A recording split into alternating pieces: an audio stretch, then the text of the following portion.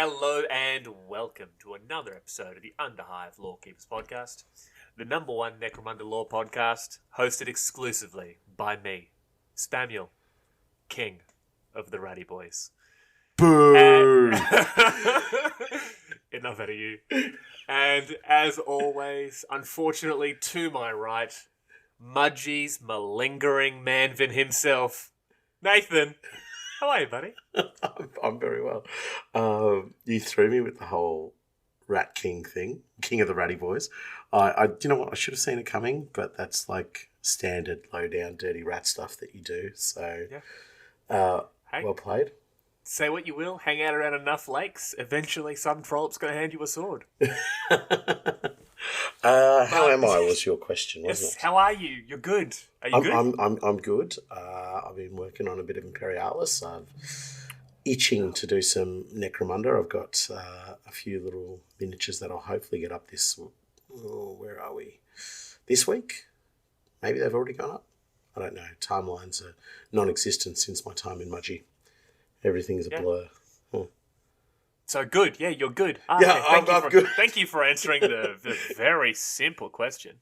Hey, buddy. How are you?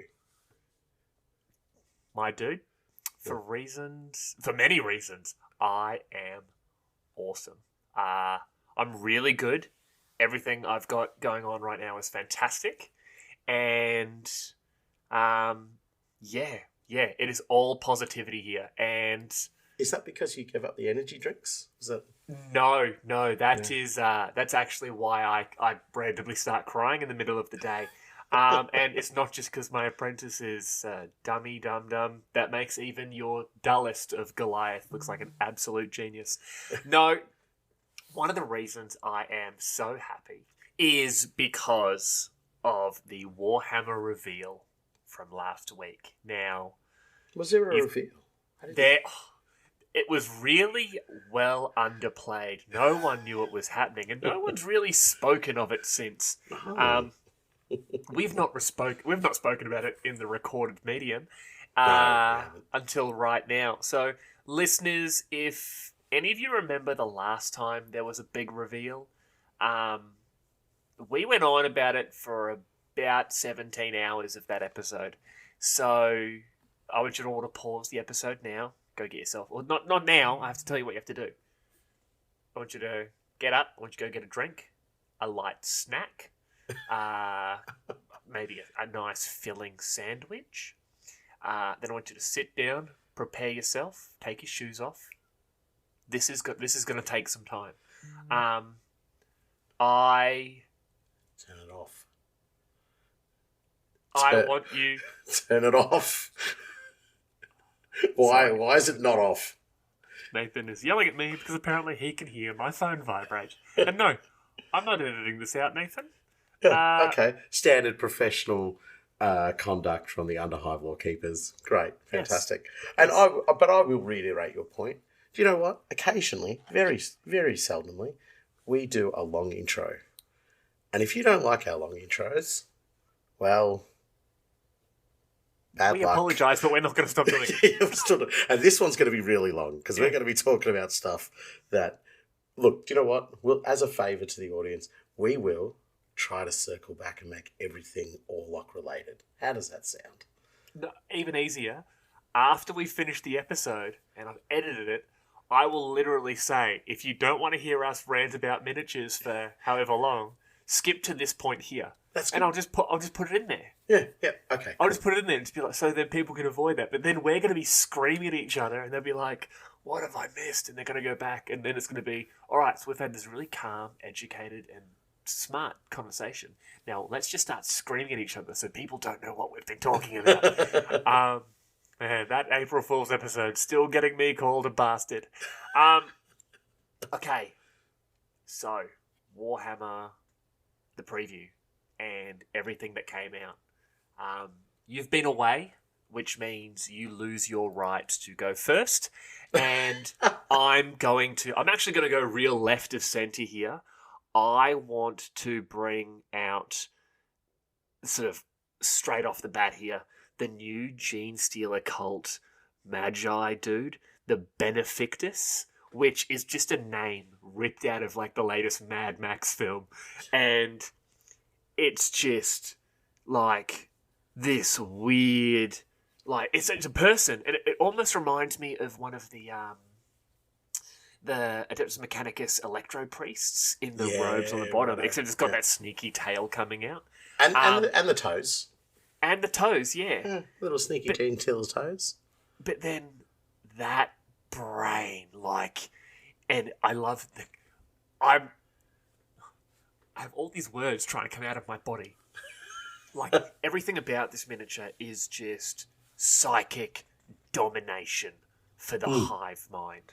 Yeah. Like, the stance, that classic sort of, I'm going to get you with my mind bullets, hand to the temple. The temple just happens to be 4.5 feet away from its face because it's got this giant tyrannid brain sort of strapped to / growing out of its spine. Like, it is just filthy, and I love it. And the staff with that beautiful big sort of icon with the little fetishes hanging off it. Yeah. And then the really casual, almost subtle design to the rest of the armor. It's got that just like the workers type of armor to it. You know, like one of the mining workers. It's just simple, not too ornate. This is just a member of the Imperium who has gone big brain time.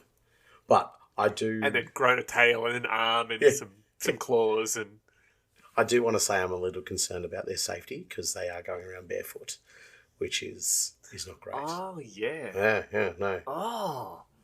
Okay, yeah, because what are they called? Like hookworms you get by walking on concrete and stuff? You they get like hook millisaurs or something? No, stop. Someone's going to get us to add it to another fauna episode. I was more concerned about like attracting bears when you're walking around barefoot. I'm back, baby. I'm back from Mudgy. I'm bringing the good stuff. And that was your latest episode of Underhive Lorekeepers. I've missed me. One of us has. No, yeah, I love this mini. I do as well. And as soon as you said AdMech, that's where I can see it going. Chop the brain off, have a huge cogitator coming out of the head onto the back, change the arms to AdMech arms, chop off the tail, but leave the little clawed foot, paint it silver, and you have this weird 3-armed AdMecha type of character. Did you say you'd change the claw for a robo arm though? Yeah. So the claw, the gene seal arm, you change that out, right? But the other two arms are perfectly fine. I especially love just the detailing in the model of the thumb. I don't know what it is. That thumb from the gloved hand is just so beautifully manufactured. It just looks fantastic. But yeah, I would scrap the brain and put a huge cogitator or something like that on the back. Maybe even like have a mini servitor like holding it up. Oh no, like a servo skull holding up the mechanism on the back, so it's not all the weight on one thing. And you would have it almost like what were they called? Spirit seers, I think they were. No, bone singers. Bone singers. So bone singers. They're part of the lore, but like they're sort of pseudo like combat sort of elements, like that, they're more behind the scenes, and that's the way I would see this thing. But in terms of a miniature, yes, absolute cracker. I do hope they have some more Gene Stealer cult miniatures come along, but I mean the range is pretty fantastic, so we'll have to wait and see, I guess. Well, jumping away a little bit from the Warhammer preview, do you remember the Kill Team box? The squats, the Hearthkin, Leagues of Votan. So I'm getting my short people mixed up. I'm not just thinking of the Scots, but the Leagues of Votan, the tiny fellas, versus the Gene Stealer cults, and they're the Cadian kit with the new upgrade kit. So the heads, the weapons, oh man, you watch it. Everyone is all of a sudden going to be buying up those Cadian kits because, one, I'm finally starting my Renegade Militia, so obviously I'm not going to be able to get the thing I need, but also those Gene Stealer Cults players are going to be mashing those kits to make the Brood Brothers. Yeah, 100%. 100%. And yeah, I'm just looking at that kit now. It has enough in it to make you go, yes, absolutely, these are Genestealer Cult. But the fact that they're matching up with the new Cadians, there's just those new Cadian kits are so dynamic that they just add so much more movement, which is really awesome for Genestealer Cults. It sort of makes sense. The dynamic poses of the kit really sort of exemplify what the Genestealer Cult's all about, that fast movement, that scuttling around. So, yeah, that kit combined with the new big brain, positive things on the horizon for the Genestealer Cult. And obviously, these want to be Necromunda miniatures. So, let's be honest. Okay. Scummers, we've been very clear on this in the past. And firstly, praise out to Carl Johnson, the originator, I believe, of the every mini is a Necromunda mini hashtag. Yes. But this is going to be another really big rant by me and Nathan, where every miniature we're about to talk about is Necromunda and it just doesn't know it. It's, once again, whoever is in Games Workshop delivering these designed miniatures to whatever sort of like game system actually gets to use them, just whatever door it is that goes to Necromunda, just start going there. Because you could... Here, ready? Sales technique. Hey, dummies, these are Necromunda minis. Yes. And then we'll buy them. Because every single one of these miniatures is a Necromunda miniature, and it just doesn't know it. And it's the best. It is the best. 110%. Like, instantly you go the Spiker from House Orlock. Oh my god, I didn't even think How of could that. you not think? That's small brain. That's small brain thinking from you. That is small brain. Yeah, you need to be big brain thinking. Gang idea. Outcast mutant gang, led by this dude as the Psyker. Remember that Psyker that was capturing the brains of the gangers during the uprising? Yes. Dude, you just get rid of like the obvious Genestealer Cult stuff, replace it with chaosy crap, and you're just like, hey, throw a bone to our boy Punk Taku. Make him a follower of Malal. Like, he was bound to get one right. Yeah, exactly. Like, dude, imagine that guy at the head of, like, a mixture of, like, those Felgor Ravager models. Yeah. And then, like, some Traitor Militia. Throw in an Orlock gang member with, like, a Chaos Claw. Talking about the gang we're supposed to be talking about. Nice segue. I like that. Yes. Beautifully done. But yeah, dude, boom, done. Necromunda miniature. Yep, easy done. Yeah. All right, cool. All right. Talked about big brain, and now you are allowed the privilege of waiting while I bring up another miniature that I want to talk about. No, you can do it. You can do it. Look, we're going to save the best to last, I imagine, or at least the second best till second last. I don't know. But I'm not a miniature. Sure, buddy. Anyway, what I want to talk about is the destruction of Talan. That looks absolutely this bonkers. Can't be Necromunda miniatures though. This is very small, but it is Necromunda adjacent because no. table. No. I put together a lot of Imperialis in the last couple of months. You get a lot of spare las cannons and spare heavy bolters and stuff like that from all the Astartes weapons. They fit almost perfectly onto 40k miniatures as like little shoulder-mounted weapons or little wrist-mounted weapons. They look Mickey Mouse on those. They really look so good. I've messed around with them and I'm just like, these spare las cannons, they work perfectly there. The little fellas, no. But I'm a dummy. Imagine them on a servo skull. There you go. Perfect. Exactly. Oh, sick. Yeah, they work absolutely sublime.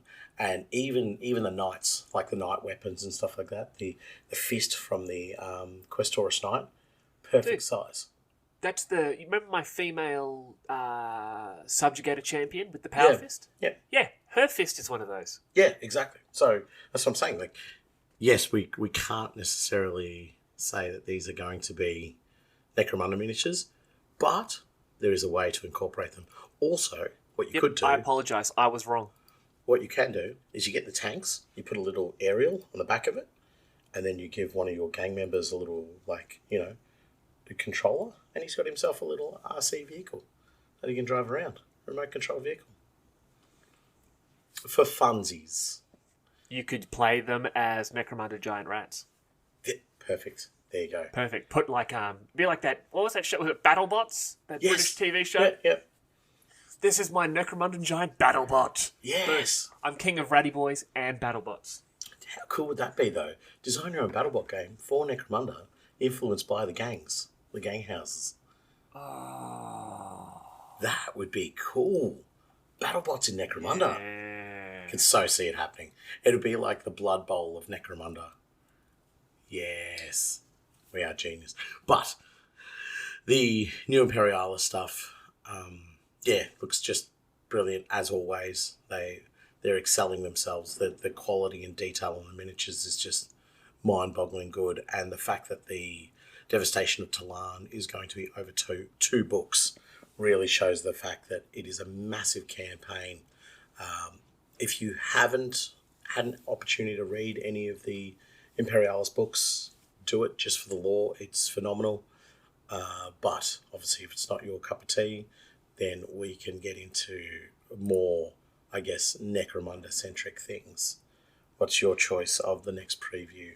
Wait, was Talan when yeah, of course, Talan's when the Iron Warriors attacked Talan. It wasn't Talan like a, oh, come on, brain, don't fail me now. It was like a nice planet, and then didn't they just virus bomb it, and now it's a sandy hellscape from which there is no escape? Did you say no, a nice planet or an ice planet? Nice, as in like pleasant. Yeah, it was. It was a beautiful planet, and I think it's the Crystal Spires or something like that. Is like one of the main cities, and the Iron Warriors just give it the full frog stomp and turn it into my boys. Your boys, old Peter Turbo. Yes. Yep, Peter. Hey, say what you will. He showed up, killed 10% of his own army, and was like, "And don't make me do it again." Yeah. I respect it. It's one of the reasons I'm not a teacher anymore. Yeah, just one of the reasons. All right. Right. All right. I allow you to choose. I'm gracious. You allow me to choose? Mate, I have got to talk about the new Adeptus Mechanicus from the Horus Heresy. Quite specifically, the Tech Thralls. Yes. These zombie stomping looking cats are just so good. Like, there are a range of miniatures you just have like that you can draw on. You can use them for so many different parts and bits and components. They just need to be in your collection because they are 40k. They are the epitome of what 40k is about. But they are 40k. They are Necromunda. They are they're INQ28. They are anything you want. Like, you remove the torsos and you've got these cool sort of like combat pants. Some of them have the cybernetic legs. They've got like fancy tech gubbins on them. You've got just the head. Slap them on anything and you've turned that person into a servitor. Like, you throw those heads on, I don't know, the Kazakin, and you've got like Kazakin from a more technologically advanced part of the Imperium. Yeah. You've got some like really messed up human arms with cables and wiring all through them and that. What's to say that, your Dome Runner hasn't gotten the El Cheapo repair to his arm and like everything about every single bit on these kits is necessary, and I'm going to put it down there as it has to be added to the sort of like required parts list if you want to just go to ham on your converting. Yeah, that's exactly what I was trying to get across before. It has everything that you need to just mess around and do things. You forget your AdMech like iconography and all that can be scraped off and whatever. But they offer so much variability and viability in terms of throwing them onto other miniatures. And just from what you were saying there about like Kassakin as guards or whatever, or like Admech guards, I see them almost like as Forge City guards, you know, so Yes. even replace the other arm and they put their hell gun there as like an underslung type thing, or you know, you go over the top and just make them fully armored, and I don't know where they would fit in, but the concept of what you can do with these miniatures, I think, is just phenomenally vast. I'd love to see the frames. I'd love to see how they're broken up, but they have pretty straight lines on them. So even if they were just single elements, they would not be very difficult to chop apart and turn into something else. And the legs, Absolutely not. Yeah, right. Super easy, I reckon. Right. The legs themselves, what I really like about them is you can really make like human civilians out of them. You know, scummers and just the general civilian population, because they're a little bit contorted and whatsoever, but they're not over the top. It gives you more viability than just like the Hive Scum box set. Like you can actually play around and go, oh yeah, this guy's got a bionic leg and this has got this and so forth. But yeah, look, I'm really itching for this box, and that, to be honest with you, that is one element. The other thing that they're the main element. I absolutely love them. There's no two ways about it. And they're a box of 20. Hell yes. Yeah, I know. That's just crazy. But what got me was the Triaros. Yes. Armored conveyor. So I've seen the resin model. Yes, we know it's all there. To see it in plastic, to know that it's something that is probably easy to put together, easy to mess around with. But it just instantly struck me as and this is for many of the old school players out there, the Gene Stealer limousine. You know, yes. I don't know why I get that same vibe, but what I'm seeing is like a vehicle that's put in Necromunda that they've recovered. They have no idea what it is, what it does, but some noble now prances around in it and just goes, yeah, this is my personal transport vehicle. Not too sure what all the buttons do. We don't press many of them because we've lost too many crew already. But this is our vehicle. And you could you wouldn't just put it together straight out of the box. I'd strip most of the weapons and shield generators and whatever else off it. But even try to create an open top for it, like a ride-on sort of thing, almost like a Poke-mobile for the noble. So just shipping around Necromunda and that. It's just got this beautiful design to it that says, I'm very gothic-y, 40k. With just a couple of little conversions to this, like you said, change some of the weapons, sort of maybe streamline a bit, strip away some of the armor. You know what this would really suit, in my opinion? Yeah? What? Combat engineers. Do you know what would also suit combat engineers? Anything else we've already spoken about, because combat engineers 100%. Are the best. Can you imagine combat engineers with those servitors as like heavy hauling crew? So when they're stripping down this vehicle, the servitors are then dragging it back up to that Baneblade. That's actually really smart. They'd like they're basically like these mechanics who just have simple programmed instructions of stripping it down, getting rid of damaged components, keeping the goods. Yeah. Damn it, dang idea. Do you know what I could actually see happening here though? Is like, do you know the cargo netting type thing? So the actual engineers are stripping down the vehicles and they're putting like the most prestigious components into the cargo net, and they literally just attach it to one of these and then just like input the code, now go walk. So they don't have to lift anything up to it or anything like that. It sort of like just clips on, keep walking, keep going. Yeah.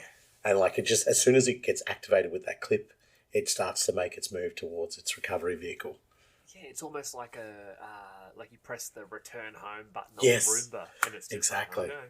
Yes, 20 Roombas. That would be fantastic. But look, we could go on about those two elements of the box set for ages. I'm actually tempted to get this box just because I love the look of that vehicle. I've always loved the resin one, but when a kit's come out in plastic, it just gives you so much more option, so much more, I guess, sort of like viability, and and GW miniatures of recent years have just been so amazing. Like, you put them together and they almost like clip together. You're like, oh mate, if it didn't have a little bit of looseness, I wouldn't even need glue. That's how well the joins are going. So I can imagine that vehicle being the same as well. But even just the side panel can be used for terrain, but that's I feel like a little bit of a waste for it. But the side panel with all talking about like the hatch. Yeah, not the hatch where you see all the details. Oh yeah. And it'll look fantastic. But there are a few other elements of the box as well. So the Thalax cyborgs, they're cool. I like them. They would be very dangerous in Necromunda. They would be very. You know what? Run that as like a man of iron, but maybe not the guy with the big plasma gun or like the melter or whatever. But the one there that kind of looked with the chain sword. Yeah. What is it, like a chain bayonet? The chain bayonet attachment. Yeah. We should do an episode on chain weapons. Yeah, maybe one day. Yeah, we probably should have talked about it at some point. The Thalax are sick.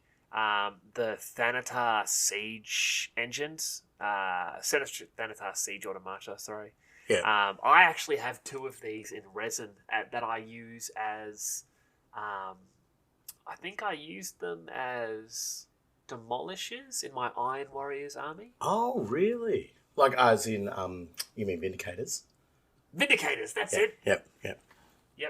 On the fly, Spamuel correction. You're welcome. Yeah. Hey, hey, I want you to enjoy that one. I want you to enjoy that one. That's right. But no, they like all the robot elements are fantastic, and let's throw it out there. You can see these being used within the Aranthian succession, are more embracing of higher, not necessarily higher tech, but more technological looking bodyguards and automata and AI and so forth that are getting used because the boss of the Aranthians is a 7 foot, 8 foot tall, bloody giant robot man. So why would he not embrace all this stuff? Yeah. But look, the bits themselves are fantastic. Probably a little bit less adaptive to a Necromunda environment, but it gives you everything that you need. I'm not going to go on too long about them because the last thing I really, really want to talk about is the Archmagos Prime. Yes. I'm so annoyed about this miniature because this is exactly what I was looking for when I did my AdMag event. Yeah. My Aranthian affected Magos or Prime. But it is brilliant. And again, another one that just begs to be incorporated in some form, some way, some shape into Necromunda. And just the extra gilding on the weapons and just the filigree and so forth. It's just overdone. And that's what Necromunda needs. Make things overdone. Even the arm. Just the arm alone, that left pointing hand, is a perfect cyborg arm. Perfect. But you could literally plonk this guy on a Necromunda table and be like, this is... was it the adversary system from the new rulebook? That sort of creating like a big bad for your campaign. Yeah. There he is. Right there. Yep. He's a renegade Magos who was attempting to create artificial intelligence and put it into the servitors that he's assembled in the Underhive. Boom. There you go. Yep. If only we had a great source of servitor bits. Yeah, we do. Half a page up. There you go. There's your whole campaign. Let's play that bad boy. I love it. This box is, mate, I'm going to have to do a lot to convince myself not to buy it. I want it. Buy it. I just want it. Yeah, well, you buy were. it. Hey, think about it this way. If you don't buy it, the terrorists win. Yep, this is why you're always the best person to speak to when I come to making sus choices about buying miniatures. Yep. This is why I get my hobby delivered to my workshop at work, and my wife doesn't find out about it because she doesn't listen to our podcast. Just interestingly, folks, just before we started this episode, I spoke to Sam about things that I want to buy. Just 2 things. And everybody else around me had convinced me, you don't need them. You're still working on stuff. This man's like, oh no, you'd be a fool not to. You must buy them. Because a month from now, 3 months from now, a year from now, you'd be like, man, I wish I had something that would just fit this perfectly. And you go onto the Games Workshop website and you scroll down and you're like, that kit right there. Why did I not buy that 6 months ago? So buy it now, and then future you will be like, great choice, Nathan. Great choice. You are a proper enabler, just so that you're aware. Yes, I'm a horrible friend. I've never claimed otherwise. Well, I think that was pretty much it from the preview. There wasn't much else. So I guess we can probably get into the main. That was. Yeah. I'm trying to think. Was there anything else? I don't think so. We can get into like the main guts of the episode now, I guess. So. We talked about Big Brain Gene Stealer. Mm-hmm. So Gene Stealer. We talked about Gene Stealers. Mm-hmm. And they're part of the Gene Stealer cult. Yep. And we only talked about those Brood Brothers. They were they're people who have been infected or like descended from infected. Yeah. Wait a second. Second.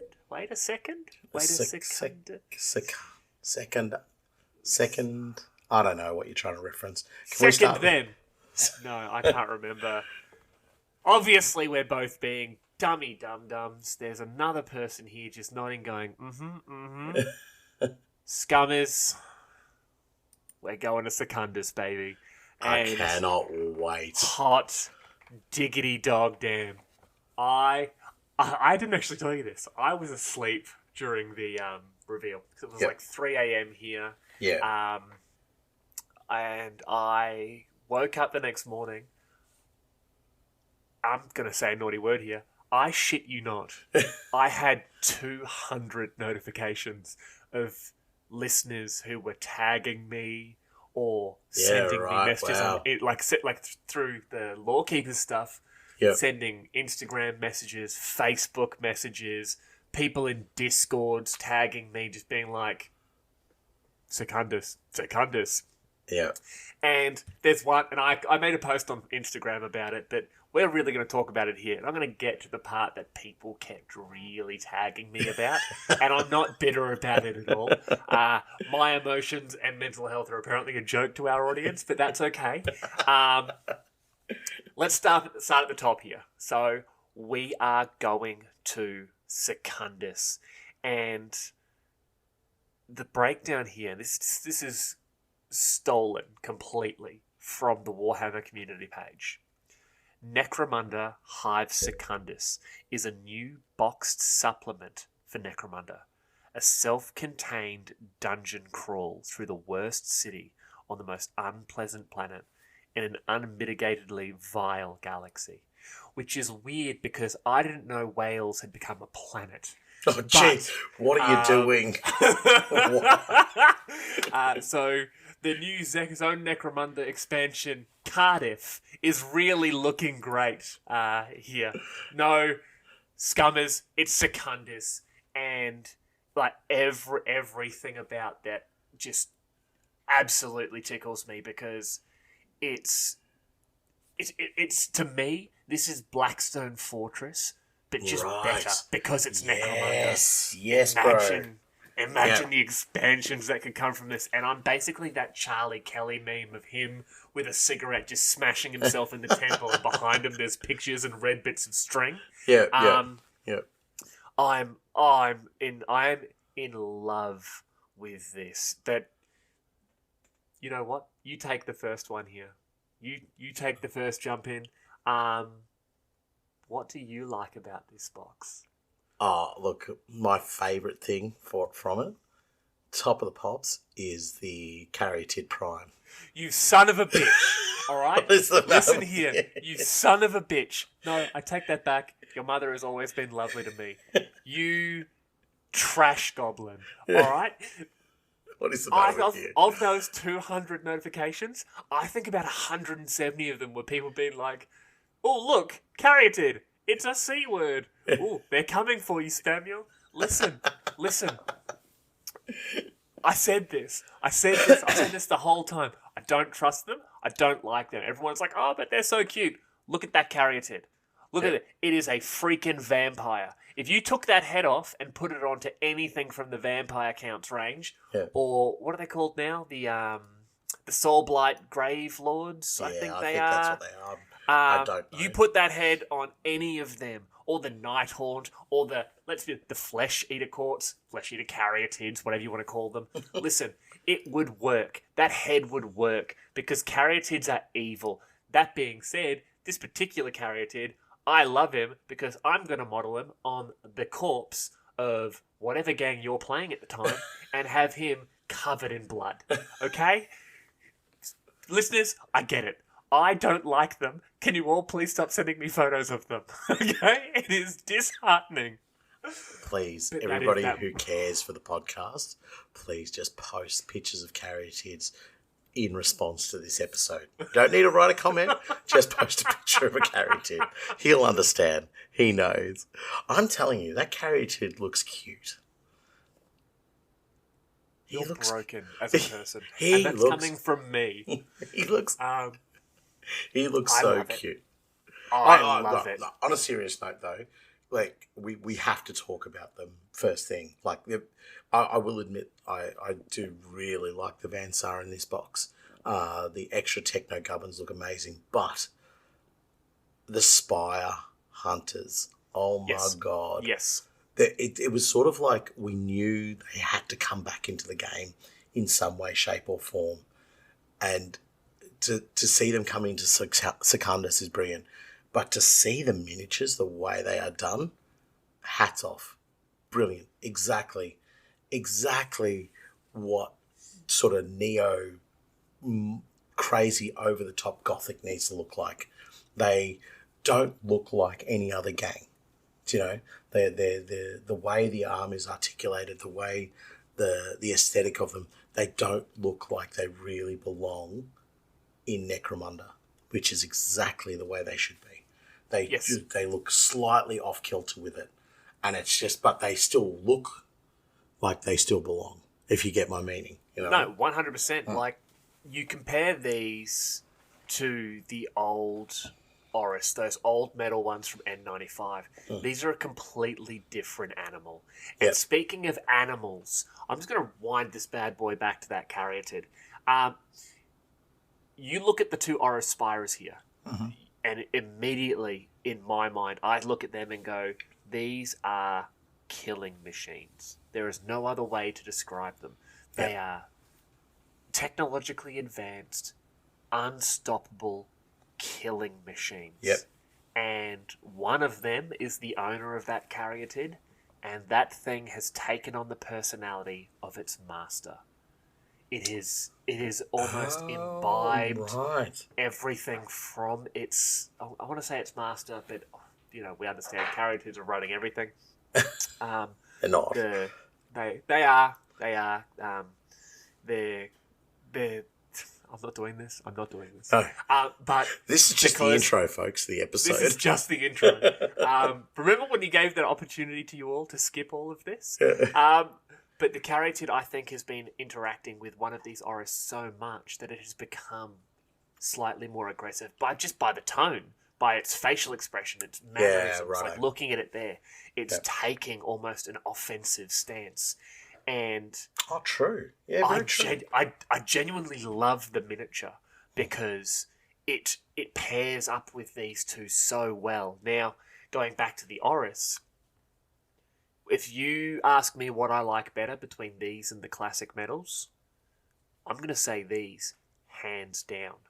Because these here, the Spires were always this weird mix of comedic and industrial.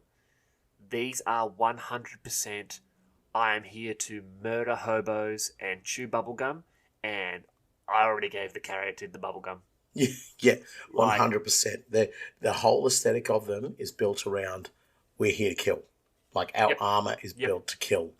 I would almost like to see if there was a helmet option for them, but otherwise, whoever designed them has nailed it. And I don't know if it's going to matter in game terms. It probably looks like it's going to, but they've got different weapons, like for their hands, you know. Yeah. So Yeah. one's got like almost like Jaws of Life type crab claw type things with almost, I'm going to say Volkite looking type of weaponry, but They do look like Volkite. yeah, and then the other one looks more like your traditional bolt weapon, power claw, power fist type Horus. The talon, yeah, they've just They're tiny talons of Horus. yeah, that's what they've done.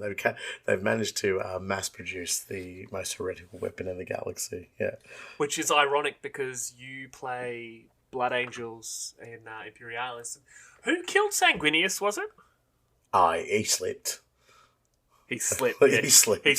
He slipped and impaled himself on 4 talons of... well, they're not going to write that in the lore, are they? He slipped. They had to make it sound better. He looked into the future, avoided dying throughout the entire heresy, to slip in a puddle and impaled himself. And Horus is just like, ooh. Ooh. I was going to just high five you, bro, but yeah, and you that's fell. why the Blood Angels get so angry, is because they all know that Horus ran around telling everyone that Sanguinius slipped. Exactly. It's a lie. So every time Canon. Yes, every time a Blood Angel's like, come here, Horus, I'm going to kick you straight in the Ghiblis to some random guardsman, he's really, really upset that the narrative got changed. Yeah. What was I going to say to you? Probably something not about Horus. No, it wasn't. You threw me quite beautifully. We will go on to the Vansar next, though. The Vansar look brilliant. Again, I wish these were around when I was doing my AdMech group because these are perfect. My favourite miniature is the bloke loading his lasgun. Yes. I'm assuming he's loading it. I'm assuming that's where the ammunition pack is for it or the power pack is for it, which is cool. It shows the variation in their lasgun. That's a scope. You reckon that's a scope? I know the one you're talking about. Yeah. No. The power pack's at the bottom there. You're talking about the blonde guy with the goatee? The goatee and the cybernetic eye? Yeah. That's a scope. Where's the ammunition go? Down the bottom. The clip there. You mean the armor on his leg, the dark green? Oh, that's his leg armor. Yeah, no, that's a Vansar Nihilist pattern, isn't it? So, folks, just for future reference, if you do play a game, please just try to keep up to date with what their weaponry is, and not embarrass yourself to, hundreds of people by calling a leg armor plate a. You're looking it up right now, aren't you? You're looking up where the ammunition goes. I'm not looking it up. But the other miniature that really caught my attention from there, and you'll have to correct me if I'm wrong here, Sam, we'll give you a free and easy correction, is the medic. Am I seeing a Vansar medic? I look at that model and I think it is a medic. Yeah, okay, yeah. Brilliant face mask on it. Just phenomenal. And if that's their road dock, holy God, I'd like to see what was not their road dock, because that thing looks absolutely off tap. Then they've also got the emergency response crew with the Jaws of Life, with a flamer just in case you're unsavable. Tell me about the lasgun. I can see it written on your face. No. Something you said before about the Oris needing helmets? Yeah. Any of these helmets Perfect. would look Yes. slick. Yeah. They don't need it. I would just love to see them have that option. But, mate, these Vansar, they phenomenal looking kit. And if this is what we're going to be getting for the Vansar, these additional, I don't know, what do they call them? They're scrap hunters or tech hunters. Tech hunters. So I would love to see it if there's a bit more expansion for their house gangs as well. Just another little box of flavour, I reckon each expansion of this Blackstone Fortress style sort of gameplay that I reckon we're probably looking at for Necromunda. Yeah. I think it would be great to see a new gang, sort of each time with their version of tech hunters or Dalak, secret finders or Goliath Crayola crew, like whatever they want to be. I'm not here to talk down to our meat neck friends. Orlock road hunters. Just we're trying to find the roads in Secundus. Okay, good on you. Is that a road? Nope, that's a door. I see you've played Roadie Dory before. But no, yeah, I would love to see that. Like maybe the next one has like some giant spiders and Goliath. Yeah, like straight up like Goliath scrap hunters, and maybe I don't know, some other sort of weird big bad that we've sort of got with this to replace the Oris. But then obviously, I love the Van Sar. Everyone knows how much I love Van Sar models. I'm not even going to go on about that. No, there's, and just as a side shot to this as well, this is, and not because we do a Necromunda podcast, this is the best lot of miniatures that was released in the preview by country mile. Everything that I said, just the absolute best. But because I've stolen the thunder for the Van Sar, I will let you speak about the Gene Stealers if you want to. The Malstrainers. They're okay. They're I okay. guess. Yeah. Well, picture like a coral reef, right? It's beautiful, it's colourful, it's weird and spiky. And now stick it to the back of a bunch of irradiated and mutated Gene Stealers, and you have these Malstrains. Yeah. These things are freaky deaky. Some of them don't have like the traditional genes. There's one here. If you scroll across in the screen, bit, there's one you'll see. He doesn't have lips. It's so weird. Like Gene Stealers have lips. Like they have a weird fleshy bit that goes over their teeth and stuff. And they have the omnipositor, ovipositor.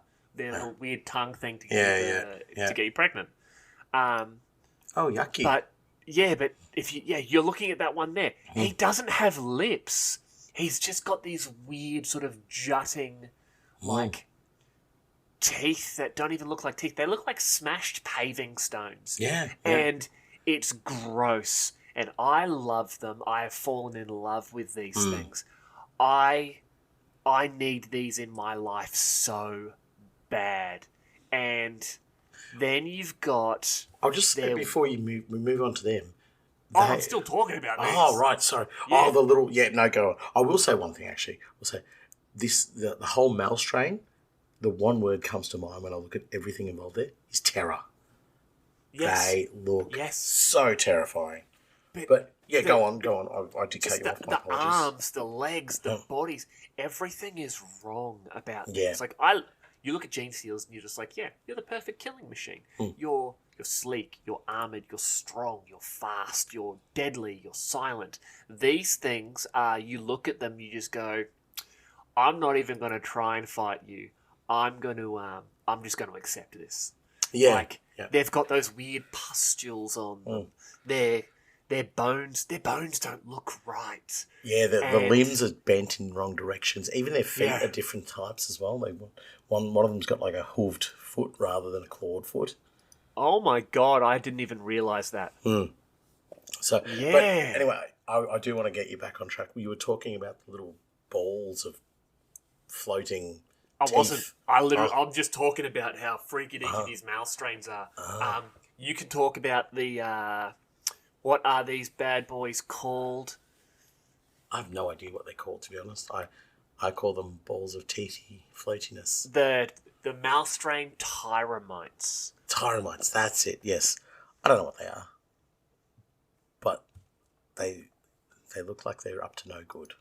They look like the Death Guard rot flies? They do too. Yeah. Death Guard? Yeah, Death Guard. Nurgle. Oh, Nurgle. Death Guard. The Nurgle rot fly Guard things. Yeah. But they're beautiful for a head swap. Just make that someone's head. Oh. Yeah. Oh, shut up. Yes. Just put that on there and it would look so deformed, so out of place, but it would look perfect. You know? Yeah. Perfect. Done. Yeah. Look, I'm blown away by this. Look, I hope we are able to get a box of this once it is released And I would love to, Sam, if we could do the actual campaign. Do you want to just do the campaign? Yeah, you versus me. We'll but okay, question. Yeah. What side are you taking? Vansa.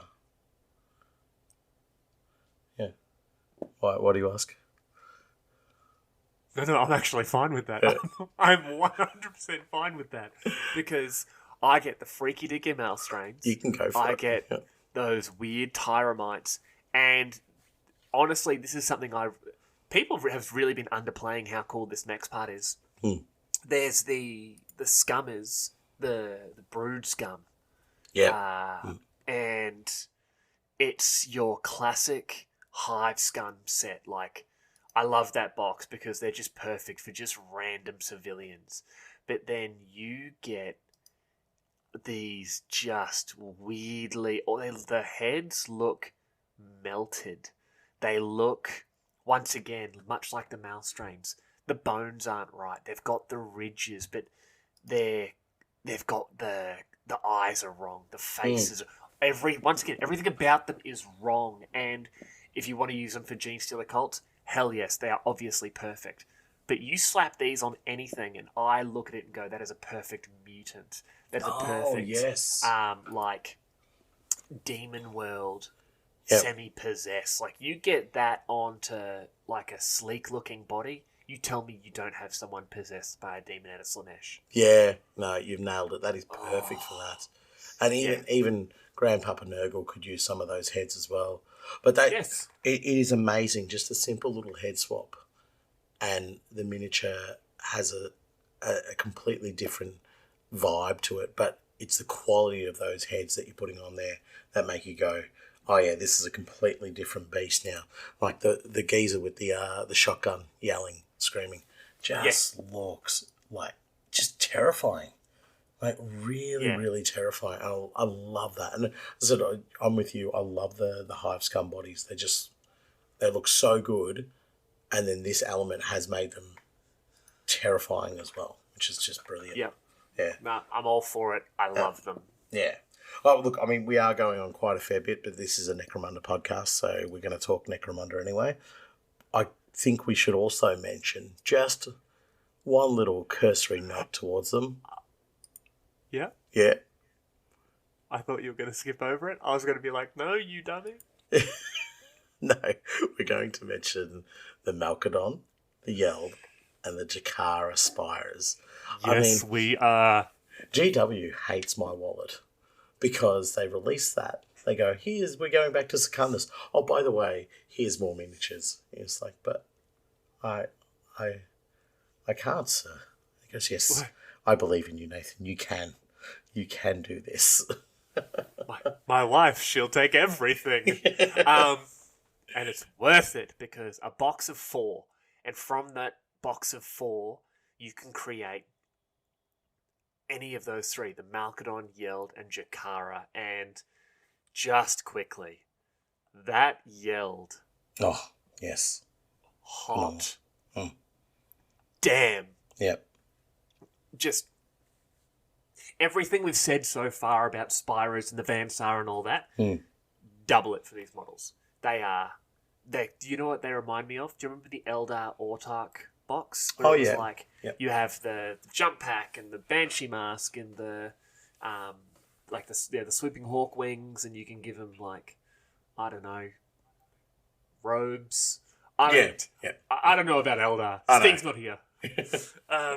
But yeah, this is the Orlock box, but for Spyros. Yeah. And it's the Orlock box, but for bounty hunters and Vansar primes. Like, you slap on a Vansar helmet, some like radiation medication, and one of those energy shields on some of this stuff, and I'm just like, that's a Vansar, baby. He is from House Vansar. He is ranked.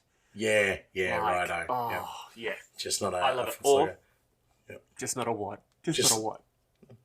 Just not a really cool miniature. You're a dick. I'm really looking forward to that Vansar episode. But like, where you look at the Yeld there, where she's got the twin sort of like wrist-mounted las pistols and that, but you seriously though, you throw like an Eldar head on there, or for one of the Dark Elder. What are they called? The flying Dark Elder. Hellions? No, the ones with the wings. Oh, Scourges, the ones with the wings. Yes. Not Hellions. Wing boys. Yes. Yes. Well, there's a one in there, and she's got this enormous like ponytail. It's just glorious. Yep. Throw that on there, and just be like, this is an Eldar Corsair who's been stuck on Necromunda and is literally trying to earn her way off planet again by just reaving and just bounty hunting for anyone who's able to pay. That'd be sick. Boom, that. I want that. I want 5 of that. Do you know what I really love about these miniatures, considering, like, when you look at the Eldar range, you can sort of go, we can adapt these to that and so forth, or vice versa. But the way the armor plates have been done on this, they are very Imperial in their design. Yes. Do you know what I mean? They're sleek, but they don't have that Eldar sleekness to them. You know, and then when you look at them compared to the Auris just look like big baddies, you know, big, monstrous, chunky things. So the delicate, lithe-looking miniatures that they created with this box of the Yeld and the Malkadon and the Chikara make them look like they're nimbly-bimbly bouncing around the hive, left, right and centre, where the Auris look like they're punching indoors. Yes, but they've literally described the Auris as a heavy Spira. Yeah. Whereas these other 3 are light Spiras, which makes me really hope we get the Matriarch and the Patriarch. Yes, and, with the chain scythe. With the chain scythe, something we would never forget, listeners. But I'd love to see that. I would love to see that and see them as like command Spiras. Yeah, but well, they do talk about the matriarch, not the matriarch, but the Spira Hunter Prime is mentioned in the article as well. So whether it's this article or the one about the actual returning to Secundus, but the Necromunda overload at the moment is awesome. Just keep it coming. We want content is just always what we're looking for in terms of the more miniatures coming, but more lore, more rules, more weapons, more something just to throw into our campaigns. I cannot wait to get that box. Oh, I want it so bad. I have so many things. I have so many gangs going. Actually, speaking of gangs, have we talked enough about the reveal? I think we've been going for like an hour already. I think so. I think, even for us, this is getting a bit ridiculous. This is excessive. Okay, let's talk about gangs. And not the gang episode, but the gang I'm doing this year for Necromunda. Oh, the chart from our poll. The poll, I'm closing it as of right now. Yeah. And I always say our audience is the best audience because the overwhelming winner from the Instagram and Facebook polls for myself, I'm doing squats, baby. And the best part about this, you remember the squat gang I built last year? Yeah. And I'm just going to use that. So I've got 6 months. 6 months? I got like 6 months to just paint them. So... No. I'll get it done the week before. No. That's no. If No. the audience wants me to do squats, I will do squats. No, I think they're talking about, like, go to the gym and do some squats. No, they're not. But, I should. Yeah. No, that's... I think that cheapens the process for you to be doing squats that you're already doing. Do you not see? Makes it cheaper by me not having to spend money. No. I feel because we're running our poll for my gang on our Patreon, I feel like I'm being let down because I've got to start a gang from scratch. You have to start a gang from scratch. Okay, well, I have an untouched box of Ironhead squats here. Because that's a lie. I think I used one of the bodies for this squat gang. So, okay, I'll use them. I'll do a new squat gang using those Ironhead squats as base. But you've already got squats going, yeah? Yeah. I don't trust you. I wouldn't trust me. I reckon you're not going to touch a single model on that new Ironhead box. You are going to do something sus and be like, oh, yeah, I made these 12 months ago. Oh, well, what a pity. Yeah, because I'm a trash person. Like, I reckon you should do the gang from scratch, but maybe I don't know, not. No, do you know what? I've got it. You're not allowed to use Necromunda miniatures to make this gang. Or you can use 5% Necromunda components to make this gang. Oh, I like that. And I will join you on the journey. Whatever gang I've been voted to do, I will do the same as well.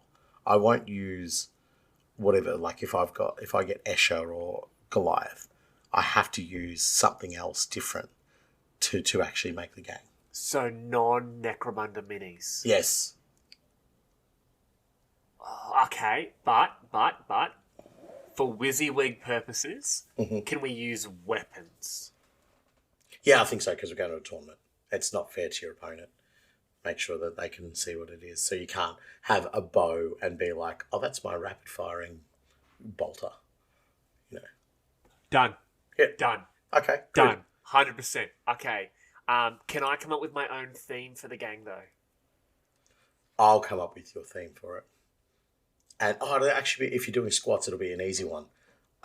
Short, untrustworthy rubbish. There you go. That's your theme. Okay, I'm doing a gang of toddlers. Done. Done. They're just... This being terrible because my opponent's going to be like, hey, do you want some peanut butter toast? And my gang leader's just going to be like, yep. Yeah. And then you give him the peanut butter toast and he throws it on the ground and says, that's disgusting. Who would ever eat this? Yeah. And then hand grenade. Okay, done. I will do my entire new squat gang for Necromunda. You can come up with a thing. Completely out of non-Necromunda miniatures, bar gubbins and weapons.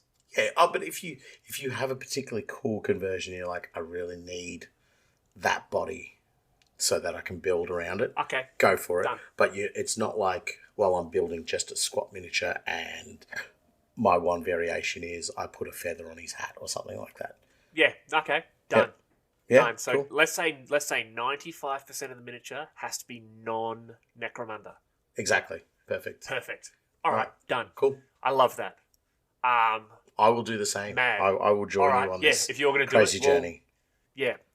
Most of our audience will find out on our next episode. Our Patreon members will find out on our next Patreon episode where the draw is revealed. Yes. Cool. All right. Cool. Now, I'm happy that... my favourite part, my absolute...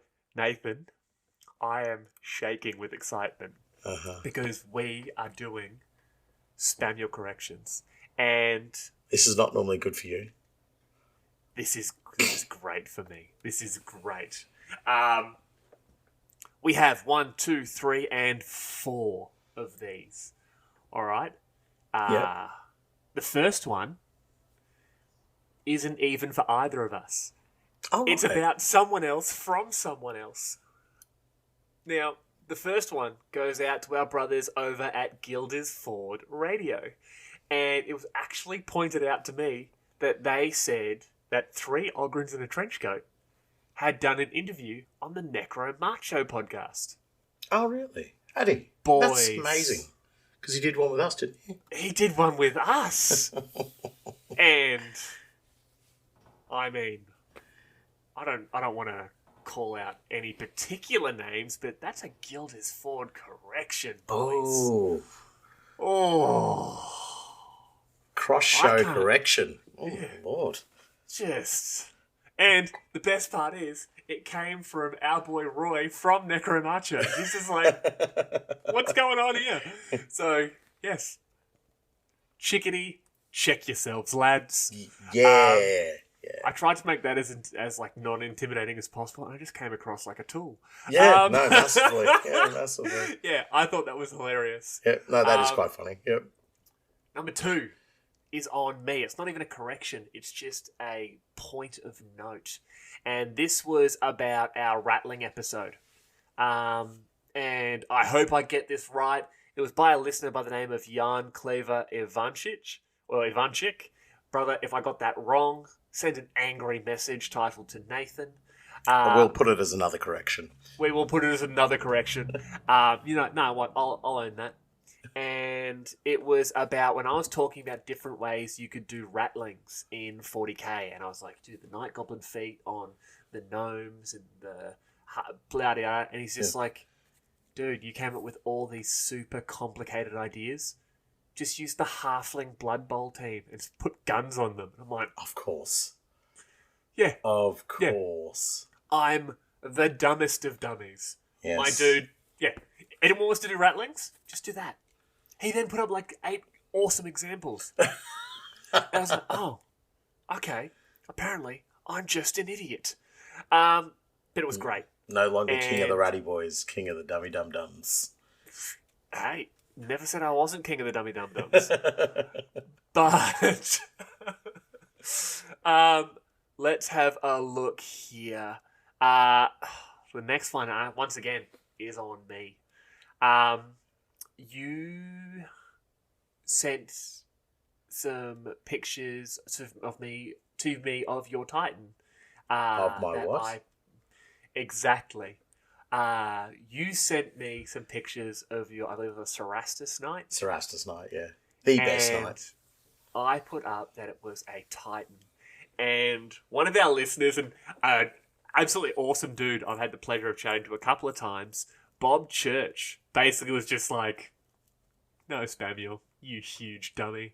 That's not a Titan, that's a knight. And I was just like, did you just correct me on Facebook? Like, what the hell is this? So I'm now getting bullied once again on all of our social media platforms, except YouTube so far. So that should be a lovely Come on, guys. Yeah, in what's left of my self-esteem. Come on, guys. You can get out there, jump on YouTube. just put up one correction on YouTube for us. But okay, sorry, I was going. Okay, we're building to something here. Go on. We're building you something beautiful. I've got you, you huge bag of tools. Can't call me that. I got a message from a listener and fellow beautiful Australian, Rob. Now, Rob messaged me. I know Rob. About something you said. I know. Different Rob. Oh, okay. Different Rob. Yeah. You said, and this is very Australian, so if people don't understand it, it's because you're not Australian or of like our age. Do you remember when we were talking about Rex Hunt in Hive Life? I do. Yes. You said that his catchphrase. What is his catchphrase, Nathan? Yabba-da-yabba-da-bibba-da-do. You said yabba dabba do. Yeah. And to quote an amazing American president, I'm going to paraphrase him here. Ladies and gentlemen, we got him. We got you, you son of a bitch. That is a Nathan correction. You cannot talk your way out of this one. You suck. I finally got you. Podcast over. You call yourself Australian. You call me an immigrant? Oh, my friend. And the best part is, yep. It was a fellow Australian who yep. messaged me. I can imagine it would be. My dude, yeah. You've got him. You've got him right there. Like, I was uncomfortable with how girly and like tiny little girl, like 3-year-old pigtails, lollipop, like sundress. I squealed like that girl. Like when I re-listened to it and I'm like, he's done. He's done. We've got you. Yeah. Nathan corrected. Do I have an opportunity to say anything here? Go for it. Go for it. Firstly, punk. Good Lord. Firstly, Rob, thank you for interacting with the show. I appreciate that. Secondly, we love you, bro. Well, yeah, we're aware of you. We'll settle for that. You are a person we know. Samuel, whatever you want to be called. King. shut up. Right. So this correction, correct me if I'm wrong, is about an Australian fishing icon. Correct. Rex Hunt is also a former AFL football player and a police officer. Oh, really? And he was probably a big-time Necromunda player, wasn't he? Hello? You're allowed to speak. No. No. I think he's like 80, isn't he? Yeah. So he's probably not playing Necromunda. Let's assume that. That's an educated guess. Yeah. Yeah. Where are you going with this? Oh, I'm just saying, we like to keep things Necromunda centric on this show, don't we? So maybe, just maybe, the correction should probably be a bit more lore/Necromunda centric. No. No. Just okay. No, it can't not get. Do not.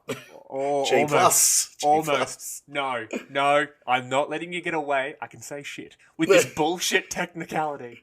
No, you were wrong. You were wrong. Admit you were wrong. It is a correction. It is a misunderstanding because I need to stop saying that you are an SOB because your poor mother doesn't deserve such horrible words from me. Oh, if she was aware of Rob's behaviour and your endorsement of this behaviour, she'd be very disappointed in the both of you. But I'm not going to let her know that because we're not even going to chalk this one up as a correction. We're just going to let this one slide through the keeper.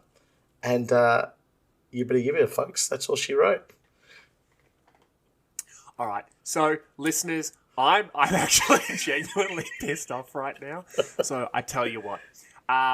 The person who can get me a Necromunda-centric Nathan Manvent correction, I will send you a gang box. Tell me the gang box, and I'll send it. You can get me to make him look like a huge sack of crap on one of our shows. I'll send you a gang box. Done. First person to send me one gets it. Just be mindful. I'm putting in a bounty.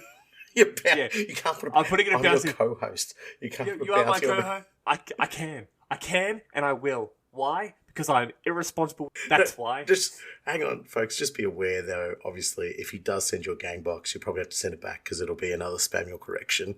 He'll actually send out the wrong one. So. See, we could never do this with my corrections because we'd be broke. Yeah, I know. We'd be cooked. But yeah, no. Okay, so screw you. You're a bad friend. Yeah. And, yeah, gang box to whoever brings out a Necromunda set, like, genuine. It's got to be Necromunda, and I want to rub it in his stupid Manvent face. I need to step away from the microphone right now. Yeah. I'm going to do a little bit of research on what it takes to get a HR person for this podcast because I think we need one. I technically am the HR person, and I take all claims very seriously. No, you do not. I do not. So, how about I'm going to take a 10-second breather. You read out our new Patreons since our Rattling episode. Oh, yeah, absolutely. Then we might actually start talking about... You go calm down. Orlocks. Yep, I'll calm down, you calm down. Yibbity. Just do your bloody job. He's having his juice box, folks. He just needs to have a little calm down. He might have a nap, so we'll go a bit longer. We'll see how we go. But anyway, as Sam mentioned, we've got our Patreons that we give a shout out to. Once again, and I always say this, thank you so much for our support. From where we started the show to where we are now, it has been an incredible ride, and the support you give us just allows us to continue on that. So big shout out to Paul, Adam, Lost Dog, which I really like the way you've spelt your name. Now, correct me if you can, Shorgan is our next one. And I'm going to correct you here. I'm pretty sure it's Sean. Oh, yeah, Sean. I think he's Welsh. Sean. 3 Ogrins in a trench coat, Simon. Thank you very much for your support. And this is... I always pick a winner. This is my favourite, just because it's massively long. Dr. Toe, the most badass dentist in the Underhive. Thank you for having that name. He's Dr. Toe, but he told me he's an Underhive dentist, and I've given him the title of the most badass dentist in the Underhive. That's his name. I'm still really angry, but I absolutely love the name Dr. Toe. Dr. Toe, great name. Absolute classic.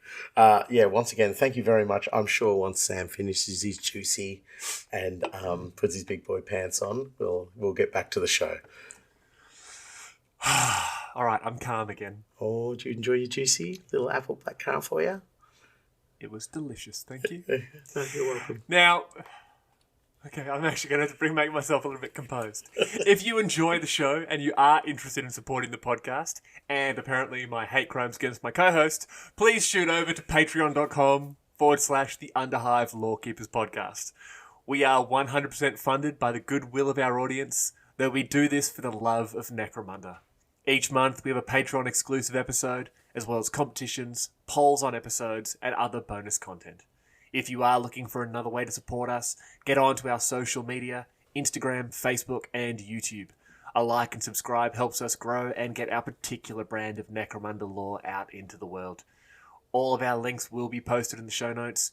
And don't forget to give us a 5-star review on your preferred podcast platform.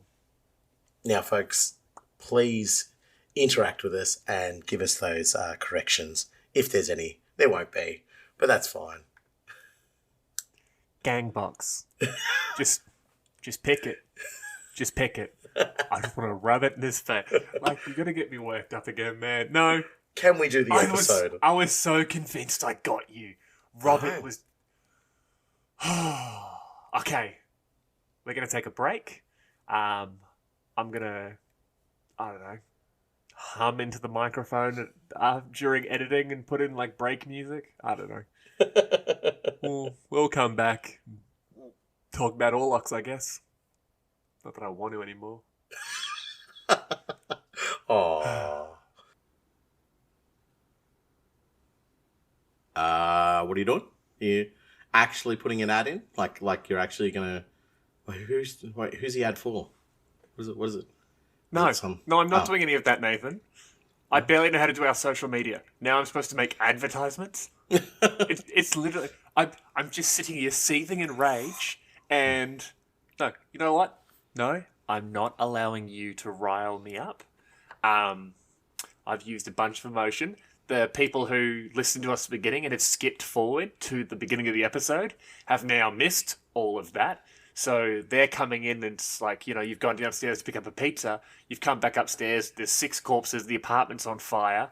And someone is sitting there crying, going, why did you leave? Why did you leave? Okay. Wait, what's happening? Stop. You've done a write-up for the beginning of the episode for the gang? Just make one thing clear. Are we having pizza? Is that what you said? There's no pizza, no. Oh, okay. Yes. I've lied to you. Yes, I've done my write-up, as always, and it's always good and cool. And there's no pressure now for it to be good and cool. Yes. Do you read, and we'll go from there. Just while I'm doing the read, just take this time just to, a little bit of... breathing in, breathing out. Yeah, just a bit of reflective thought. Yeah. I was just about to... With a heritage born of hardship, resourcefulness, and opportunity, the House of Iron rightfully take their place as one of the most powerful and influential houses on Necromunda.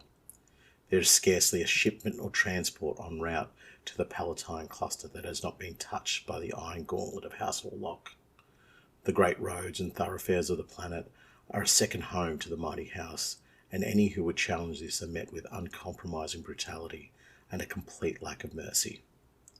However, the road warriors do not only control the supply lines of Necromunda, they are the predominant source of raw materials on the resource-starved planet, and this control garners them an almost incalculable amount of power and influence, so much in fact that the Imperial House has become not only an ally of House Warlock, but reliant on them. The House is able to maintain their position from the back of their gangs, ruthless and skilled killers who know that if they fail, they could very well fall back into the ranks of the drudging class, no better than slaves. The gangers know their worth and are also keenly aware of their hierarchy of loyalty. Gang before house, house before the rest. As such, the House of Iron does well to keep its gangers happy whilst dangling a carrot of hope for its drudging classes. Not a noble or elegant house, House Orlock embodied the very nature of the Imperium, and it could be said that without them, Necromunda would grind to a halt. I want to be angry at you. I really want to be angry at you. But once again, well done. That was sick. Oh, thank you. Oh, you've managed to encapsulate what I'm guessing we're going to talk about for the next 19 hours into 3 paragraphs. So we're done.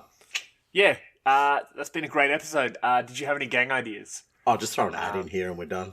I got a gang idea. Combat engineers. Yeah, combat engineers. Yeah, House Helmawr are perfect for combat engineers, by the way. They really are. Just so that you're aware. And overalls, bandanas, Yep. and they all randomly have wrenches somewhere on them. Yeah, they're all about how can we deconstruct it or reconstruct it. But no, they are definitely the most, I guess. I don't want to say generic, but I can't generic. think of it. They are okay. We've done this in previous episodes where we're like, hey, let's give our thoughts on the sort of the house before we sort of move into it. And no, even back in N95, Orlock were the default option. They were the El Generico gang. They were mid-line for everything. And yeah, I think a great way to describe them is the generic default option. They're the what's it called? They're the lowest common denominator. Yeah, you know what I mean?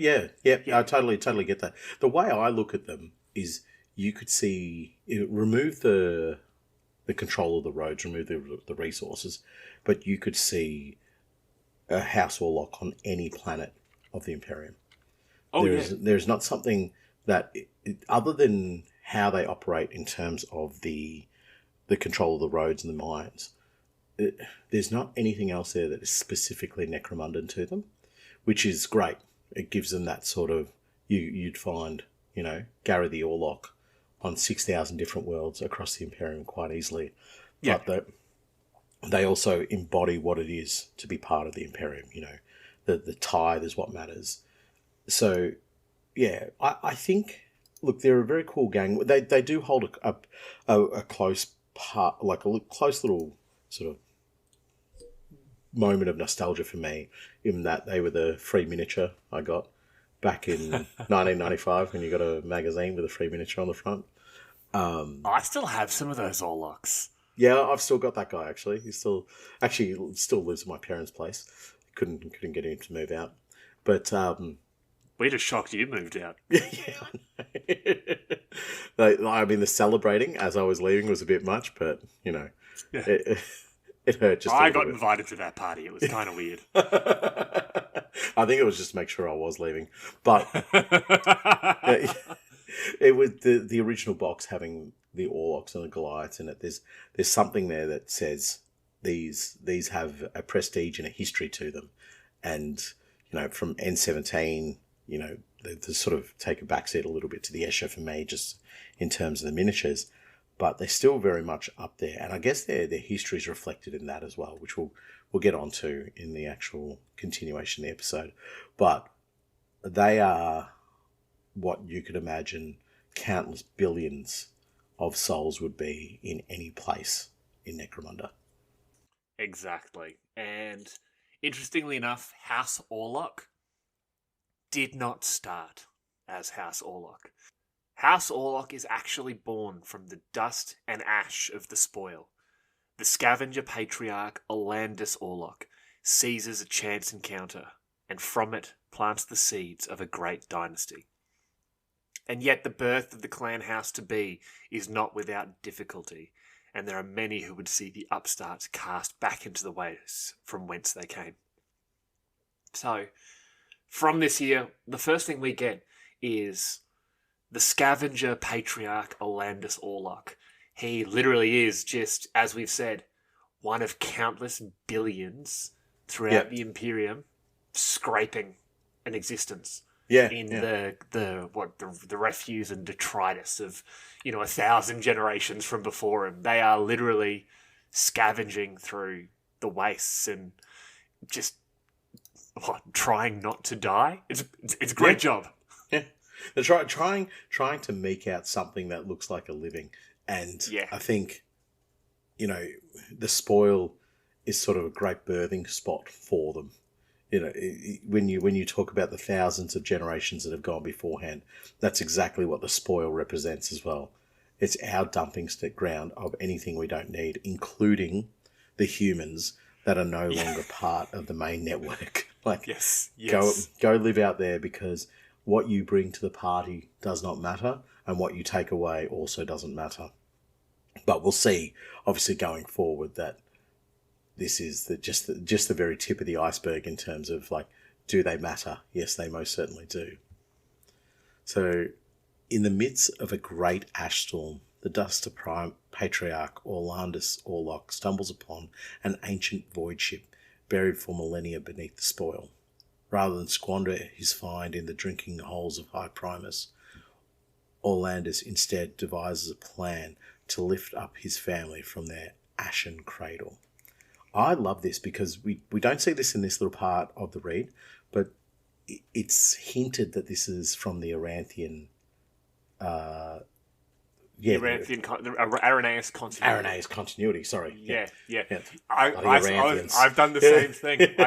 I was talking about Necromunda to someone else, and I was like, the Arrhenian continuity. The Arrhenian succession. I called it the Arrhenian succession. Yeah. And they're like, what? Don't you mean Aranthis? And I went, oh my god. Yeah. I'm mixing up names because I've been reading the House of Iron for the last I know. Week. Oh, mate, and there's a lot of names that share a lot of similarity. Especially, I'll just throw it out there already. Orlandus, and who's... just the fact that it's Orlandus, Orlock, and then there's a few others that just the names are very, very close. Yeah. And you read the books, you're just like, you could have picked a different starting letter. That would have I'm calling it now. Orlandus Orlock is now going to look exactly like Orlando Bloom from Pirates of the Caribbean. In my mind, he's this swashbuckling sort of blacksmith type. Yeah. But moving back to what you said, just derailing us real quick. So there's a massive dust storm, and Orlandus Orlock and his extended family, the Orlock family, who it's really great because it mentions that they are seen as actually pretty prosperous by the standards of the Duster clans, because they own their own ash crawler and they make reasonable profit bringing back wreckage from the edges of the spoil.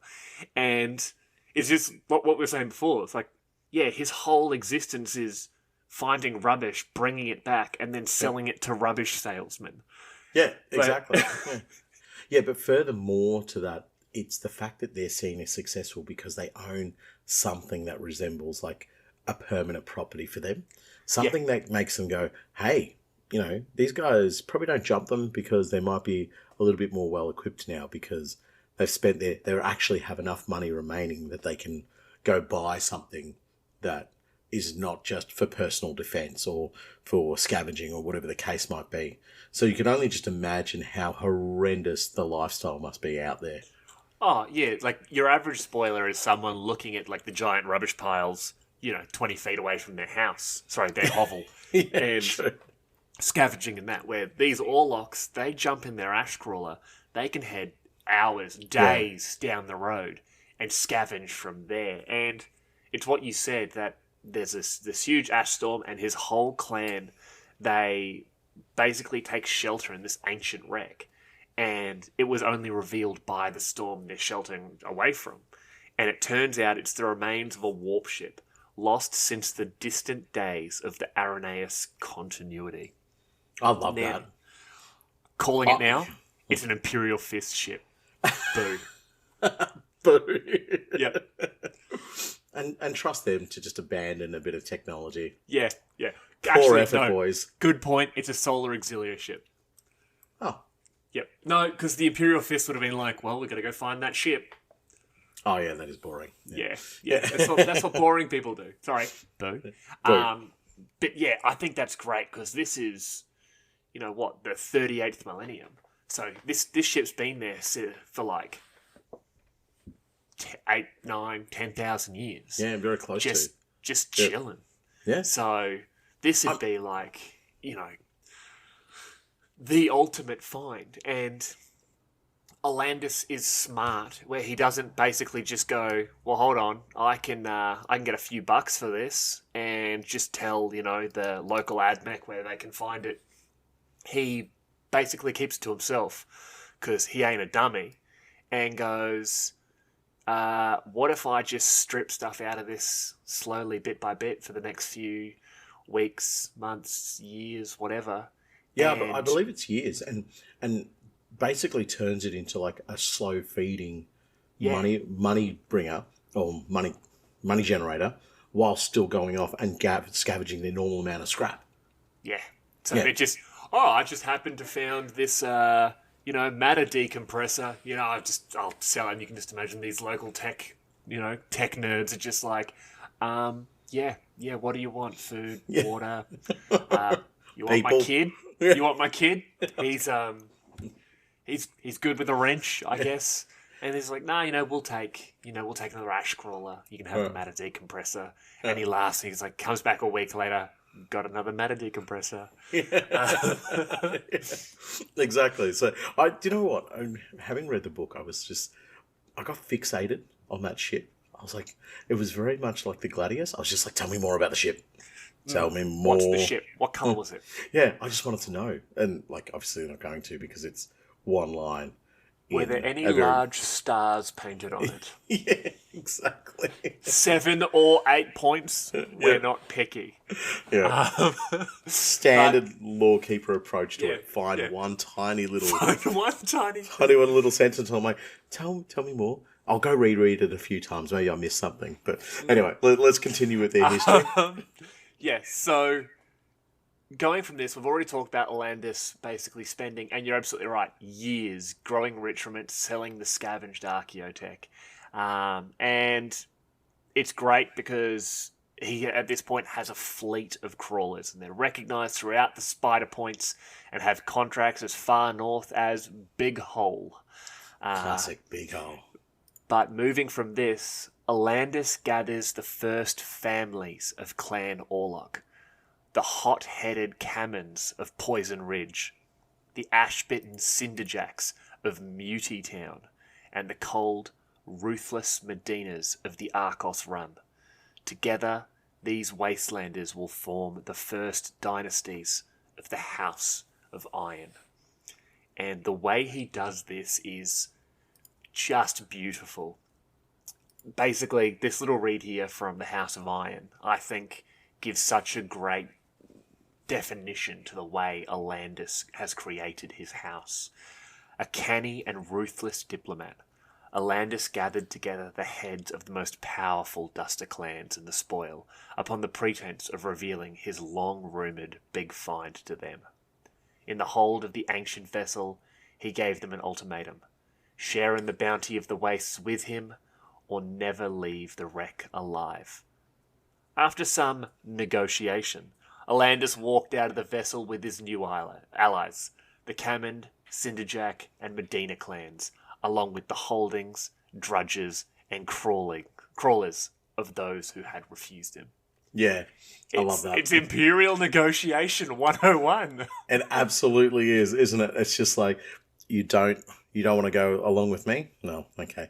You're going to go along with the bolters and auto guns and las guns that I brought along. But you can imagine his power at that stage to be able to call the families together and say, okay, the arrogance of him, the absolute brutality. And I think that brutality is something that we're going to see throughout the entire history of House Orlock as well. I mentioned it in our first read as well that I did, that they're uncompromising in their brutality. It's something I picked up on everything that I was reading. But the power and, I guess, influence that Orlandus has at this stage is massive, and enough to bring the families and clans together, but also enough to wipe out the families of clans that aren't going to join along with them. Do you know what I mean? Well, sorry, not clans, but families aren't going to join along with them, and have the other families simply go, "Good stuff. We'll just toe the line. We're more than happy to continue riding with you because we can see the path of power." But it's great because you can just imagine him going sort of, he goes up to, let's say, the Cinderjacks and goes, "Hey, Cinderjacks, you want to make a whole bunch of money and become more powerful by joining with me?" And he goes, "Yeah, right, cool." His power's doubled now, right? And then he goes to the... what do I have on my desk here? The Heineken clan. And says to them, "Do you want to join up with us?" And they go, No, we don't like you. Remember, you said our crawlers looked lame because our flame paint jobs weren't very cool. Sorry, our red stars weren't cool, sticking to the Heineken theme. Yep. So he shoots the head of House Heineken in the face and says to that lieutenant of House Heineken, "So you're part of Clan Orlock now, right?" And they go, "Yep." Yeah. And so now his strength is tripled. Yeah. And that negotiation tactic, gets him the holdings, drudges, and crawlers of those who refused him. Meanwhile, the Cinderjacks, the Medinas, and the Cammons are all sitting there going, "You know what? I like this guy. Let's do it." Well, I mean, what's the option? I can imagine one of those families would have said, one of the first families to go would have said, "No, blow it out, you're Orlock." And then... That was a good one, huh? That was great. And then he would have killed them straight off the bat. Yep. And whoever was allied with that family would have just gone, "Yep, I'm going to jump on board." It's almost feudal in the way that it presents itself, in that you have, like a king, and it has its dukes, barons. I don't know what level we're talking about, but then some of them deciding, well, we're going to stay on the side of the king because this king can eventually generate this much power. And this is, I mentioned it earlier in the main, like the main read that I did, that they embody the Imperium. This is already embodying what the Imperium would be like. There's this political chess that gets played at the very, very top echelons of the Imperium, especially within structures like the Inquisition and so forth. So undermining and progressing other parties just purely for your own gain. And that's exactly what Orlandus is doing here. Yeah, and I was actually gonna say that. You said it's kind of feudal. It's literally a tiny version of the Imperium, where you have these lesser nobles reporting to higher nobles, reporting to governors, and eventually the emperor. And right now, when it comes to the Duster clans, Orlandus is the emperor. Yeah, he's the king. He's the number one. Yeah. So I'll move on to the next part of what we've got to read about. It's the War for the Spoil. The Alliance of Orlock begins their war of conquest for the spoil, using the wealth of Orlandus' hidden vessel. Their main enemy is House Orland, which for centuries has controlled Necromunda's most profitable mines. It is a raiding war that will drag on for almost a century, though one the clan families will eventually win. So, I mean, obviously we know Orlandus is going to win this because the Orlocks are still around. They're on their way to the top.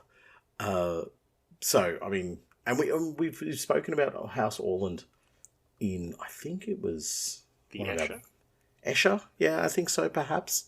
But it shows you also, that in just this small little section, about the raiding war. It's not, straight up and out battles between each other. Like, No. This is classic sort of, I guess, what the Orlocks will continue to do throughout their history, is they fight pretty much just small raids, destroying whatever they can, being completely brutal, and then I wouldn't say vanishing into the night sort of thing, but definitely not sticking around to... fleeing into the Underhive, never to be seen again. Yeah, potentially, exactly. But, just not sticking around. Not wanting to have that protracted war. And it's something that that House Orlock will progress as their main methodology of warfare going forward. But it's great about that because it says in the book itself that at first the Orlock Patriarch was careful to disguise his raids as random attacks by ash-waste nomads, muty tribes, or outlaw gangs. But in time he became bolder, and soon running gun battles were being waged in the scrap canyons of the spoil. Armoured crawlers and biker gangs struck at all in convoys, taking their goods and then selling them back to the Mikado Gelt. The branding seals burned off and replaced with the Orlock icon of the clenched fist. He's basically going like, alright, let's be sneaky. Wait a minute, we're actually really good at this. Screw it, kill them all. Yeah, but it's still, it's not like say, the open warfare of what you'd expect from House Goliath, where they just go, okay, God, no. We're going to amass, 200-300 of our people, and like what they did in the Oranthian Succession. Yeah. Yeah, but it is very funny that the Orlocks are quite blatantly just getting rid of the Orland logos, sticking their own on there, and the Mikado Gelt's just like, listen, man, we don't care. Just make it look like we're doing legitimate business, all right? Yeah, very, very true about that. And without jumping too far ahead, they definitely have the support of the Helmawrs, and they definitely and the Mikado Gelt as well, because we'll find this out, but they're doing a better job than Orland. Yeah. Yeah. Plain and simple. Well, broken by years of raiding, interference by the other clans, and the mounting displeasure of Lord Helmawr, House Orland falls into decline. Its death knell finally comes when it is betrayed from within. Kaelana Orland turning on her father and siding with Alandus and his allies. Now, this is ridiculous because this is actually the eldest daughter of Vetrix Orland. He's the Lord of House Orland. Secretly proposed marriage to Alandus's eldest son, Kava. And it's a real Romeo and Juliet style thing, except instead of taking poison and a priest forgetting to tell your boyfriend that it was going to happen, they get married, and then Vetrix wandered off into the wastes, a shadow of his former self, I'm assuming never to be seen again. And Kava, I'm going to call it Kava. Yep. Kava and Kaelana Orlock become the first family of the newly ratified House of Iron. Which basically tells us that daughters are not to be trusted, especially if you are in the middle of a war with a bunch of spoil nomads and biker gangs. But wait a minute, I have a daughter. I'm at war with a bunch of spoil types and biker gangs. Are you talking about the Goblin Dude? Yes. On his little tricycle? Yeah. Yes. Wait, he can't marry his sister. No. You're safe. Thank God. Well, not in Australia anyway. Anyway. You okay? Keep going. Keep going. Right. So you took it from me, but Vetrix wandered off into the waste. It's just, when I read that line, I was just like, there is... We can say it is confirmed. It is the Necromundan way of dealing with somebody that they don't want to write any more history or lore for. They wander off into the waste. When I read that, I was just like, I reckon out of all the house books we've done, there's been at least one who disappears into the waste, wanders off into the waste, is dropped off in the waste. It is the way to go. And we've mentioned it before, but this sort of really ratified it for me. This was like, bam, it's in place. This is how the specialist games team gets rid of people. It's their version of concrete boots. Yeah. How do we fix this? Just make him wander into the waste, never to be seen again. Never to be seen again. But it's great because this is a really easy way to bring this into a game. Like, make yourself a House Orland rogue noble and build a Venator gang about that, and then role-play your campaign where you just want to punish the Orlock players. Yeah, righto. Yeah. Like, going back into this lore here, it's great because, obviously, with House Orlock going to war with Orland, other houses get involved, including House Ishaki, someone we know and love already. Oh, yeah. But House Vosak, like they're just mentioned here. It's the one time they're mentioned from what I know. Mm-hmm. Basically, like there's all these houses we know of. We know there's minor houses that are never going to be mentioned, but it gives you so much ability to create your own gang, to create your own house, to sort of go with that. And yeah, I just think it's great, these little interconnecting lines between the books from... Yeah, definitely. Oh, look, and it highlights something else that's really massive and important, probably more so for House Orlock than anything else, is their interactions with the other houses, their alliances and their marriages. Like that stuff's all massively important to House Orlock. Like, you take something like House Delark, they care about that, but it's not how they project their power. It's not how they spread their influence. House Orlock, it's about the marriages and so forth. So you can see the interaction with House Ishaki. Mind you, just speaking of Ishaki, we do get another mention of the Chem Warriors again. Oh, once again. I want to make Chem Warriors so bad. So do I. Also, speaking of House Orlock and that, just sort of derailing. So we might have mentioned this previously. In N95, the map of the house territories, all the gangs had specific territories within Hive Primus, right? And the Orlock territory was basically smack bang in the middle of everyone. They were sort of seen as the middle ground. But one thing you've mentioned there about marriages, one of the reasons that Escher and Orlock get along so well is because the Orlock allow basically equal number of women and men to be in power. Because House Orlock will give governance and leadership positions to those of ability, not necessarily just those of a name. And House Orlock and House Escher actually intermarry quite a lot. So you'll actually have, Orlocks who are actually Escher, and Escher who are actually Orlocks. Because their families are actually marrying into each other. Gang idea, yeah. Oh, don't. It is too early. I know. But yeah, like it's actually crazy. It's like a lot of the sort of the background information tells us that Orlock women will often be just as probably the wrong word to use, but just as cocksure as Escher women, because they're, in their mind, it's just no, we're the baddest girls in the Underhive, and the Escher at the same time are like, yeah, listen, girls, you're pretty good, but come on. But your hair ain't like mine, so you got nothing on me. Your hair ain't this glorious. Yeah, exactly. Yeah, right. That I knew a little bit about that, and it does touch on it, but I didn't realise that you would actually have Orlock Escher and Escher Orlock. Yeah. That's actually really cool. But, speaking of unions, the blood-stained wedding.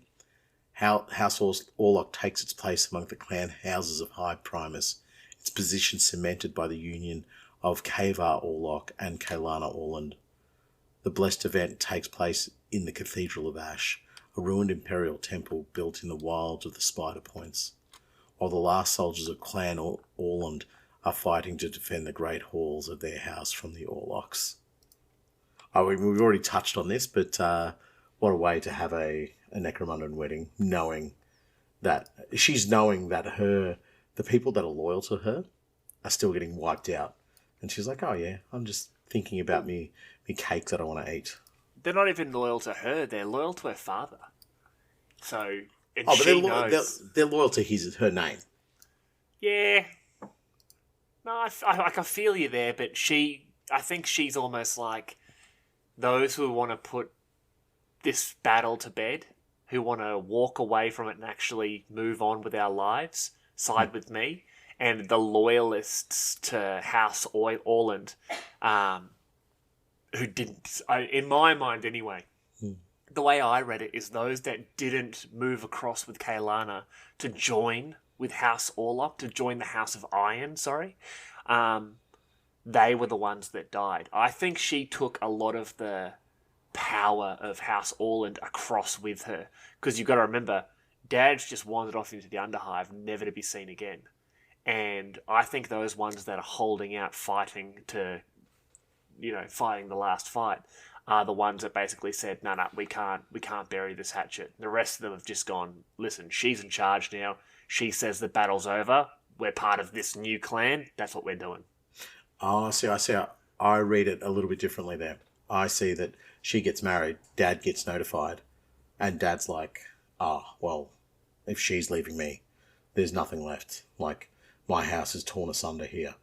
So I'm going to wander off into the wastes. But do you really think she would walk away from... do you really think she would be willing to cast off the mines, the money, the drudges, the crawlers? But I think she would have taken a lot of those with her.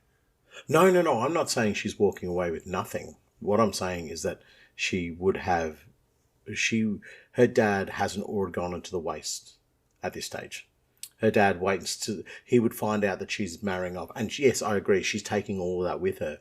But these soldiers who are still fighting, they're loyal to Orland.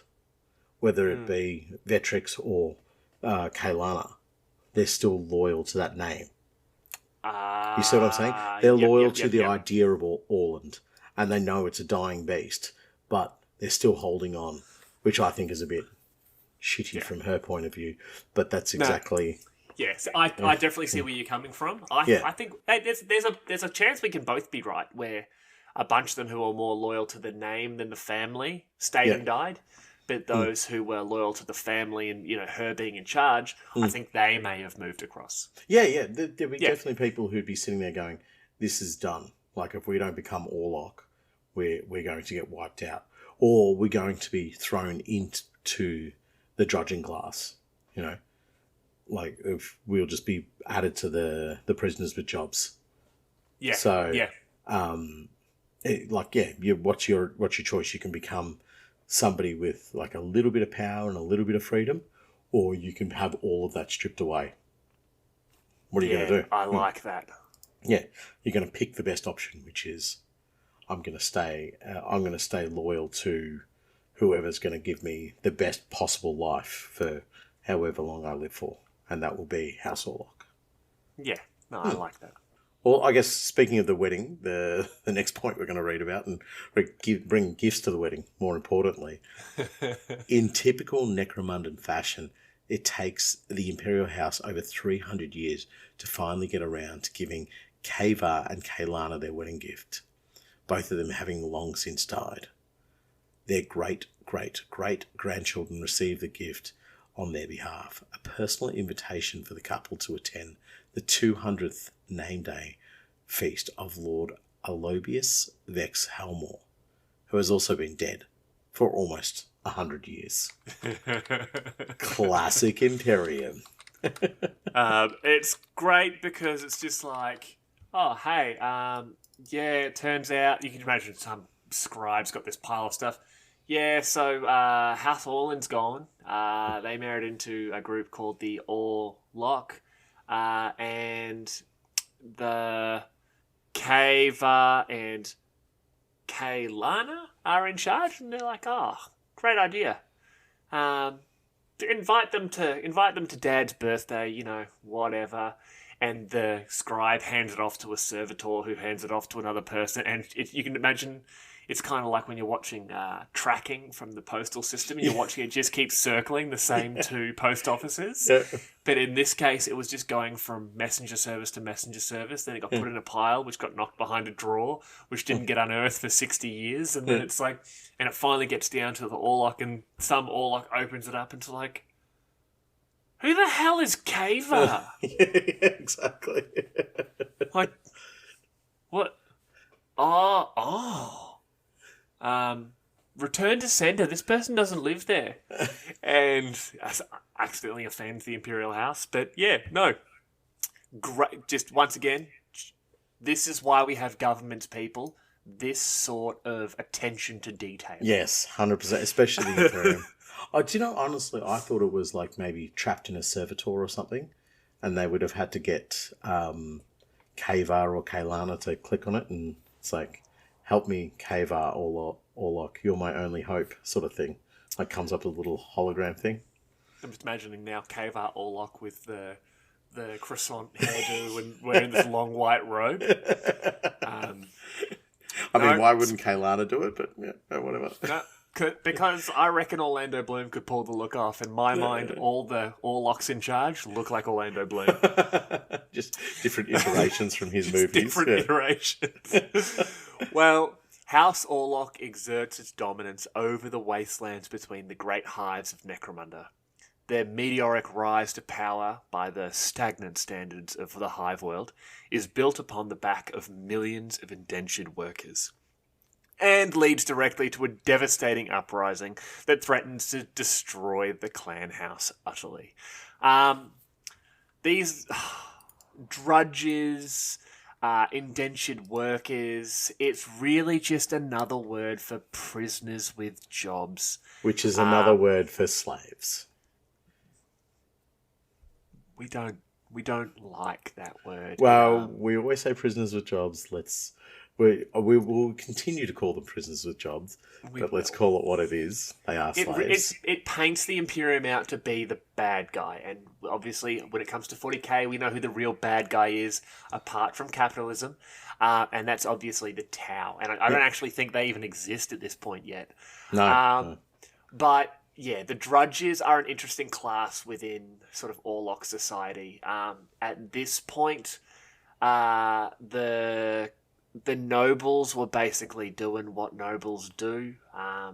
They've moved away from a little bit from that. I think was it Escher we talked about it, where the nobles, you're only a couple of generations removed away from being a barbarian, and all of a sudden the Ratskins, wasn't it?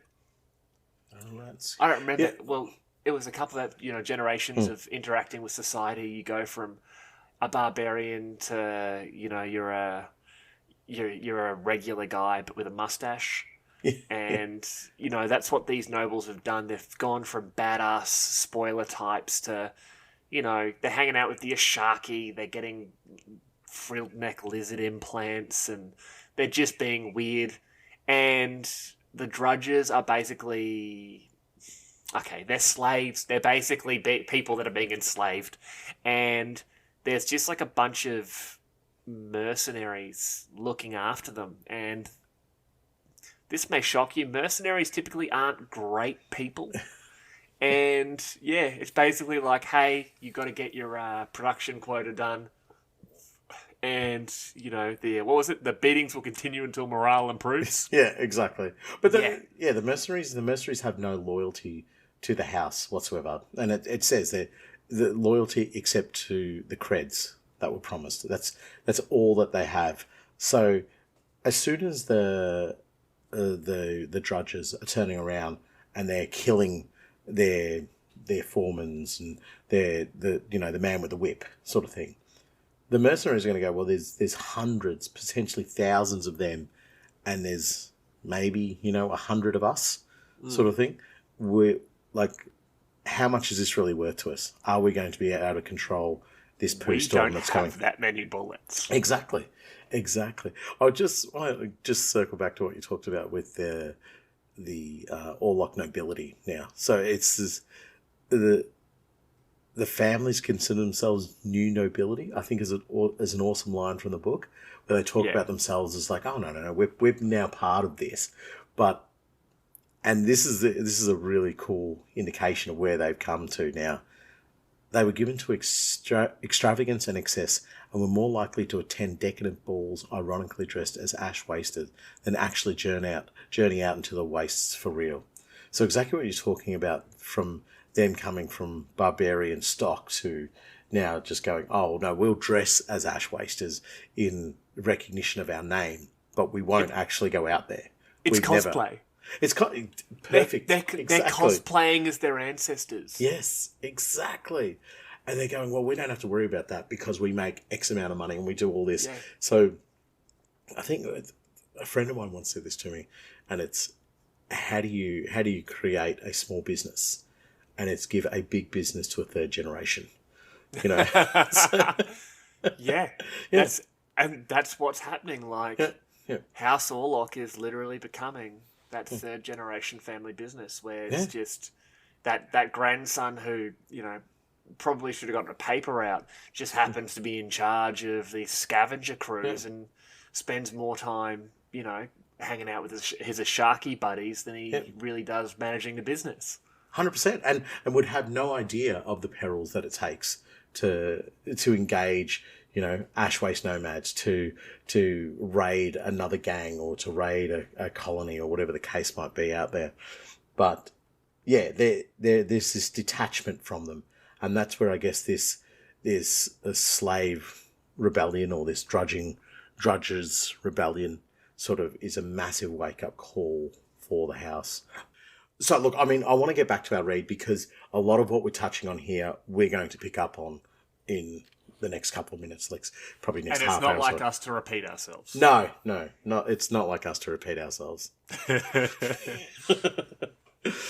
In the span of a few combat engineers. Sorry, go. Derail. In the span of a few centuries, House Orlock succumbs to decadence. As the divisions between the clan families and their workers widens, men and women whose grandparents were hardened dusters and wasteland wanderers become pampered nobility, unable to perform the simplest of tasks without their legions of servants. So exactly what we're talking about, the step from barbarian to nobility hasn't been far, hasn't taken long to do, but it's been a massive step and is obviously influencing. It influences House Orlock importantly because House Orlock was built from the ground up. It wasn't Gene Smith. It wasn't handed to the house, like very much like the Escher were. The Blades made the house and said, "Here, these are basically, a godlike warrior women who made the house." What you have here is a house that was built by a man trying to just be better and better and better. Yeah. And so all those that were dragged along with him had to aspire for his level. So now that they become nobility, the mentality is still the same. We aspire to reach the highest level of our house. Unfortunately, that's not as a waster or a duster or a warrior. It's as a pampered noble. Yeah, but there's no struggle anymore. That's the problem. There's no struggle. Yeah. And it's classic Escher. The Asharki became decadent with drugs and alcohol and body modification. Yeah. But interestingly enough, after an outbreak of mutation within the Orlock clan leaders, an entire extended family branch is exiled to the wastes. These outcast clanners soon established themselves in Carrion Town, founding their own splinter household that becomes known as the Scaled Fist. For decades afterwards, the Scaled Fist instigates mutant rebellions across the Eastern Wastes, leading them to be called by many those other Orlocks. I'm not going to do it, but there are so many gang ideas coming from just that read. I'm going to circle back to that because I think I have my Orlock gang idea for the end of the episode. But this is where Games Workshop, where the Specialist Games Department, in my mind, have some of the best writers for little things like that. That they just... We're in the middle of talking about a drudging revolution and, rich kid, trust fund babies becoming douchebags. And then it's just, oh, by the way, this whole, family line of them, this branch of the family tree, they're full of mutation. And now they just spend their time, I'm assuming, hanging out with a bunch of corpses in Carrion Town and paying off mutants to punch people in the throat. Well, you can still see they're aiming for greatness.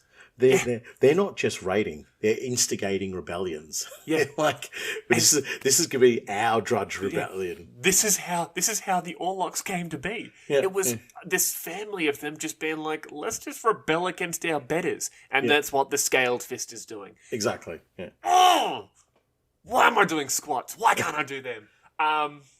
Damn you, listeners. Okay, so, Great, good call. Damn you, yeah. Okay. Damn you, listeners. Right, so we'll get a bit into a bit of the meat and potatoes of, I guess, our modern day Orlock. The Drudges of Big Hole rebel against their Orlock masters, turning the mining settlement into a war zone.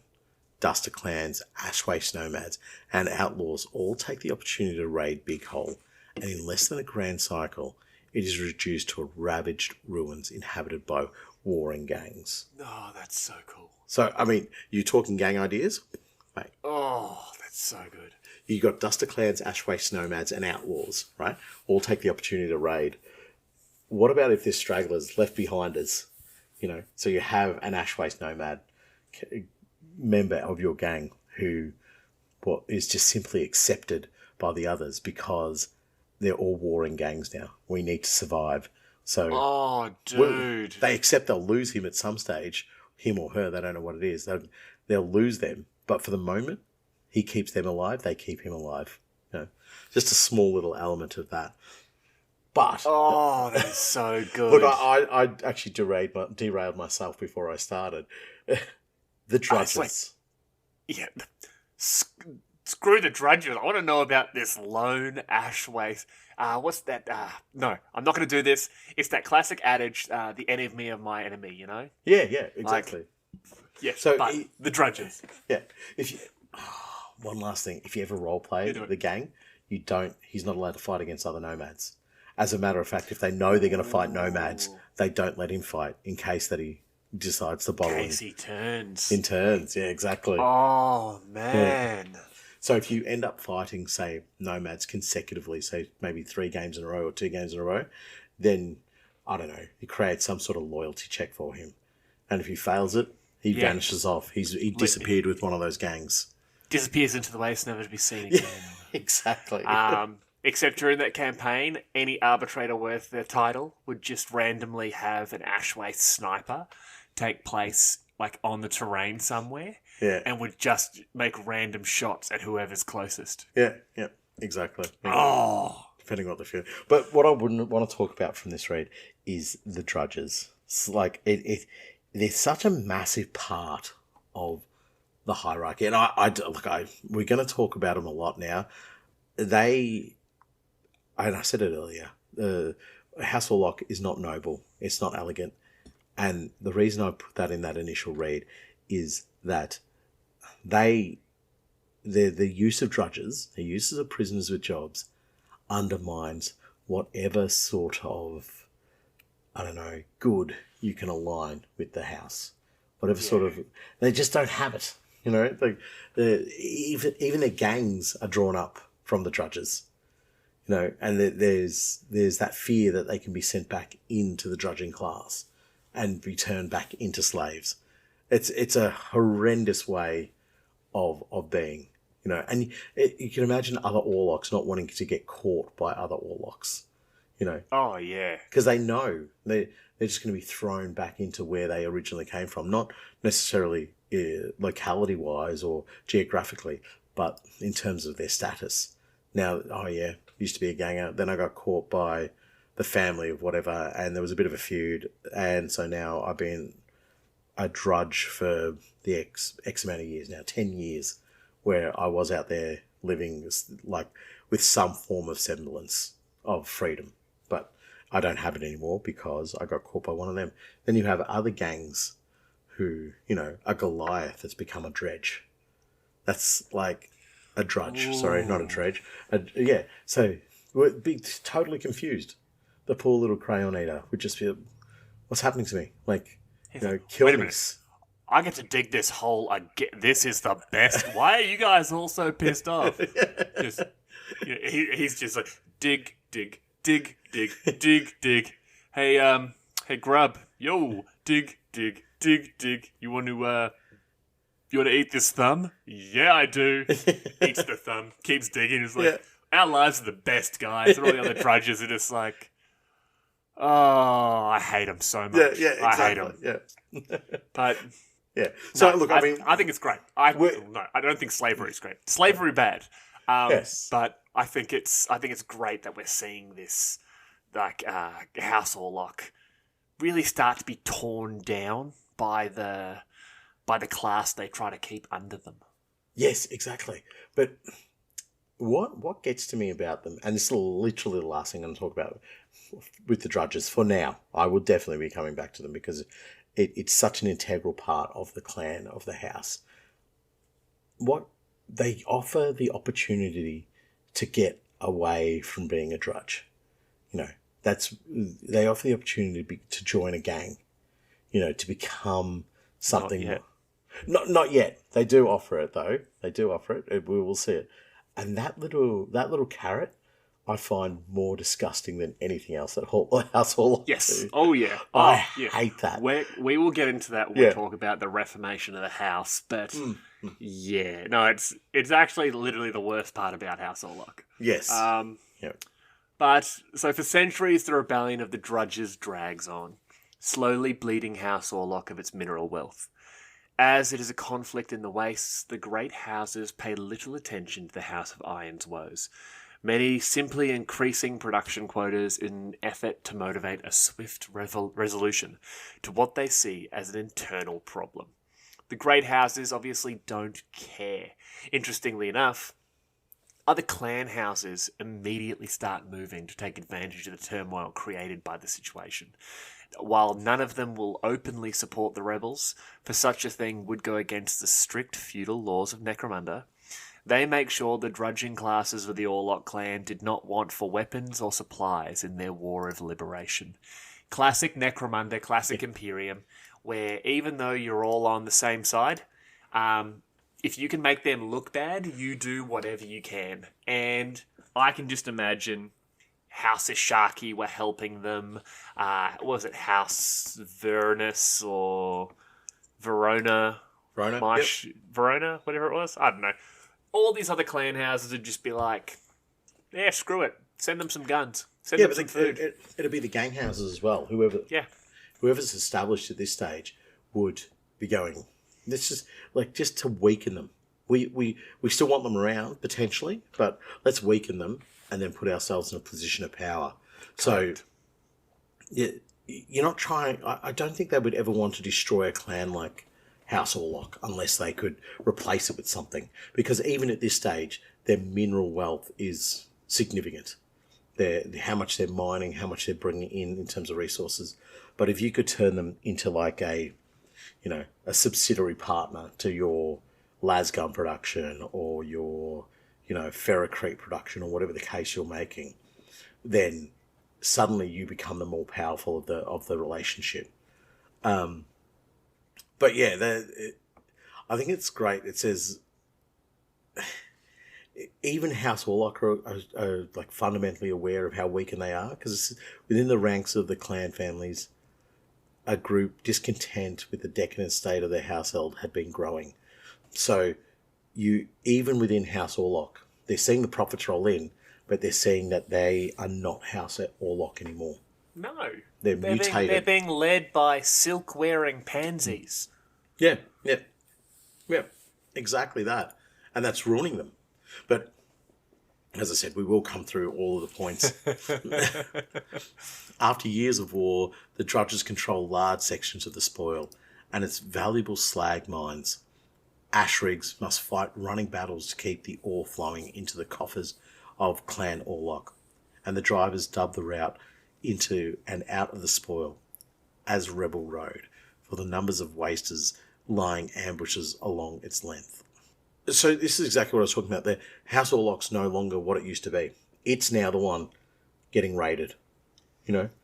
It's no longer doing the raids. It's no longer dominant of the... And one of the key things that we see with the clan is that they control roads. That's their bread and butter. And they can't even control this area. So the Rebel Road is just getting slammed left, right and centre but most importantly, their resources that they're generating are getting nowhere. And if we want to go back into it, that then affects their capacity to maintain their tithe. Which affects their capacity to maintain breathing. Yes, exactly. So it's only a matter of time before the Imperial House flicks the switch and says, okay, well, we're down. And if we're down, that's on you. Yeah. But I love what it says there, that it's the number of wasters laying ambushes along its length. You notice it mentions, obviously, the drudges control large sections of the spoil and the valuable slag mines, etc., etc. But it's these wasters it's mentioning are the ones that are laying the traps. Yep. I like to think that groups of House Orlock are siding with the drudges. I like to think that outlaw gangs are siding with the drudges as sort of like a, hey, we think you might be getting the upper hand here. We're going to support you. We're going to make you, we're going to ally with you to sort of, get you ahead a little bit. Yeah. That's how I'm seeing this in my head. Which is why it gets to a point where we have what comes next, which is the birth of the Crucible. Now, young members of the clan families chafe against the inaction of their elders as House Orlock slowly dies. Coming up with a plan to use the rebels to turn the clan's fortunes around, they gather in the depths of the Spider Points to create a secret outland settlement to operate from. Now, this here is actually... They've literally created a new settlement called the Crucible. Basically taking themselves away from the hives, away from what's making them weak, and literally pulling these sections of the house away from House Orlock and the houses, the Medinas and the Cinderjacks and the Cannons. These people are moving themselves away. In fact, it was Ava Orlock who was coming into it, and he was the founder of the settlement. And this is where we start to get the Code of Iron, where by bringing this term to the forefront, turns rebels away from their rebellion and into his. And it's simple. Gang before house, house before the rest. Yep. This is what unites these separate factions within House Orlock into one thing, and it creates a third faction in this civil war. Yep. That, let's be honest, they're going to win. Yeah, 100%. They are the new House Orlock. And we see this a few times in Necromunda where the house needs a reboot. Yes. It even happens with House Helmawr as well, where your boys, the Ogrins, the one who was creating his own chem clones and so forth, what was his name? The Ogrins? Not the Ogrins, no, sorry. The Lord Helmawr, who was creating his own clones. Oh, he was hanging out in his nutrient bed and just making Lizard Face. Lizard I think Face. his name was Lizard Face. Yes, I don't remember. Yeah. Lizard Face Helmawr. Was it Timmy? Oh yeah, Timmy. As I said to you before, you've ruined all Helmawrs for me. I just can't think of any other name other than Timmy. But Timmy and Stavros are the only Helmawrs I can think of right now. But see, House Helmawr requires a kick in the guts. It's required because of what Necromunda does to people. It makes them want to disassociate themselves with what the planet is about, which is about the tide, which is about the suffering of humanity, basically, because you need to maintain that to keep the Imperium happy. So this kick in the guts for House Orlock, it gets them. It's almost like when people need a breakaway from a city or something. I've just got to get back in touch with my roots. So we'll go build a a clan. We'll build a new town. A new town. And I'll just get back in touch with my Orlock roots of like raiding and killing and always being on guard to get raided and weathering another ash storm. You know, that's where I need to be so that I can grow my clan again. Well, that was Ava Orlock. He did that, but it was actually, I guess you could call it like, in a weird way, a cousin. It was Ray Medina. She was called the rebel daughter of the patriarch of the Medina family, where she basically runs around and convinces, like, the younger generation of all these clan families. It's like our parents and our uncles and our aunties and our grandparents, they're all dickheads. Yeah. They've let this happen, and we're the ones suffering. If we're going to be the future of this house, and the future of this planet, we need to come together and put things right. And once again, the writing in this book is fantastic. It says here, Ava had the brains to make it work, but it was Ray's charisma that bound them all together. And it was her words that swayed so many rebel gangs. This is why I think Orlock gangs have joined the rebellion, where house gangs have actually joined. Yeah. They look at Eivor as their leader. Just quickly, they also sheltered in the wreck of an ancient stratoplane. So, Air Guild confirmed. So Eivor was... When I read that, I just thought of you instantly. I'm like, this fool's going to be like, stratoplane. Vindicated. Air Guild. Yeah. Zeppelins. Vindicated. Zeppelins. Yibbity. So Ava was their leader, but it was Ray who brought these separate factions together. Yeah. And it just shows in my mind that just like we had with the Escher, just like we had with the Goliath, it was that younger generation coming through and saying, this is insanity. We cannot keep doing this. We need to move forward. Remember, like with the Goliath, when those Natborns were coming through, and alphas were killing them, and the house grand tyrant, king tyrant, queen tyrant, whatever, was just like, no, you dummies, stop. This is evolution. Like, and yes, I get it. That's like a 4-syllable word. It's big. I know it's a lot for a lot of you.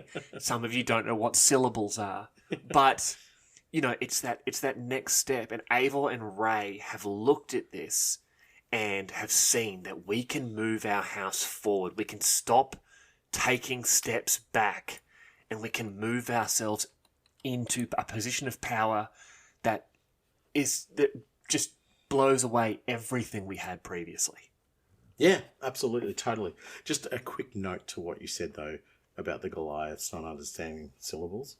I just have the image of this one Goliath in the background with just a pair of cymbals and just, like, having got it so wrong.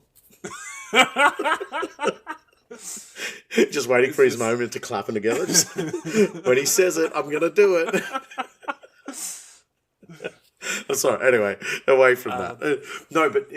Again, this is exactly what you're saying. They see the opportunity to make their house great again, you know, to make them something.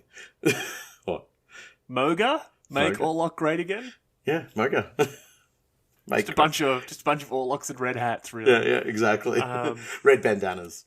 Red bandana. Oh my! Damn it, gang idea. So. It is. You're right. It is this younger generation that see the weak, and we talk about it earlier. They've become drunk with the nobility, the older generation, and they're fortunate enough that they have a younger generation there to do it. And you see it with House Yolante with House Escher as well. So, but next point: from the ashes of the Crucible Schism, a new House Orlock emerges. In an age of upheavals and rebellion, the clan undergoes numerous changes, but most importantly of all, secures its place as a player in the great game of Necromundan houses. This time will also be marked by the birth of lasting enmity with House Delark. Now, I'm not going to go into that right now because I've been hanging out to read this little bit, because this is why I think the House Orlock are possibly one of the most evil gangs. Wow. Okay. From all of our research on the houses, I used to say they were boring. I used to say they were boring. I don't think they're boring anymore, but I do think they're freaking evil. Do you remember in the Delark episode? Yeah. We mentioned it. Yeah, we mentioned it. Where in that book, in the House of Shadow, it mentions how it spoke about this in one way. It was like, they overpowered the guards and they stole it. Whereas this, it's called the it's the heist. Like, I swear it was the same story told in two different ways. Incident. Yeah. And then there's the Ashline heist. That's it. Yeah. I think it's the Ashline heist is the big important one. But that's not what I'm going to talk about. Oh, okay. Okay. I'm going to throw you a little bit here. I wanted to wait until we finished talking about the Crucible so that I didn't, scupper us and go down a different pathway. I'm going to read a paragraph. Okay. Well, the first bit of the paragraph. When at last the dust settled, the rebellion had been put down by its own leaders. The drudging classes thrust back into their place, and the older generation of House Orlock swept away, all in one bloody conflict. So, what I pick out from all of that is the drudging classes thrust back into their place. Oh, okay. You're talking... Sorry, yes. Yes. Okay. I thought we were talking about the Orlocks stealing the Ashline rail from the Delacroix. You're actually talking about... I had to wait until we finished talking about the Crucible. Yeah. Yeah, okay. This is the most scummy act that you will ever see from a gang. No, and even House Delark don't have it. Do you know what I mean? Like, they're dirty, they're secretive, they're nasty, but they did not do this. They took people who had gained their freedom in whatever shape or form that you can take it in Necromunda, and they threw them back. But it's not just Eivor and Ray throwing the people back. It's the people who the drudges fought alongside of, the gangs that they fought alongside of. The semblance of freedom was coming back, and they all got... anybody who was considered part of the drudging classes was simply thrown back into the slave mines, into the pits, into the prisoner with job chain. It was... That, to me, is like... It's purely evil, but again, and I keep making this this connection. This is the Imperium. As soon as the Imperium goes... And take, for example, here's the perfect example, right? First War of Armageddon. Okay? It always comes back to Armageddon with you. Armageddon and combat engineers. First War of Armageddon. What happens? The humans are fighting. Spacefuls join up. I'm very loose with my history here, but that's not the point of who was there and what was happening. Well, this could count as a Nathan correction, folks. No, it has to be Necromunda, doesn't it? Yeah. Sorry, continue. Okay. Armageddon. So, at Armageddon, the Spacefuls rock up, massive demon incursion, Grey Knights turn up. I don't know if this has been retconned, but back in the day, this is what happened. I think it's Angron. Angron kills like 100 Grey Knights or some deal like that, but they banish him. And then what does the Inquisition do? Against Logan Grimnar's will? I'm pretty sure they gave all the guardsmen medals and were like, everyone gets a steak dinner. Have some beers. And then maybe have the week off, guys. Yeah. No, okay, you've read the actual history, not the history that I was told. No, for those who don't know, the Inquisition, in conjunction with the Grey Knights, I believe, I'm still blaming the Grey Knights for this, go along and wipe out any human witness to the demonic incursion on Armageddon. So, after all their hard work, after everything that they've done, all the efforts they put in to finally allowing themselves to be free of the terror, they're killed. They're just simply wiped out. That's exactly what happens to the drudging classes, except it's worse. They're not killed. They're thrown back into the mines and told, all that work you did to work yourself up from the ground is now washed away and you need to start again. And this is where House Orlock proved to be truly evil. They don't care about humanity at all. They don't. Would you say they are truly evil, or would you say they are truly imperial? They are both. Okay. You've gotten really dramatic about this. I don't know if we've mentioned it in the past, just quickly turning this into an Armageddon podcast. Have we talked about how Armageddon is actually Ullanor, the orc homeworld? Get out. Is it really? Yeah. You know the Ullanor Crusade where Horus and the Emperor fight together? Yeah. The world of Armageddon. Yeah. The world of Armageddon is actually Ullanor. Like, I did not know that planet. Yeah. No, like I'm pretty sure the Adeptus Mechanicus, strapped a hyperdrive to it and sent it into... Wait, that's Star Wars. Strapped a warp engine and 15 screaming navigators and moved the planet. And that's why orcs keep going there, because they're drawn to it. But because I love at Ullanor, to celebrate the victory against the massive orc civilization, they pave this giant road on the planet. It's just ridiculously long, ridiculously wide, and they just build this whole road across the planet. I don't know how long they spend doing it, but I think it's one of the last times that the majority of the legions come together. Yeah, well, a bunch of them came together later on there was a couple of planets they came together on.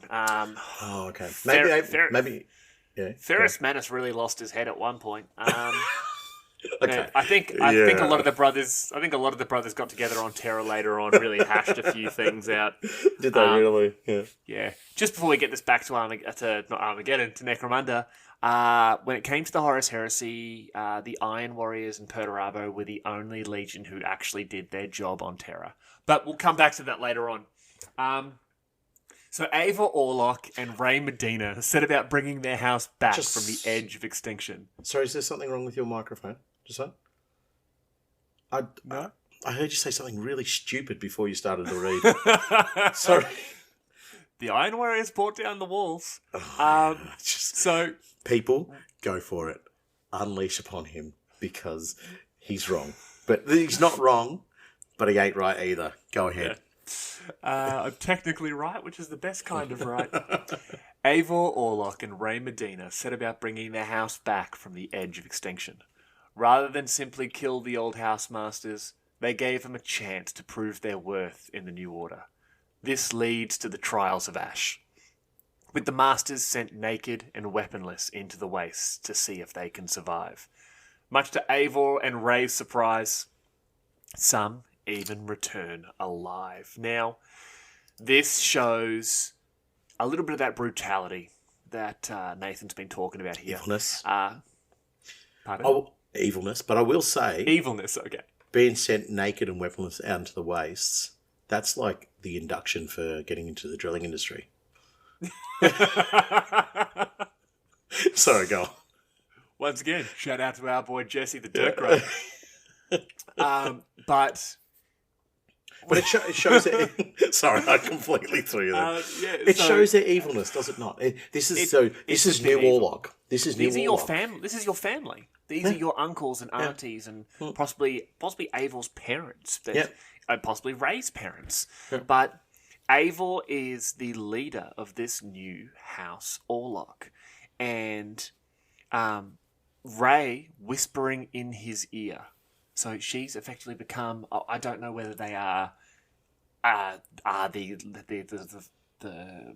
mother and father of this new house, if you know what I mean. Yeah. It doesn't give anything so far to imply that they end up becoming a couple and sort of moving ahead. She could simply be like the Grimer Wormtongue of this relationship. But what? The poor lass. She doesn't be. Yeah, she's awesome. I love her. She's basically just being like, let's throw all the old people out into the wastes. Yeah. But it shows here that they've just gone, no, to really solidify our position here, anyone who does not fit our new house, kick them out. And when some of them come back, I can just imagine some of them coming back. It's sort of like in, remember Judge Dredd?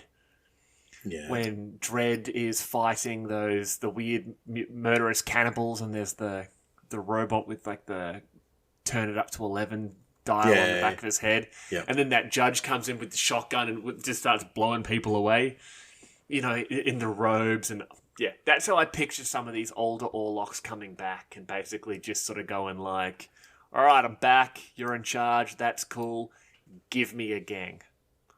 Give me an ashrig, a gang, and a chunk of road. That's mine. Exactly. Yeah. But this new house has come together. The rebellion has been put down by those in charge of the rebellion.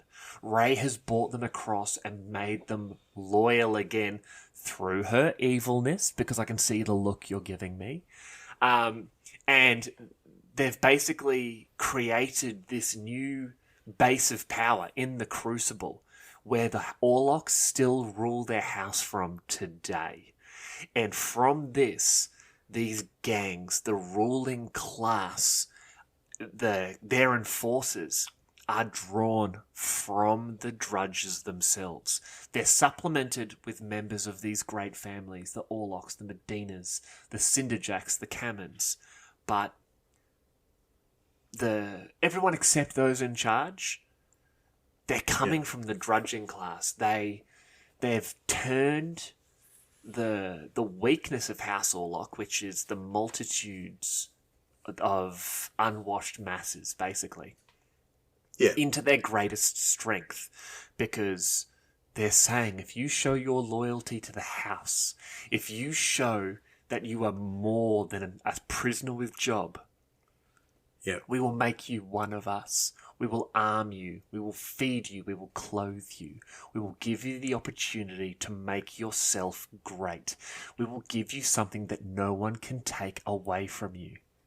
A name. We will give you power. We will give you the ability to be your own master. Because the Code of Iron says, gang before house. House before the rest. And no one is going to defend you more than your fellow gang members. This lie, Thank you. This coercion is enough to turn these rebels who have now spent generations struggling under the House of Orlock, under House of Orland, under House of Cinderjack, Cammond, Medina. Yep. That lie is enough to convince them that they are loyal once again. And look, I mean, it even says that they allow the dredges to call themselves Orlocks, whereas other clan houses say, no, you're just our slaves. This impression of false hope is significantly more worse than no hope. Yes. It boggles my mind so bad. I hate it. I absolutely really hate it, because it's saying, and there's I'm just trying to think. There's a famous quote about, like, there's a group of people that don't see themselves as, the working class or the peasantry. They just see themselves as, unfortunately, millionaires without money, or something like along those lines. That's what the impression that they're trying to give to the drudging class. They're saying, you're not a slave. You're just your moment of opportunity hasn't arisen yet. Oh, that's the best. And I hate that, because they get them. I love it. I hate it. I absolutely despise it, because it is saying to these Orlock slaves, I mean, we don't like to use that word, but we're going to use it because I want to hammer home a point. It's saying to these Orlock slaves that no matter how many generations of a slave you are, you have a chance. Don't worry about all the people that were killed beforehand. Don't worry about your 4 or 5 cousins that died of starvation when, this particular mine was a little bit less than profitable, or when you got caught out in the ash storms while the nobles managed to retreat on their ash rigs. Don't worry about all that, because you Orlock Drudge, that's right, Orlock Drudge, That's right. We attach a name to you. We don't know your actual name because we don't care. You have this time. See that pinprick in the sky that you think is a star? That's actually your hope. Just go for it, buddy. Keep paddling. Keep paddling. Absolute But unlike evil. other houses, the Orlocks at least give them a chance.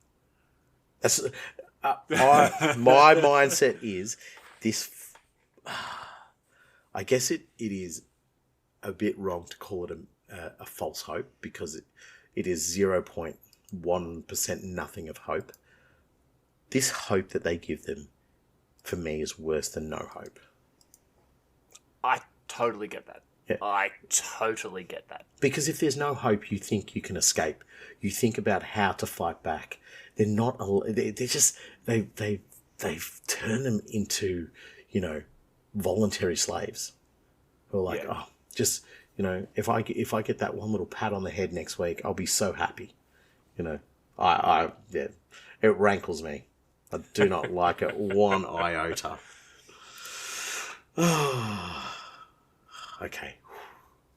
Okay, we're going to keep talking about them.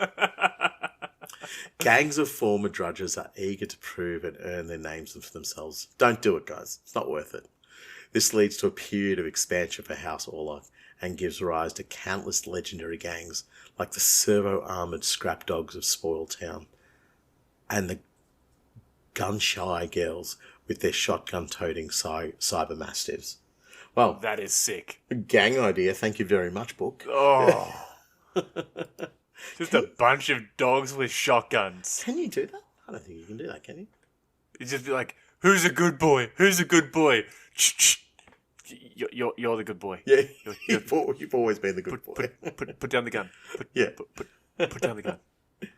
Yeah, so I mean, we'll talk about it from a more positive light now. I've definitely brought my negativity to about it, but from a positive light, you won't have these opportunities for, slaves or prisoners with jobs to progress in any other clan. This is House Orlock provide this, and you do get. I guess you could have a vast array of different origin points for your gangs. The way they fight, the mentality they fight with, the ideas about what they do to their prisoners after the fight. So that integration of different fighting styles within a house can sort of potentially lead to better outcomes in the sense that you learn more because you're not just fighting the same way all the time. But for me, from what we read, the gangs themselves are quite insular as well. So it's the code of iron. The gang comes first. So the way they fight, the gun-shy girls and the scrap dogs and whatever they do, it's all about themselves first, which is totally understandable. But then you're paying homage to the actual clan house itself. So you can learn from the gangs.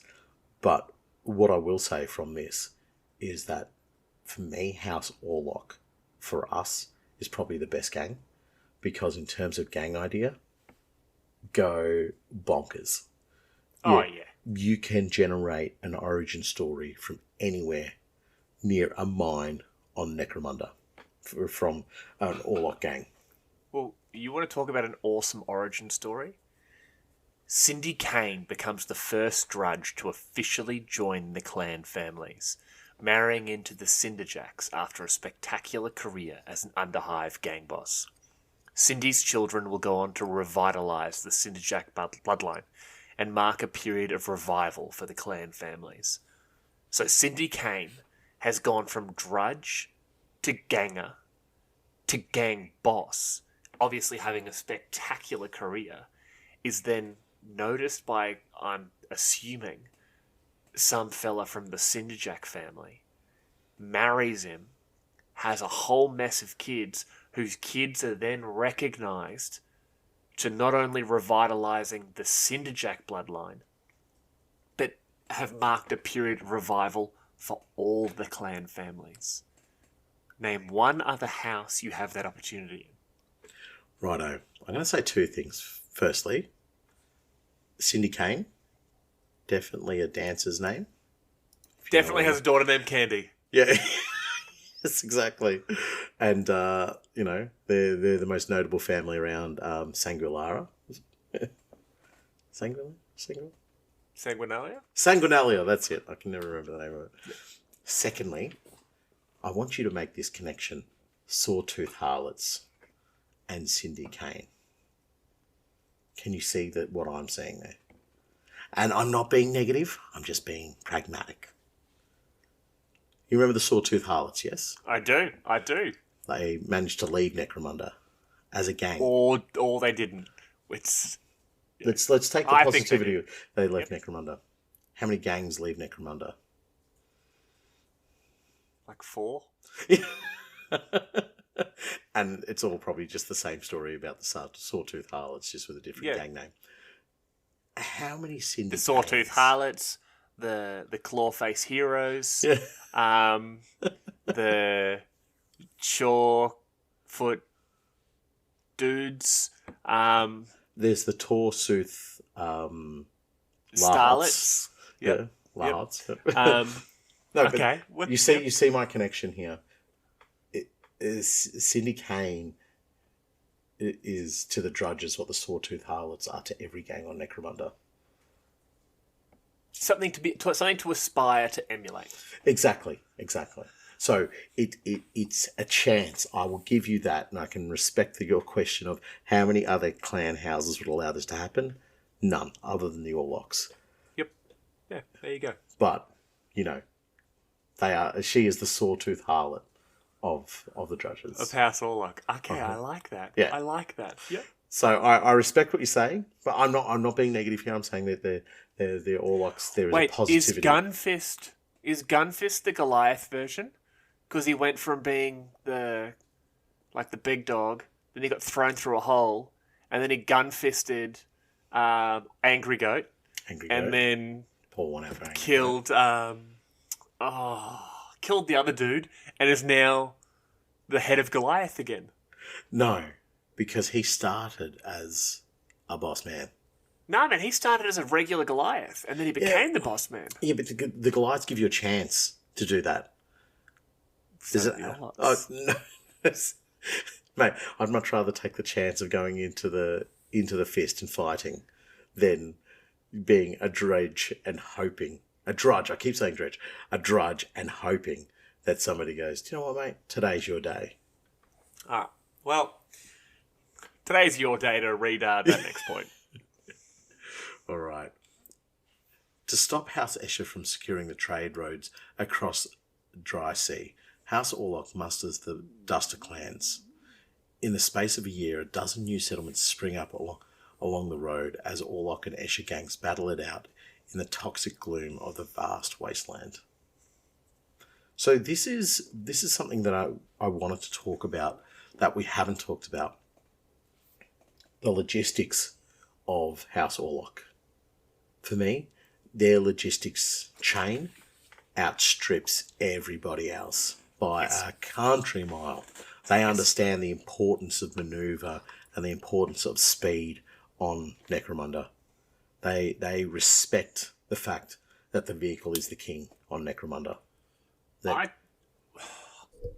agree with you there. I also think they would most likely be going, we're going to be at X percentage of fuel in our vehicles at this point.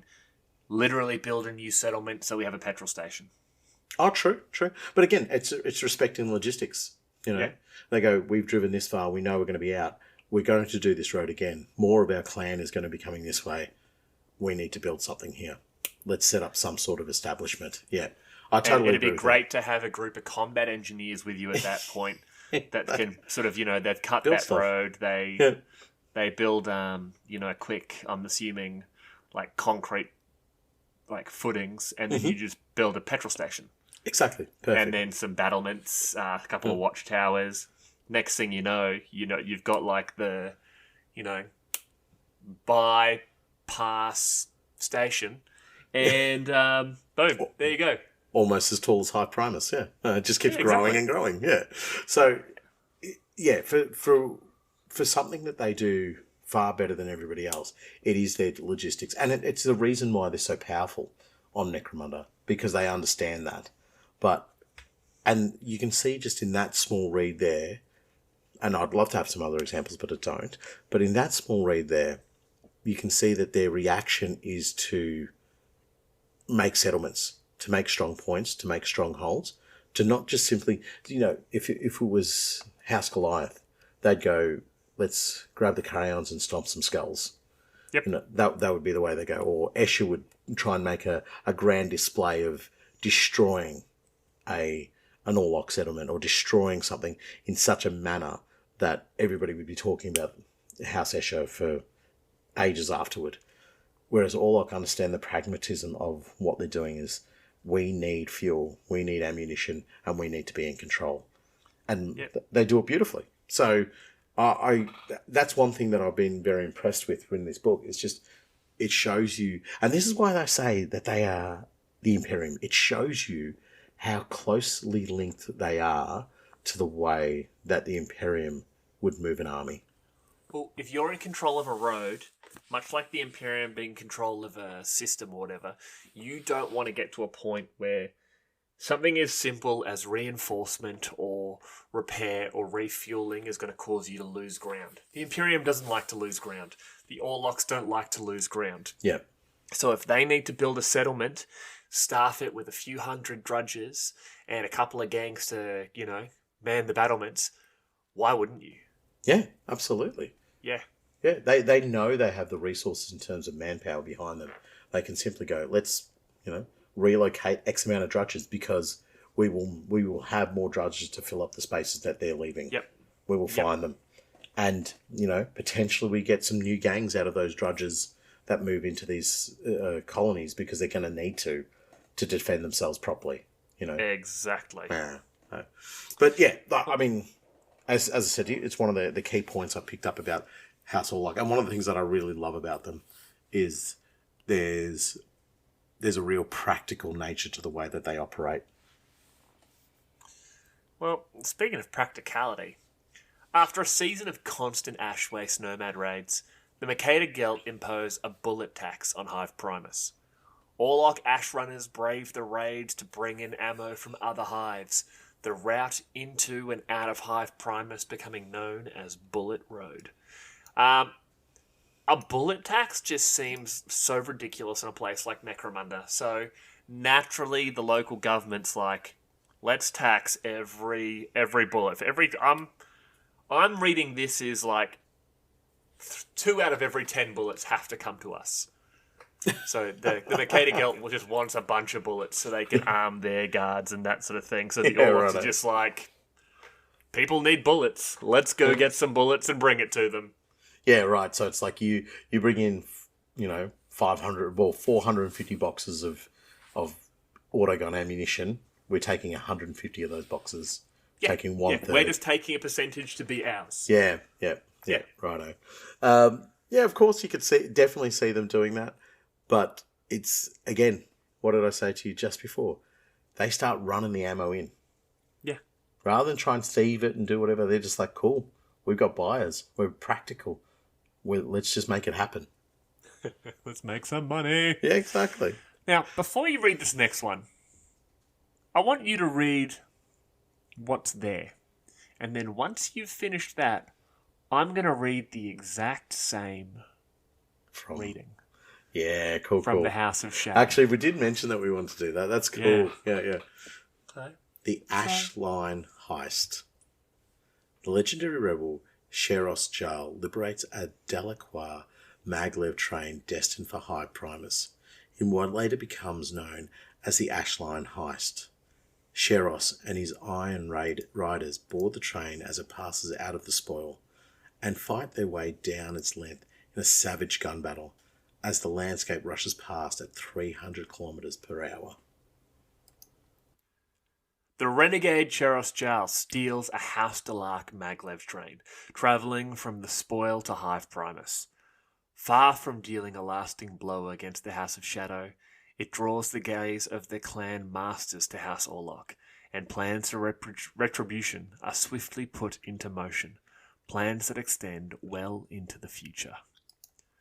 This is what we talked about, where the Ashline Heist, or as known as in the House of Shadow book, an act of folly. It's the same story told from two different points. And this is what we were talking about before, where the Dalark and the Orlock really put in that hatred towards each other in a war that goes on technically until right now. It's still going. Yeah. Well, I mean, the Dalark are the Zinchian Necromundan gang, in the terms that they're like, we've got a plan. When's it going to get executed? Well, you're not going to be around for that, but you can start the plan, Yeah. We can make it happen now. But what's interesting about this is the legendary rebel, Sheras Jal. The way they talk about it is, from the Orlock side of it, it's just like this, a real moment where this person's name gets put up in history, and we can sort of create a long-lasting, amazing story. Just even the last sentence of that, as the landscape rushes past at 300 kilometers per hour, it's like, oh my god, how dangerous, how deadly, oh amazing. Whereas the last line of the Dalark one that you just read there is, the plan is not going to, like, the actual outcome of the plan is not going to take effect for many, many years. But the legendary rebel versus the renegade. Yeah. Like, you see, just, once again, it's perspective being told from a different gang's perspective. Yeah. And you can imagine the extra would be sitting there going, oh, the idiotic Sheras Jal steals a train from those disgusting and untrustworthy Dalark. Yeah. I can imagine the Goliath one would be look at fast car on track. Punch. Bandana man, rob fish people. Just a quick shout out to our apology to all of our Goliath listeners. Yeah. And our Welsh listeners for that excellent impression of them that I gave. What are you doing? We've discussed this. What are you doing? There is no need. There is a need. They know what they did. Okay. Yeah. House Orlock conquers the great trade routes through the wastes and becomes the principal instrument of imperial rule beyond the great ash gastes of the hive cities. During this new age of control, rivals both old and new emerge to bring House Orlock to its knees, and the House of Iron must fight for its hard-won wealth. I love this. They are the principal instrument of imperial rule, and in my mind, it's not because they're like, hey, go enforce the law, but it's more of, you have the contract to get the stock from point A to point B. Your job is to get cargo from point A to point B. Anyone tries to stop you, you shoot them in the face. Yeah. And exactly what I said in the very first read I did, Necromunda would grind to a halt. Yep. And so they're given the edict to just go for it, go ham, kill everybody in your way, and what you can do is put your little sheriff's badge on that says Imperium, and you can go, that's all legal and above board. Actually, gang idea from that, like Imperial sanctioned Orlocks, but they're not really, they're sort of like Palinites, but they're Orlocks in the sense that they go around enforcing the law and doing everything under the guise of the Imperial House, but they're actually just scumbags. That enforcing the Lawlock? I'll say this on behalf of the listeners. Boo! Okay, sorry. It's much smarter in my head. Oh, yeah, well, must have an echo in there. Anyway. Grumpy face. That was pretty good. But yeah, so a really cool gang. Like we talked about it with Trazior Hive. Yeah, the Tombstoners. The Tombstoners. So it would be similar to that, but these would be, in my mind, like very, very evil Orlockers who they're still, their role is to transport goods from one point to another and transport materials and so forth. But they would also see themselves as a law, they would see themselves as the law, but doing it correctly, going, well, no, we're actually under the Imperial Edict out here. So, we saw little Timmy Ash Nomad drop some rubbish. We're going to go get him. No littering, no jaywalking, that kind of stuff. So they would just be horrendous to deal with. They would just, come into establishments and just take what they need and walk out. And people would just have to be like, okay, well, that's what we deal with here. Like, they're the absolute scum of the earth, but we can't touch them because they've got a shiny Imperial badge on them that says, armed law. It's not my best. Not my best gang idea, but it's just something that popped into my head. That kind of really works for the Orlocks because you can just see them doing exactly that, where, they pull into town and they just go into that petrol station. They get in, the local mechanics are working on, Delark vehicles or Vansar vehicles or Goliath vehicles or whatever, and they just walk in, push their way through and go, "Oi, dummies, stop what you're doing. You're working on our crawler. We need fuel, we need parts. We can't take the fuel and parts. They're for these other vehicles and that." And it's just, okay, so you're stopping guild-approved transport because these other jobs are more important. Okay, if that's what you're saying. No, we're not saying that. We're not saying that at all. Okay, yep, you need the fuel, no problem. We can't give you the parts though. No, we're gonna have to speak to the local enforcers about this. Well, actually, I'm gonna get Big Timmy, our arms master, to come over here, and he's gonna put that thunderhammer through the front of that ridge hauler because you are annoying me. Yeah. Or I can take the repair pieces and you can affix them to my vehicle. What would you prefer? And it's because they've got that. Yeah, they're extortionate. It's extortion.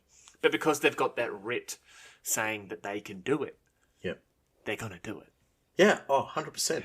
And I could just see them getting away with it and not batting an eye over it. It's like, that's just who we are, and you need to deal with it. Yeah. But anyway, let's continue along with our little Delark and Orlock shenanigans. House Delacroix and House Orlock go to war in the Underhive of Heart Primus. Though both sides are careful not to draw the attention of the Imperial House, years of sabotage, gang warfare, and assassination follow, costing the lives of thousands from both clans. So this is really just setting the foundations for a big old showdown. It's like, we need to get the mayonnaise boys up against the Mad Maxes. I haven't got a better name for them. But it is the war is definitely starting to ramp up between the two of them, and we all know what's coming, but they don't, and it is coming. Exactly. Now, Orlock gangers build a racetrack in the Underhive, which naturally is something you want to do, running across the bone dry that surrounds Rust Town. Scavenging parts from the hive itself, gangs compete to build the fastest runners, though often as not, races descend into gun battles should one side start to fall behind. Because, frankly, that's something I want to see in, like, Bathurst and MotoGP and... In F1. In F1. Formula One. No, honestly, Michael Schumacher, probably one of the greatest of all time, would have won a hell of a lot more if every now and then he pulled a pistol out and shot one of his opponents. Yeah. Do you know what actually reminds me of it? It's a video game from many, many moons ago. They did a remake. I didn't like the remake. It was a game for all of our older listeners. Rock and Roll Racing. I don't know. Do you remember Rock and Roll? I didn't know if you played. What an absolute cracker. And that's why I see this playing out as well. But the vehicles wouldn't be obviously armed. It'd just be like, okay, everything gets tucked away underneath the dashboard or, in a concealed compartment in the center console or whatever. And then once they start to fall behind, things just pop open. But it's sort of like an expected norm. So even the inspections on the vehicles to see, are you carrying guns and, rocket launchers and whatever, they just like a cursory look at the vehicle and go, nah, you're fine. I can't wait to see how this happens. Yeah. So what we were talking about earlier with House Delark and House Orlock, the Dreyfus incident. Years of clandestine fighting between House Orlock and House Delark culminates in Cargill Orlock, son of the current Lord Orlock, launching an assault on the Delark of Dreyfus. The scale of the carnage is enough to draw the attention of Lord Helmawr, though Cargill manages to pin the blame on the House of Shadow. Lord Helmawr, who has finally had enough of the two clans bickering, officially sanctions the Delacroix for their part in the massacre. The young upstart Cargill Orlock makes a surprise attack on the Delark of Dreyfus. Uncharacteristically, the Delark caught off guard and make little effort to escape their ambushes. More surprising is that Lord Helmawr lays the blame for the incident at the feet of the House of Shadow and places sanctions upon their clan. The Orlocks count the battle as a great victory against their mortal foe, though keener minds are not so sure. I'm like 90% when we talked about this in the Delark episode that we were convinced they had a bunch of frozen bodies and just threw them there. Exactly. And they planned the whole thing. They're like, oh no, we're going to look really bad because the Orlocks have gotten us good.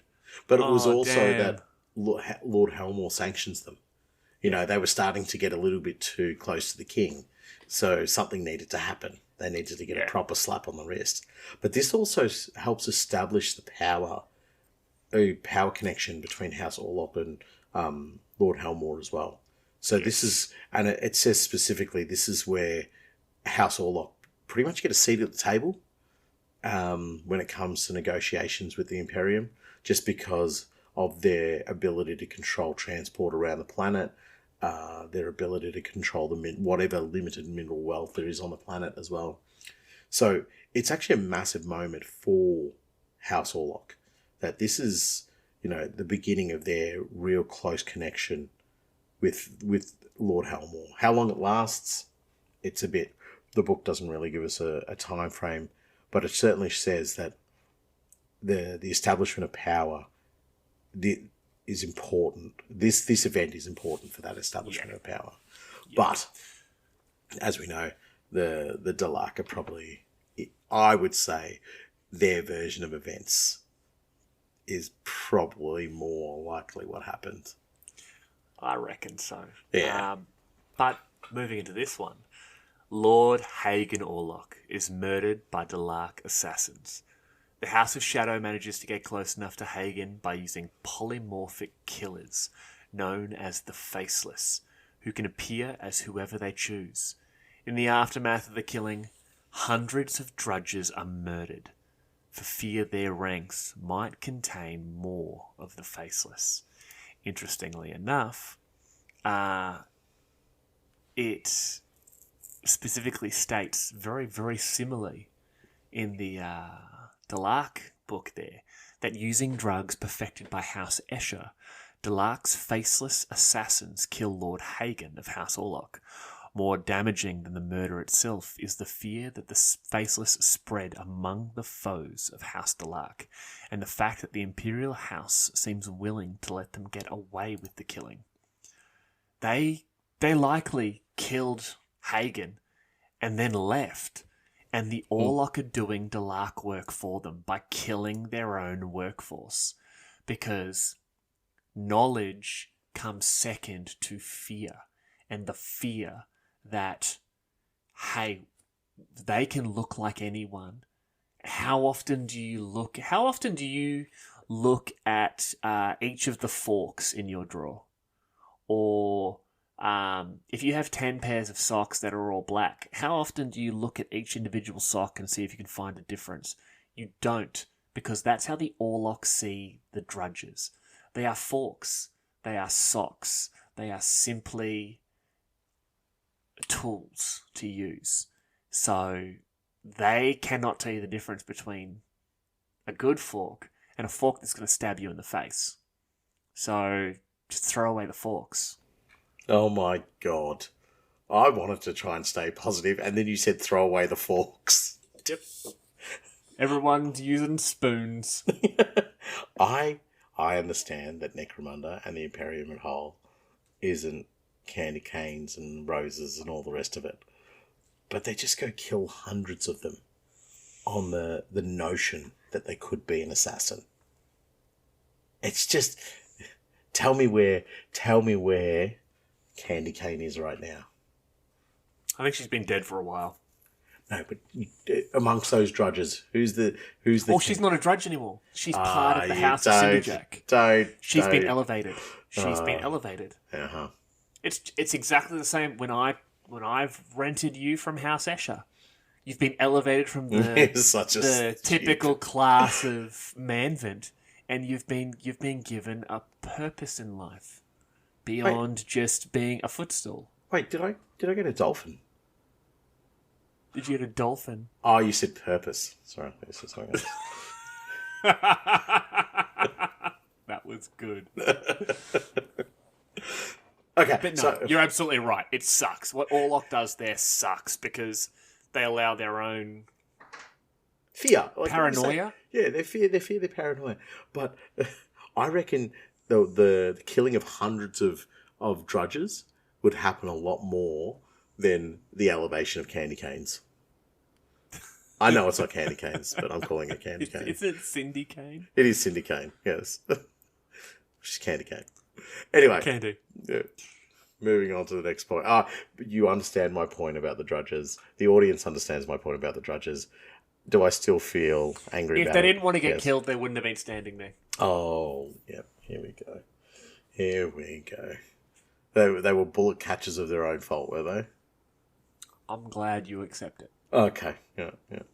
You've spoken like a true commissar. All right. Year of the Wild Snake. An exceptional vintage of Wild Snake almost brings down Hive Vosroth. The bottles become more valuable than food or water, and so soon even Vosroth's enforcers are breaking down doors looking for them, leading to countless drunken gun battles. This is a bit more lighthearted, isn't it? This is the Wild West, baby. This is all it is. Even the enforcers are going around just going, give us your top shelf, otherwise we're going to have a shootout. And they go, well, do you know what? We're going to take option B, thanks. Everyone, you can just imagine this. There's a bottle on a table in like a bar, and someone grabs it and takes a drink, and someone shoots him, grabs the bottle and goes to take a swig, gets shot, that person grabs the bottle, gets knifed. Yeah. And it eventually gets back down completely full. Everyone in the room is dead. And there's just these three Goliaths just like, do you want drink? No. Drink bad. That not crayon. Yeah, just goes back to chewing on his packet of Crayola, like, and just kicks the table over, smashes the bottle everywhere, and it's just like, all right, and they all just leave. A great unsolved mystery of Vosroth. But I love that. It's comedy ridiculousness. Yeah, for me, the enforcers are just going around knocking on doors, going trick or trick. Like, give us the bottle, or we shoot you. Or give us the bottle, I don't have a bottle. You. Pop. Boom. Yeah, that's it. Give us the bottle, or we shoot you. That's plain and simple. Yeah. Well, once again, alcohol being the cause of all problems on Necromunda. A 3-day gun battle begins in the 6 clans of Dustfalls, when a drunken road boss mistakes a bald scummer for a Dalark. The shooting only ends when the patrons of the 6 clans run out of both ammo and, more importantly, booze. So, once again, Wild West shenanigans. It is. It's proper ash wastes, spoil, scum nonsense where it's just, that guy's bald. Yep. Yeah. Aren't Dalark bald? Oh, yeah. Probably a Dalark. Probably. I smell mayonnaise. You should probably go shoot him. Yeah. So he shoots him. He's just some poor bastard with alopecia. Yeah. Like, exactly. Or just had a fresh cut. Yeah, in my mind, his hair got burned. He's like, I've got to take it all off, and and they get rid of the haircut. And in my mind, everyone survived. And at the end of the day, it's like, why did you shoot this guy? It's like, he's a Dalark. He's like, I'm literally from House Orlock. Like, why are you doing? Oh, yeah, you are. You've got the tattoo on your neck. Yeah. Oh, I didn't see it. It was the glare off your head. She's like, oh, and they're all just like, yeah, fair enough. Hey, man, it happens. He's like, no, you're absolutely right. It's my own fault. Yeah. Puts I'll a go buy a bandana wig. on. Yeah, puts a bandana on. Now I know you're not a Delark. Delark don't wear bandanas. Yes, of course they don't. That's their one principal rule. It's no bandanas. Yeah. No, yeah. It's like provide ghast, work in secret, no bandanas. All shopping lists have to contain eggs and olive oil. Yeah, exactly. If people don't understand that joke, it's the two main ingredients in making mayonnaise.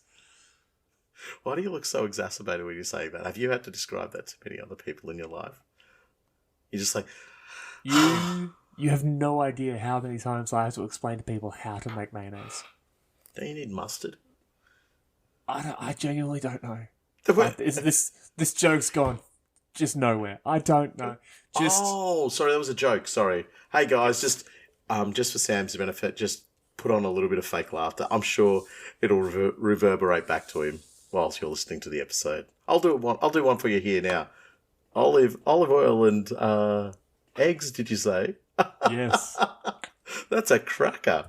Yeah. All right. Just yibbity on to the next read, mate. Yibbity. Lean years and planet-wide upheavals threaten the stability of House of Iron, as do many strange and unfortunate occurrences both inside the hives and out in the wastes. As in times past, House Orlock is forced to adapt in the only way it knows how, through facing their problems head-on and never backing down, no matter the cost. So, I mean, this is... In terms of ambiguous and vague reads, this one's right up there. Hard times on Necromunda, shock horror. Didn't think it was possible. It's hard times. What should we do? You want to kill a bunch of drudges? Sounds great. Pieces. Why you got to bring me down, bro? It's because I don't like your mayonnaise joke. Yeah, exactly it. No. Yeah, but no, that's it. I can just imagine, in my mind, it's very much so, we'll face our problems head on, never back down. What are our problems? Well, apparently we suck. Why? People get pissed off we keep killing our drudges. What should we do? I guess we kill more drudges. You know? And do what I do every Saturday. The beatings will continue until morale improves.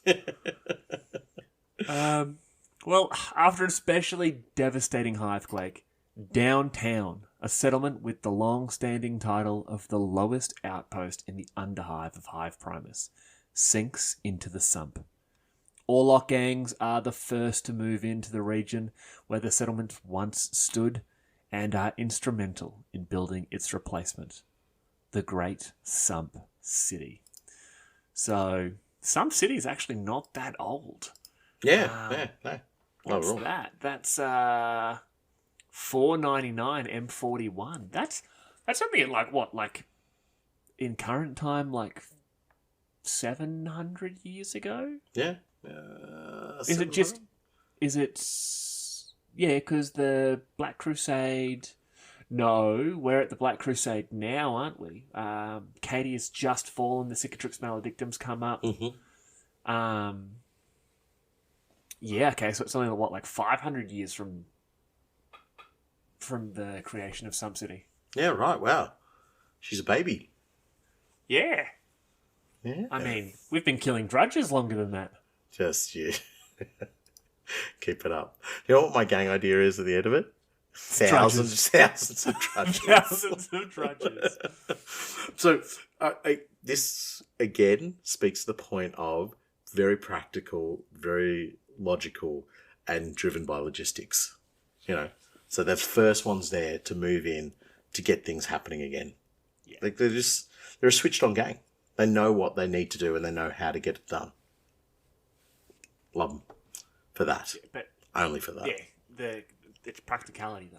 Yeah. They know by being instrumental in the reconstruction of this settlement, turning it from, downtown into Sump City. They know that they can find the best places for warehouses for their goods. They can find the best places for bars for their soldiers. They can find the best location for markets for their goods. Yeah. You've said it right there. You've said it perfectly. It's practicality. Mm. They're thinking not for the right now, for the 5 years, 10 years, 15 years from now, so we can establish this as an Orlock settlement. Yeah, exactly. Which I don't think they end up controlling some city. I thought it was House Escher. The sirens sink the damn thing. That's what I'm thinking. It was Yelena, wasn't it? She strapped all the melter charges, and then they all got on boats. Yeah, that's right. Yeah. But yeah, some city will always come back. It's sunk a couple of times now. Yeah, he's got to bring it back up. Just raise it up. Anyway, the biggest bounty. Drake Medina turns outlaw after killing a Delacroix whisper merchant in Helmawr's own audience chambers. For the next 10 years, Drake works up the price on his head with every misdeed he can think of, though always remaining true to the creed of the Oath of Iron. When at last the guild has posted a bounty of 50,000 creds for him, Drake turns himself in for execution, making sure the Medinas get the money. What are you laughing about? I just find that so funny. Like, it's genius. He's like, well, I'm screwed anyway. Yeah, righto. Yeah. And, he's killed a whisper merchant in Helmawr's own audience chambers. Yeah. Like, you're screwed. Yeah. You're done. Yeah. But... Because there's no gang war in Helmawr's chambers. It doesn't exist up there. Yeah, exactly. Yeah. I cannot imagine just how we got a gun in there. Well, it doesn't say he had a gun. Yeah, exactly. He could have killed him with a candlestick. Yeah, exactly. I think it was with a candlestick in the audience chamber by Drake Medina. I think that's... Sorry, I'm playing Clue, the Necromunda version. Necromunda Clue. It was always a Medina. They're all bastards. Yeah. But that holds so true to the Oath of Iron, because at the end of the day, if someone's going to benefit, it has to be his gang. Yeah. And it's his gang just happens to be a gang from the house, like from Clan Medina. Yeah. And he makes sure that, he's turned himself in, but I can just imagine he's walked in, the Medina clan have, all these Medina clanners have looked at him and gone, oh shit, it's Drake Medina. He's just like, all right, who's here? You and you, come with me. They're like, you got a boss, and it's like, nah, put these chains on me, cool, hand me in. Yeah. And make sure you get the bounty. And when you get it, you share it amongst the clan. Yeah. And that's, it's so noble. No, it's not. It is. It is weirdly noble the way he's doing it. No, it is. No. And and it's that's the thing. It's not what you read. It's what you have to interpret the writings. I'm assuming that as he's gotten these Medinas to say, hand me in, he's only killed like 7 or 8 drudges as he's walked out. Just going to quickly unload this auto pistol into that crowd of, drudge children. And oh my God. You can hand me in. It's what I'm saying. It's practical. That's what it is. You get rid of the drudges while they're young. You don't need to hit them as much. Oh, buddy. A dozen of the most powerful road bosses in the Spider Points gather in Crucible for the annual dividing of the spoil. In the tradition of the Wasteland settlement, they take to the fighting pit beneath the Lucky Six in a bare-knuckle contest that lasts 3 days and draws gangs from all across the cluster for some free entertainment and teeth.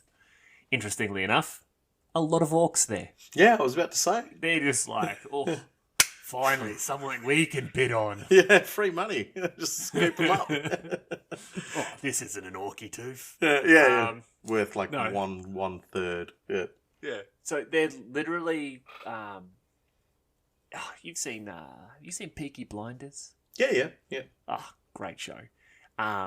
But it touches on that traveller sort of culture there where, they get in, and it's that bare knuckle boxing. It's that. Or have you seen the Gentleman on Netflix? Yes, I have. Yeah. Oh my God, mate. Yeah, it shows that sort of ash wastes nomad community type setup. very similar to what you'd find on, let's say, enormous traveling convoys of, giant ash-waste caravans. Yeah. That two intellectual genius voice of a generation types mentioned on a previous Hive Life episode. But yeah, they come together, basically beat the absolute tar out of each other and go, all right, well, you won, you pick which section you want. He came second, he came third. Yeah. It goes on and on and on. And then I'm assuming once they've all divided up, sort of like the section of the spoil for the next year, they each, kill 7 or 8. I knew you were going to. And then go out to drink. But, yeah, I think that's very cool. It's very Goliath of them in that respect. It is. Shows that sort of brutal baseline nature of them. Yeah, the evilness, yeah. No, but what I was going to say is an element like this thrown into the Orlock actually shows how much diversity you can have in a gang. You're enjoying that, aren't you, about the Drudges, aren't you? Yeah. Yes, the piece of shite. I swear. I did not expect this from the Orlocks, this Drudge thing. I didn't know enough about them. Then I read this and I was like, you are the worst. But anyway, I said positivity from now on, but you keep dragging me down to your level. Yep. But this sort of, almost Goliath type way that they behave, the diversity that you can generate from an Orlock gang is just crazy. Like, in terms of, are they brawling freaking Street Fighters? Or, obviously within the rules, having them as, I think, what's the one you see in every single Orlock gang? It's the shotgun savant or something like that. Yeah. Obviously that's where you can go, but there's enough in the lore to take them down any pathway, including, as you're saying, like your Escher Orlock or your, even maybe not so much like the Dalark or the secretive type of Orlock, because that's not their way. It's more direct and punch in the face type stuff. So, but yeah, I do like this as well, because it gives them a different element that you can go, yeah, I've created a gang from a guy who lost a bare knuckle fight, bet his entire holdings, like, that he was going to win from the division up, and now is starting from scratch. Yeah. But he's like a gang boss with not 2 pennies to rub together, so he's recruiting all the Juves he can just to come and join his gang. So Ooh. you just have like a bunch of Juves equipped with pistols and rocks and hard language and so forth. So you kind of run a numbers over like a quantity over quality type gang until like maybe 4 or 5 games in, and then you're like, hey, we managed to get a champion, and the champion's just like a pig of a man who just hates all the Jews. Everybody else is no good. They're all like, that generation doesn't know how to fight. I'll show them how it's done. They can't get up early. I really like that. Yeah. So, but and they're sort of saying, like, with this book, go ham with where you want to in terms of where your gang originated from. There's probably just 1 or 2 elements where they don't fit. You could even have religious nutter Orlocks. Like, by all means, go for it. Why wouldn't they be? Maybe religious nutters it's just something you always fall back on, isn't it? I love religious nutters. I can't wait for the Cawdor episode. But I'll probably just be chanting and praying for the whole episode, like Amen, Amen, Amen. Praise the Emperor, praise he on the golden throne. But like, you could even incorporate within that fight, has a bare knuckle box, praise the Emperor, wins the fight, but the other bloke probably had aneurysm or something like that. And he sees that as the Emperor blessing him. And so goes, you know what, boys? We're going to go speak to the local Cawdorians, and they're going to give us a few trinkets, and we're going to become a little bit more religious crazy as Orlocks. Yeah. Oh, I really like that. So, and as again, I'm trying to ignore your Drudge nonsense and actually focus on some good topics for the actual podcast. So stick your silly killing of children, Drudge children, to yourself. Whoa. You said it. You said it. I didn't say it. I said if they're smaller, you have to hit them less. Oh my god. I'm calling protective services. Yeah. So they'd show up, take one look at Goblin Juve, and be like, Can we hit him? Stop beating up your dad. Yeah, true. Okay, so side note, a little bit of an insight into my personal and family life. I was woken up this morning by my beautiful, loving son climbing up onto my bedside table and jumping off said bedside table, landing square on my stomach / pelvis with those weirdly bony knees that a 3-year-old somehow has. Oh my God. I've just sat straight up and I've just gone, oh no. And he's like, wake up, daddy. And I was just, You've been in shock. I miss the days when you used to walk up beside me on my bed and just open hand slap me on the face and ask me if I wanted to do puzzles. No, now I let him watch one episode of professional wrestling, and everything he does now is like a professional wrestling move. Oh my and, God! Like it's hilarious, but also at the same time, please stop. Please stop. Daddy is sore, and I can imagine, bro. Yeah, like he's 3. He's a meter tall, and he's 21 or 22 kilos. Oh my God! For Americans, that's like the size of like a medium-sized dog, like a medium-sized attack dog. Yeah, It's like picture a German Shepherd on 2 legs, obsessed with Spider-Man and Bluey. All right, that's my son. It sounds terrifying. Obsessed with Spider-Man and Bluey. It's like, what are you up to? Yeah. If anything, I have underplayed his sheer fury and brutality. But fury and brutality. Let's talk some more about Necromunda. Right, yeah. We should probably venture back into the non-reality world. Yeah. And your next read is actually quite well titled for what we've just been discussing about my son. It is actually, isn't it? Revolting youths. After the untimely demise of the rest of their gang, a group of sump dog Jews set out to take over Dust Falls. Calling themselves the Sump Pups, they launch an ill-advised attack on the 6 clans.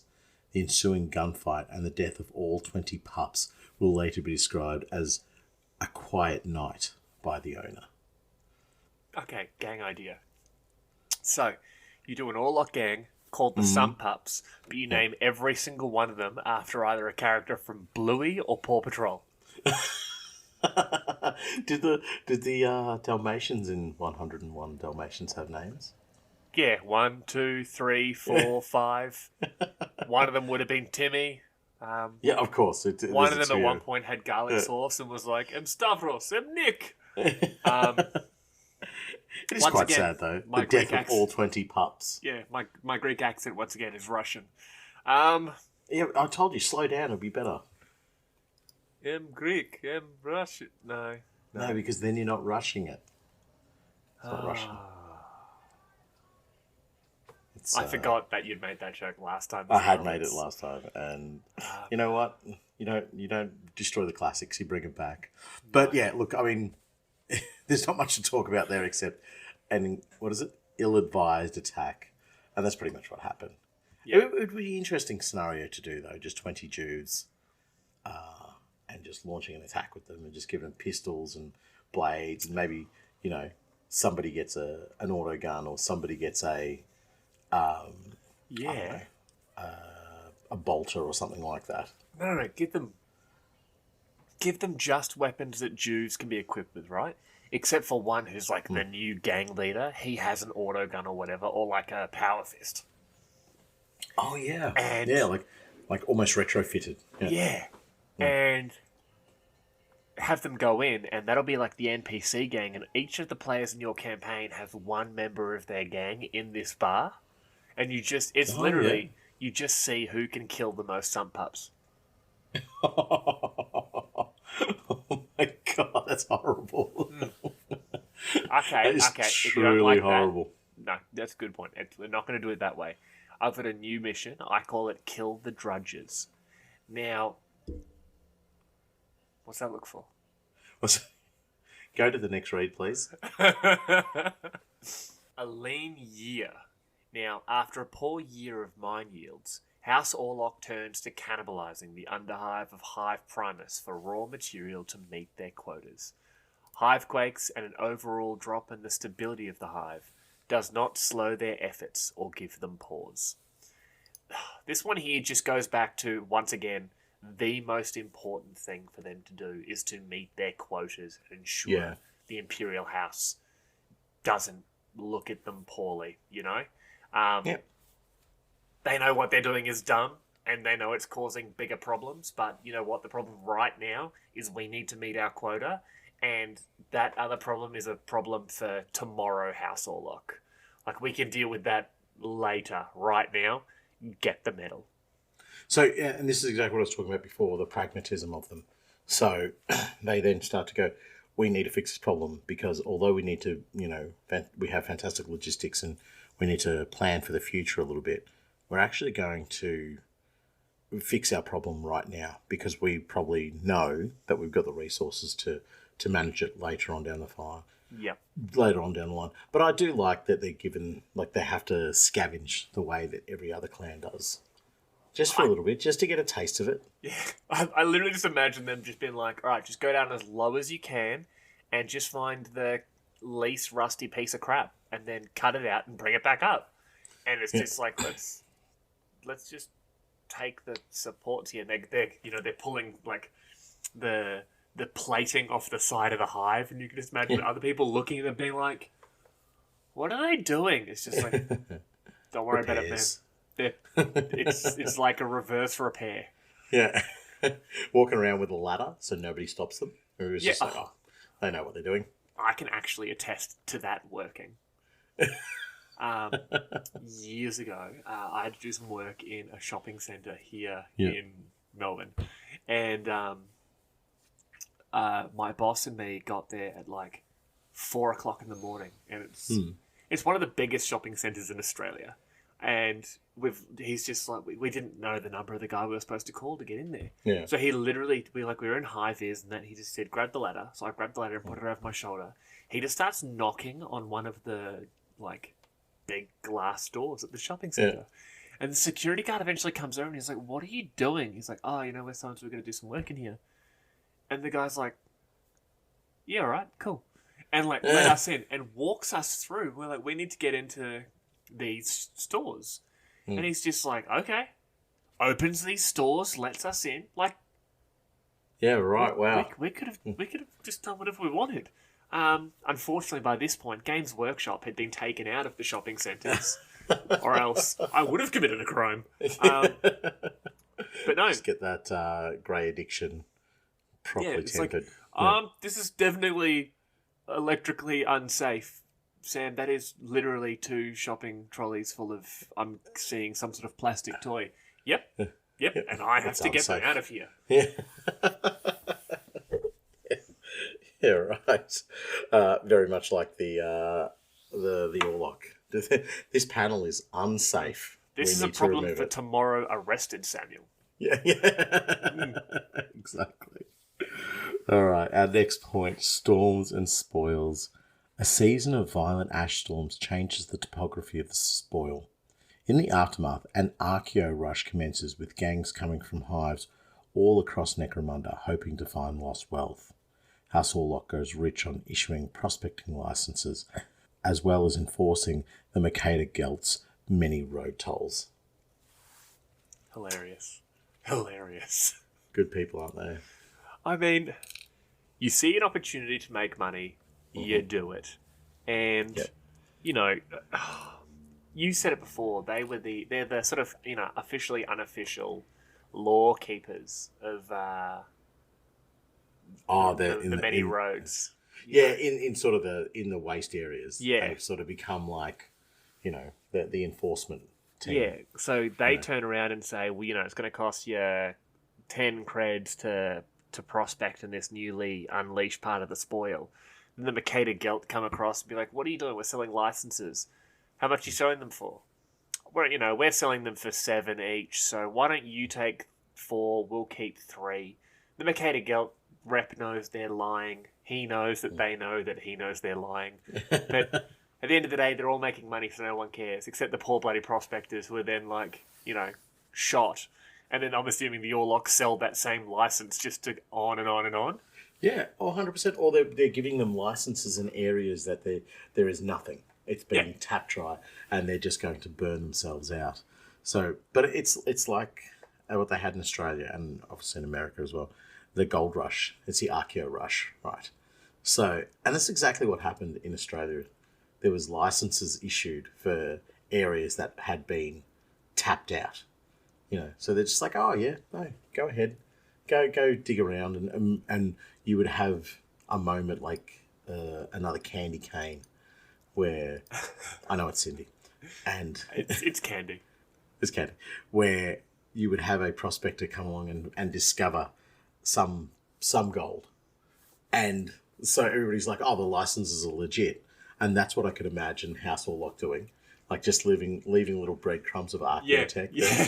And they're just like, I found something. And they're like, see, you need to get the licenses from us. We know the best spots. Yep. So you keep coming back to us. It's weird. Everyone who keeps finding archaeotech here has the same like bandana as you. Yeah, they're lucky bandanas. Yeah. Do you want to buy a lucky bandana? Yeah. Makeda Guilt just going, we'll take our tax on that one too. No, look, I mean, I'm going to say this is the last time I'm going to say it, but I'm probably lying to you, me, and everybody else. They are the evilest gang on Necromunda by a country mile. They're not. They are. We'll move into sort of the last section here, really coming into sort of the modern era of Necromunda. Now, dominance of the wastes pays the House of Iron in unexpected ways. The closing centuries of the 41st millennium see forgotten forces moving on Necromunda for the first time since the early years of Imperial rule, and House Orlock are on the front line of many of these shadow wars and wasteland conflicts. This is all obviously just building up to sort of what we know now has already happened with the Eranthian succession, and what we suspect is coming with sort of many other things. With it's always that sort of ties back to the heresy era, the golden age of technology era. It's sort of more of those feeding lines that we love so much from sort of the Necromunda sort of lore and content books. Yeah, no, I love this because we do see House Orlock play a major part in the Eranthian succession. Not necessarily in, they do. What do they do? There's like a couple of gangs in Sindarak City. They fight. They're one of the key allies with House Escher at Sindarak City. I don't know. I'm pretty sure the only two gangs that were at Sindarak City were Escher and Goliath, and that one just absolute nutter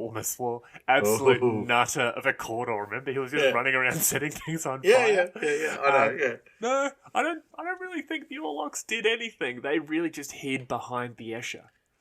No, they were there. They fought alongside them. It stated. I know it says it's like that the Orlocks fought next to them. The Orlocks were doing diddly bupkis during the Eranthian succession. They were doing reverse repairs on everything, were they? We're just reverse repairing. We're driving up and down some roads. We're reverse repairing what we can. Doing some diddly bupkis. Yeah, no. They were...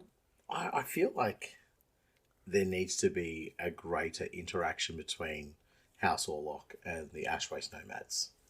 There just needs to be something a little bit more concrete. We know the prospectors have, obviously, the squats have a massive issue with the Ashwaste Nomads. We know, along the Dust Wall, there's a few issues. The squats have an issue with everyone who isn't a squat.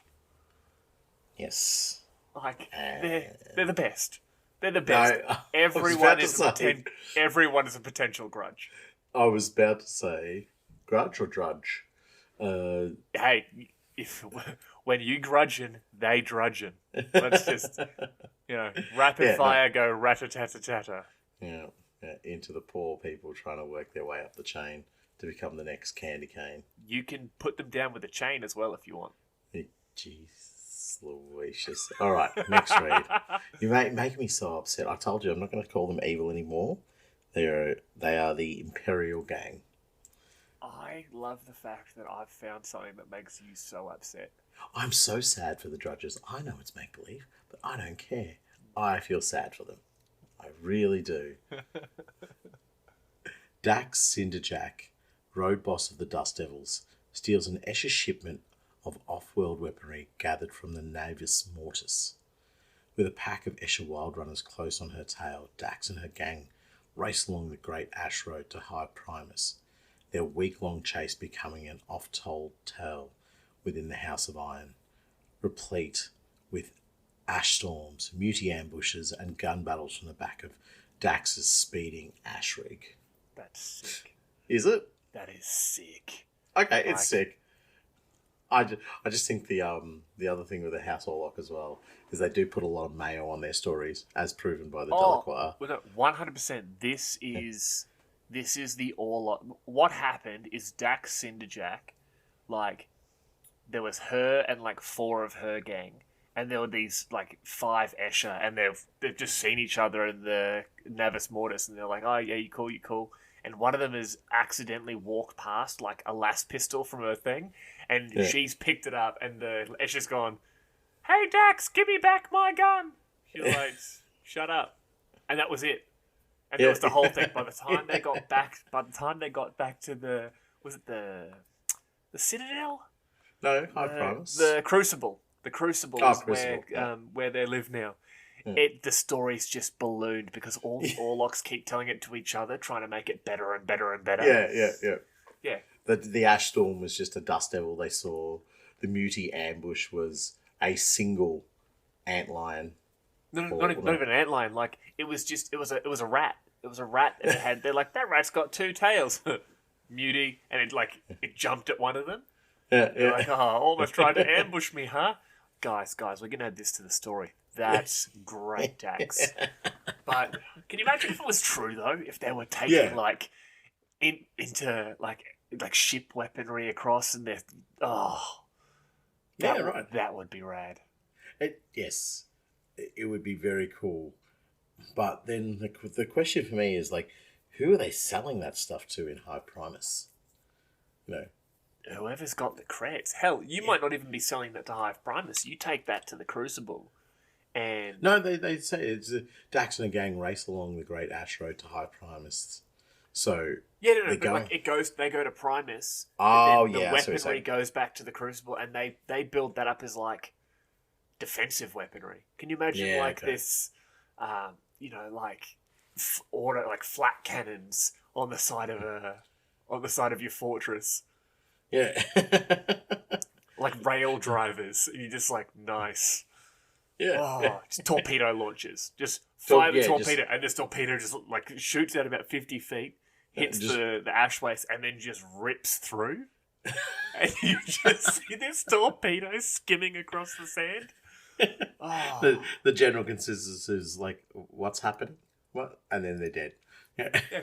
They're like, it might hit something, it might not. Either way, I really wanted to hit the button. Yeah. True.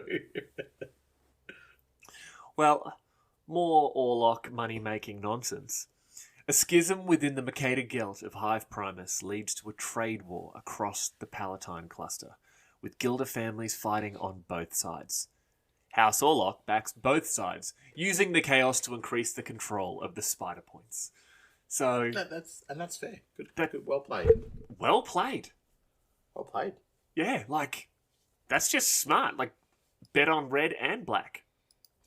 Yeah, you're going to win no matter what happens. But see, that I don't consider evil. I'm just like, that's the Necromundan way. You know what I mean? Try and come out on top all the time. And you're giving both of these families, or the Guild, the Mercator Guild, you're giving the Guilder families a chance by just supplying them with weapons. Yeah. So, here you go. It's also, so, you're saying to those Mercator Guild ones that either you're distantly related to, you've got good relations with, whatever, you're saying to them, stay out of this fight. Stay out of this fight. Trust us. We're going to put these two factions against each other, and then this faction that's going to be led by you seizes control. You all of a sudden become the head guilder for this whole settlement, this whole area. Like, well, I mean, it's High Primus, so exactly. you'd be chomping at the bit to get even 1% control within that area. Oh. Yeah. See, this is cool, House Orlock. Well done. Yeah. Well done, you little luckers, you. I wonder how many drudges they have gone through by now.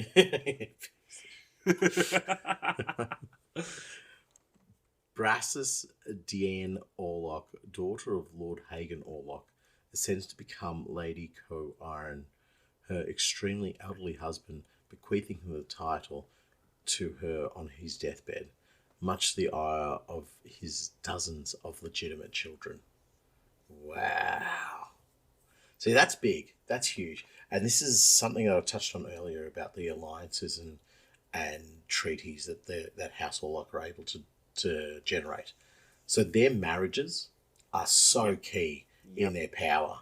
And so to have now a noble family that is basically attached to House Orlock through marriage. That is the daughter of the head of House Orlock. Yeah.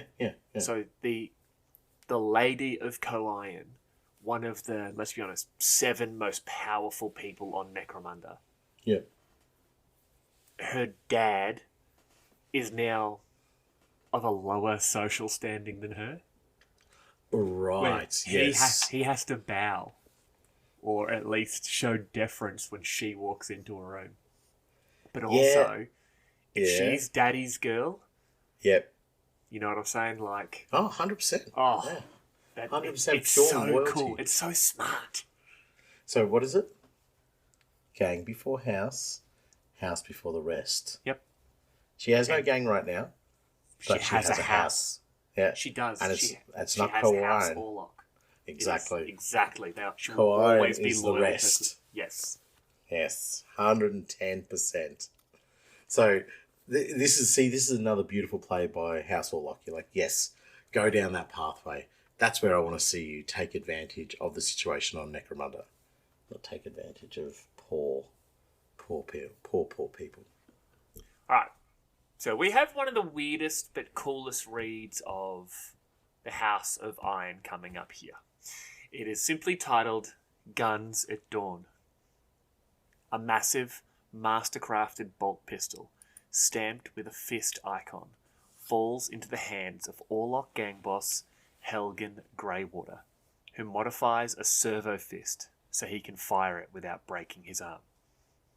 The gun turns out to be a mixed blessing, as it earns Greywater a fearsome reputation, but eventually spells his downfall when its owner returns to reclaim his property. It's just one of those very sobering moments where it doesn't matter if you're the biggest gang leader, you are the leader of a clan house, you are the second cousin 4 times removed of the Lady Co-Iron, whatever. When an Astartes is knocking at your back door, the back door's no longer there. It's gone. The back door is no longer there.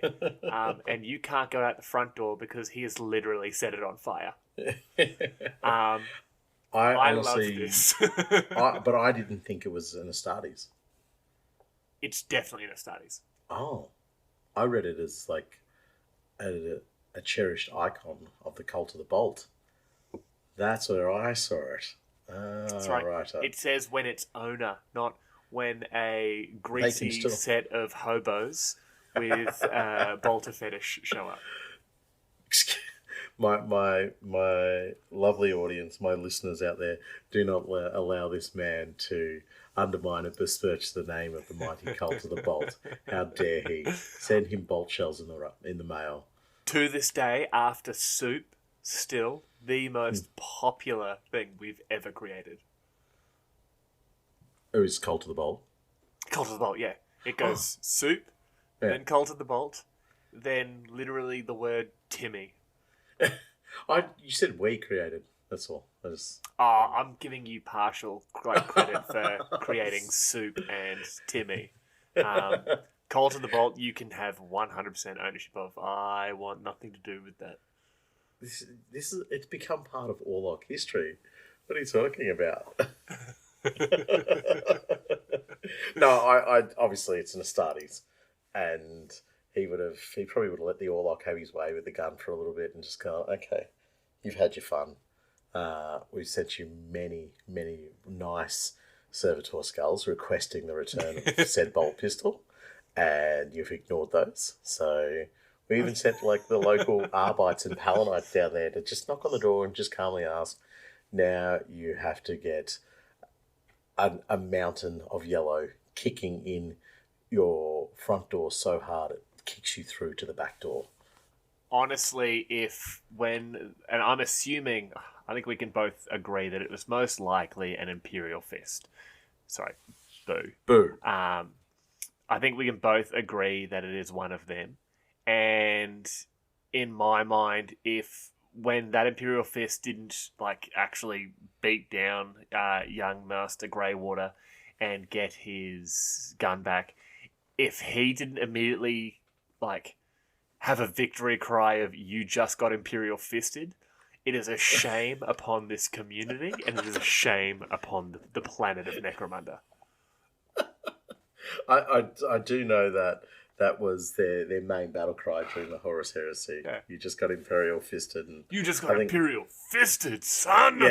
Yes, it was said with that amount of gusto, and that is probably the main reason the Iron Hands and the Iron Warriors and the Imperial Fists. I was going to correct you so hard.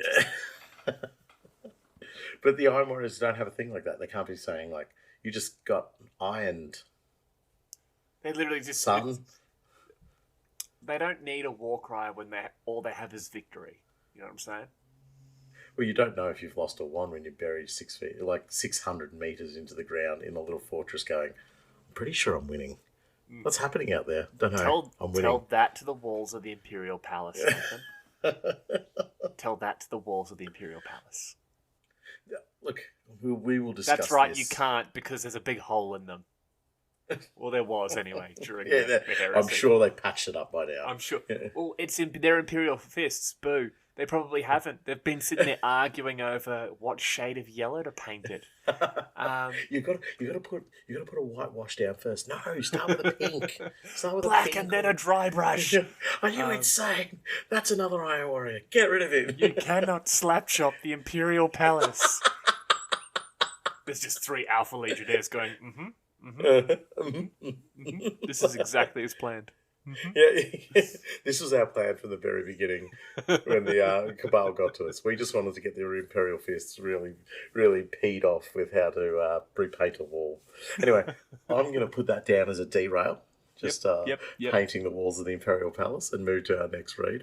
An unsanctioned expedition of Gilded families and Orlock gangs attempts to open a scavenging route into Hive Secundus. Secundus, baby. Yeah, buddy. When Lord Helmawr learns of the folly, he orders Lord Morrow to go after the expedition, and an army of Duster clans, Outriders, and Wreckers are sent into the ruined outer regions of Secundus, where they discover their kindred in the thrall of Xenos masters. Oh, right. So, remember our little bald-headed friend from the bar?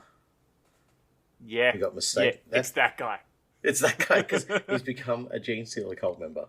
So he's just like, do you know what? I really like the cropped haircut look, so I'm sticking with that. So, do you know what? And I don't think it'll happen, but I would love for it to be expanded upon. This little footnote here, this Expedition to Secundus note in the House of Iron, expanded upon in the new Secundus box. You know, just that, finding Orlocks that are fully thrown in with the Gene Stealer cult. Yeah, well, I would love I'd love for there to be new rules in regards to sort of infecting house gangs and moving on like that. Oh, it would just be so good. Just the difference. Can you imagine a Gene Stealer cult aberrant with a Orlock servo claw? Yes. you'd model him up with the huge Orlock shoulder pads. You'd have the tattered denim vest because he's still one of the gang. Like, Yeah, yeah. oh, But like the shoulders, like I can imagine the shoulders and the arms growing bigger than the actual augmentation. So the servo claw arm. So it'd actually have like these huge muscles and this tiny little servo claw arm. yeah. But it's still just as fun. He's probably stronger than it now, but he doesn't have an arm to grow. But this poses the question for me then, right? Is what would happen to the drudges? They would be taking their drudges with them, yeah? They wouldn't just be leaving them behind. Gangers and even prospects and Jews can't be doing heavy lifting. Yeah, but these drudges, let's say I see them as the ones who first got afflicted by the gene stealer curse, we'll call it for them.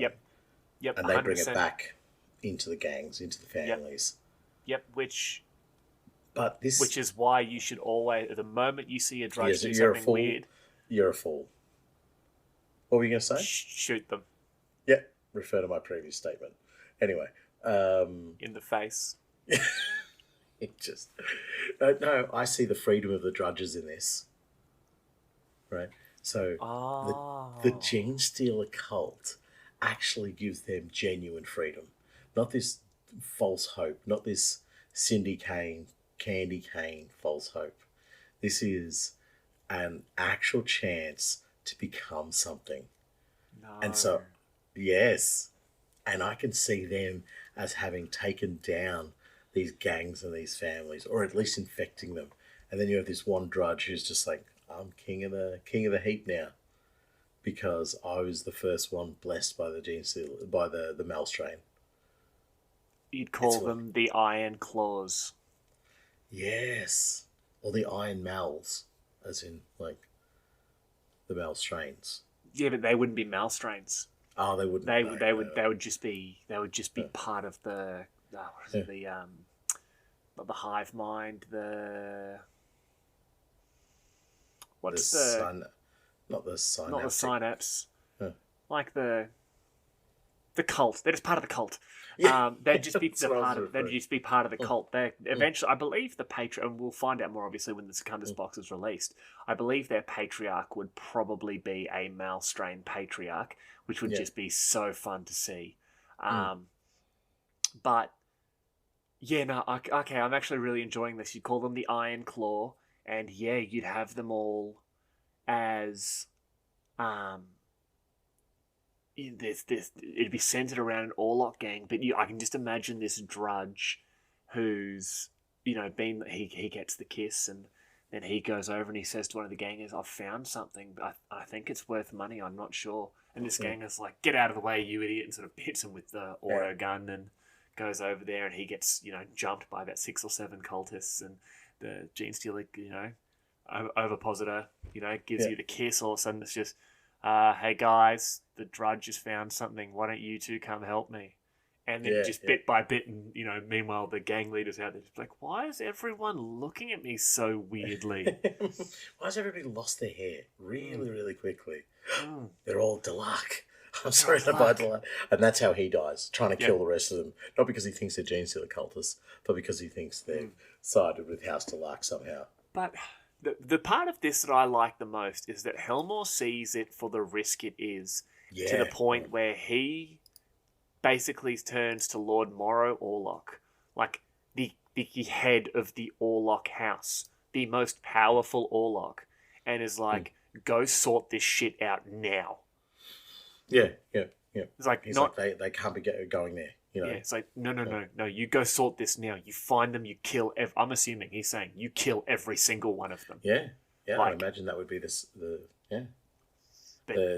edict would be go kill them all. But this speaks to what House Orlock are about as well, is they sort of set their own rules and their own missions a little bit. Like, we're going to Secundus. We don't need the clearance of Lord Helmawr, because gang before house before rest. So they're just like, they don't care if something's off limits. We're our own law. We are, we're the Imperium where the Imperium cannot be, and therefore we can wander off to Secundus without any fear of retribution or any fear of punishment. Yeah. But obviously they cop it. But anyway, sorry. We've only got one read left, but Yeah. I really like this point you've made. I sort of have a little realization then, more often than not, when you hear about an outlaw gang, it's an Orlock gang. Yeah, true. It's That is always very true. renegade Orlocks. Yeah. Yeah, like when what was it? Remember when the Orlock outlaws were helped by the other Orlocks, and then they got captured and then sold back to the slave guild? Like, Yeah. was it during the Aranthian succession? A bunch of Orlock outlaws, or was it during the Escher episode? One of them. I vaguely remember this. But yes. whenever you hear about outlaw gangs, I'd say 9 times out of 10 they're Orlocks. Yeah. And I think it is because of that. Yeah, it's my gang first, then my house, then everyone else. Yeah. But because of so many of them have to come from the drudging class, having to, fight their way out of that to become the gang, that I think it's that it's that prospect at being more than you are, which causes the Orlocks to be willing to really push the envelope more than anyone else.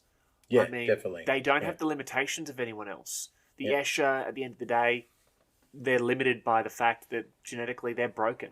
The Goliath are limited by the fact that they have most of them have such short lives. Vansar are cancer balls with metal ponytails. Well, I'd just say they're just limited. They are limited. The Delark are limited by what their house actually is. Yeah. Fish people. And the silent ones are guiding them the whole time. Exactly. Unless you're an outlaw. Unless you're an outlaw. Which is you don't really do that in House Dark. But yeah, so and Cawdor. And then Cawdor was just Cawdor. Yeah, they couldn't. I was going to say something else there, but they couldn't organise a fist fight in a boxing ring. There we go. Thank you. I have another way of saying that, but it's not good for the podcast. So, drink in a bar. That drink in a bar, that's the one I was thinking of. They couldn't organise a drink in a bar with a fistful of 50s. Exactly. And this is the what I'm Orlocks saying. don't have that limitation. No, they don't. Because the drudges are now, once the drudges are brought up, they go, okay, where's my loyalty to? Okay, to my gang. But now I am free. I'm free. Like, I can start doing whatever I want, provided that my gang survives. Yeah. And that's all they're focused on. And so they don't care that anything could be coming after them. They don't care that they're putting their house under a little bit more pressure. It doesn't bother them because as long as their gang is there. But I still hold true to the thinking that House Orlock almost see themselves as the agents of the Imperium, where the Imperium cannot be. Yeah. And so there is this arrogance and this, I guess, sense of power that no other gang in that position would be able to reflect. And they see themselves as a tool of the Imperium. But, okay, we're talking a lot when we have, 1 point left to read before we get out of this one. Yes, gang ideas. I actually think my gang is going to be Gene Stealer Cult and not the scaled fist from before. No, shush. This is my idea. No. The last reading point here before we move on to the next section. Plans decades in the making, very deliquation, come to fruition, and a mysterious object found in the wastes is secretly brought back to the court of Lord Morrow Orlock. Though not even his closest advisors or many children know what it is, they detect a change in their father. Morrow becoming more secretive and muttering to himself about the return of the Iron Lords. What's that about? I wonder what this could be about. Mayhaps some sort of enormous Aranthian robot killing man. Do you know what? I'm going to say that is the most accurate guess that we can come up with. I think it is most certainly one of the Lords of Iron. It's certainly not the return of Ferrus Manus. No. That's right, Iron Hands players still coming at you. See, and many years ago when this book was released, and we all looked at it and we're like, oh my god, I wonder what it could be. None of us would have guessed that it was going to be this horrible schism splitting Necromunda into 3, 4, 5 different factions. Yeah. And having literally half of our favourite locations either burn down or blow up, and then Ronti gets shanked, and then you have 2 idiot Australians with one of them ranting for, I think it was about 6 hours, about how caryatids are trying to overthrow the Imperium. Yeah, see, I think, what a beautiful place to have got to. The flapping of the butterfly wings is the Iron Lords, that very last bit. And the tsunami is your nonsense about caryatids. Your less than truthful nonsense about caryatids. My theories. Right, okay. That's a very loose term for them.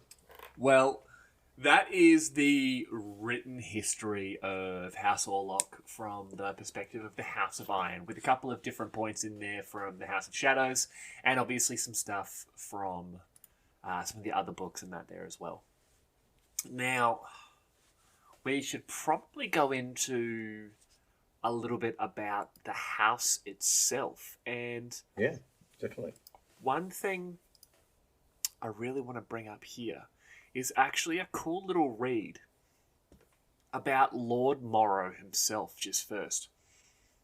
So he's been mentioned a couple of times. He's obviously the current head of the family of Orlock, and it is Lord Morrow Orlenius Orlock. Orlenus? Orlenus. Lord Morrow Orlock.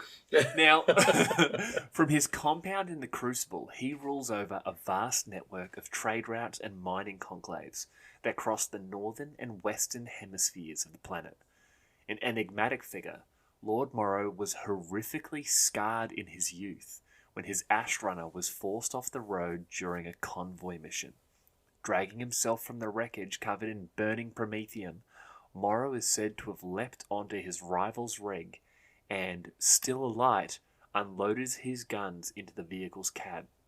These days, Morrow seldom leaves his workshop beneath the Lucky Six, and when he must attend clan gatherings in Hive Primus, he does so concealed under a heavy storm coat and Ash Rider mask.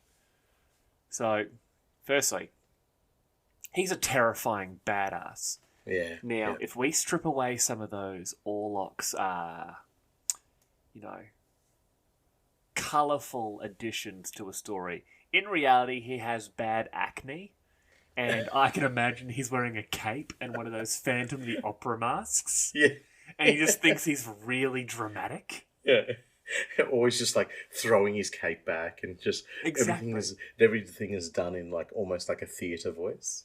Like singing his way as he discusses like what next best thing to do with the drudges.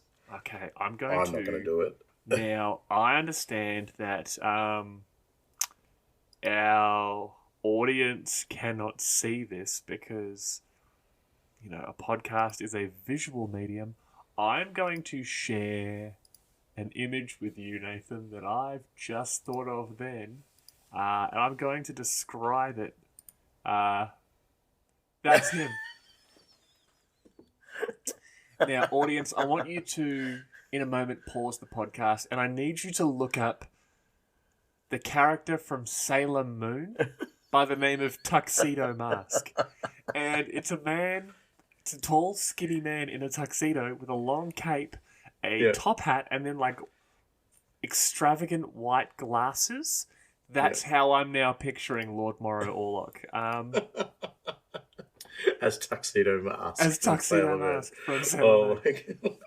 And just has, untold amounts of people on the payroll just generating horror stories about him. And that's how he builds his reputation.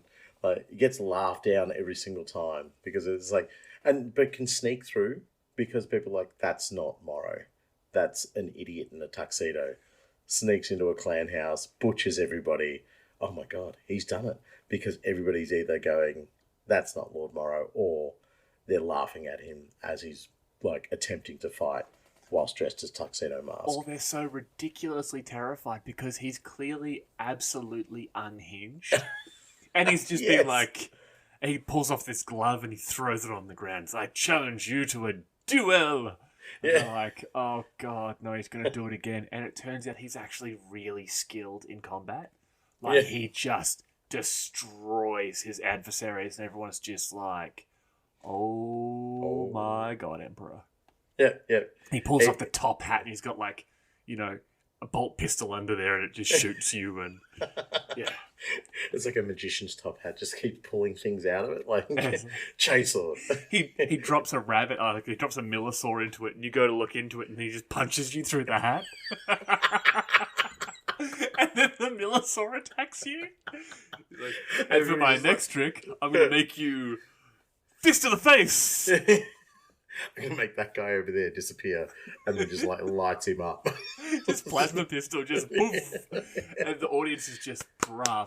Yeah, like even though they're getting killed, they're just like, this is the best show I've seen in Necromunda in years. This Morrow, you say, is it? Amazing. Yeah. Morrow, I hope he's here fabulous bastard. I hope he's here tomorrow. You ruined it. But, yeah, so...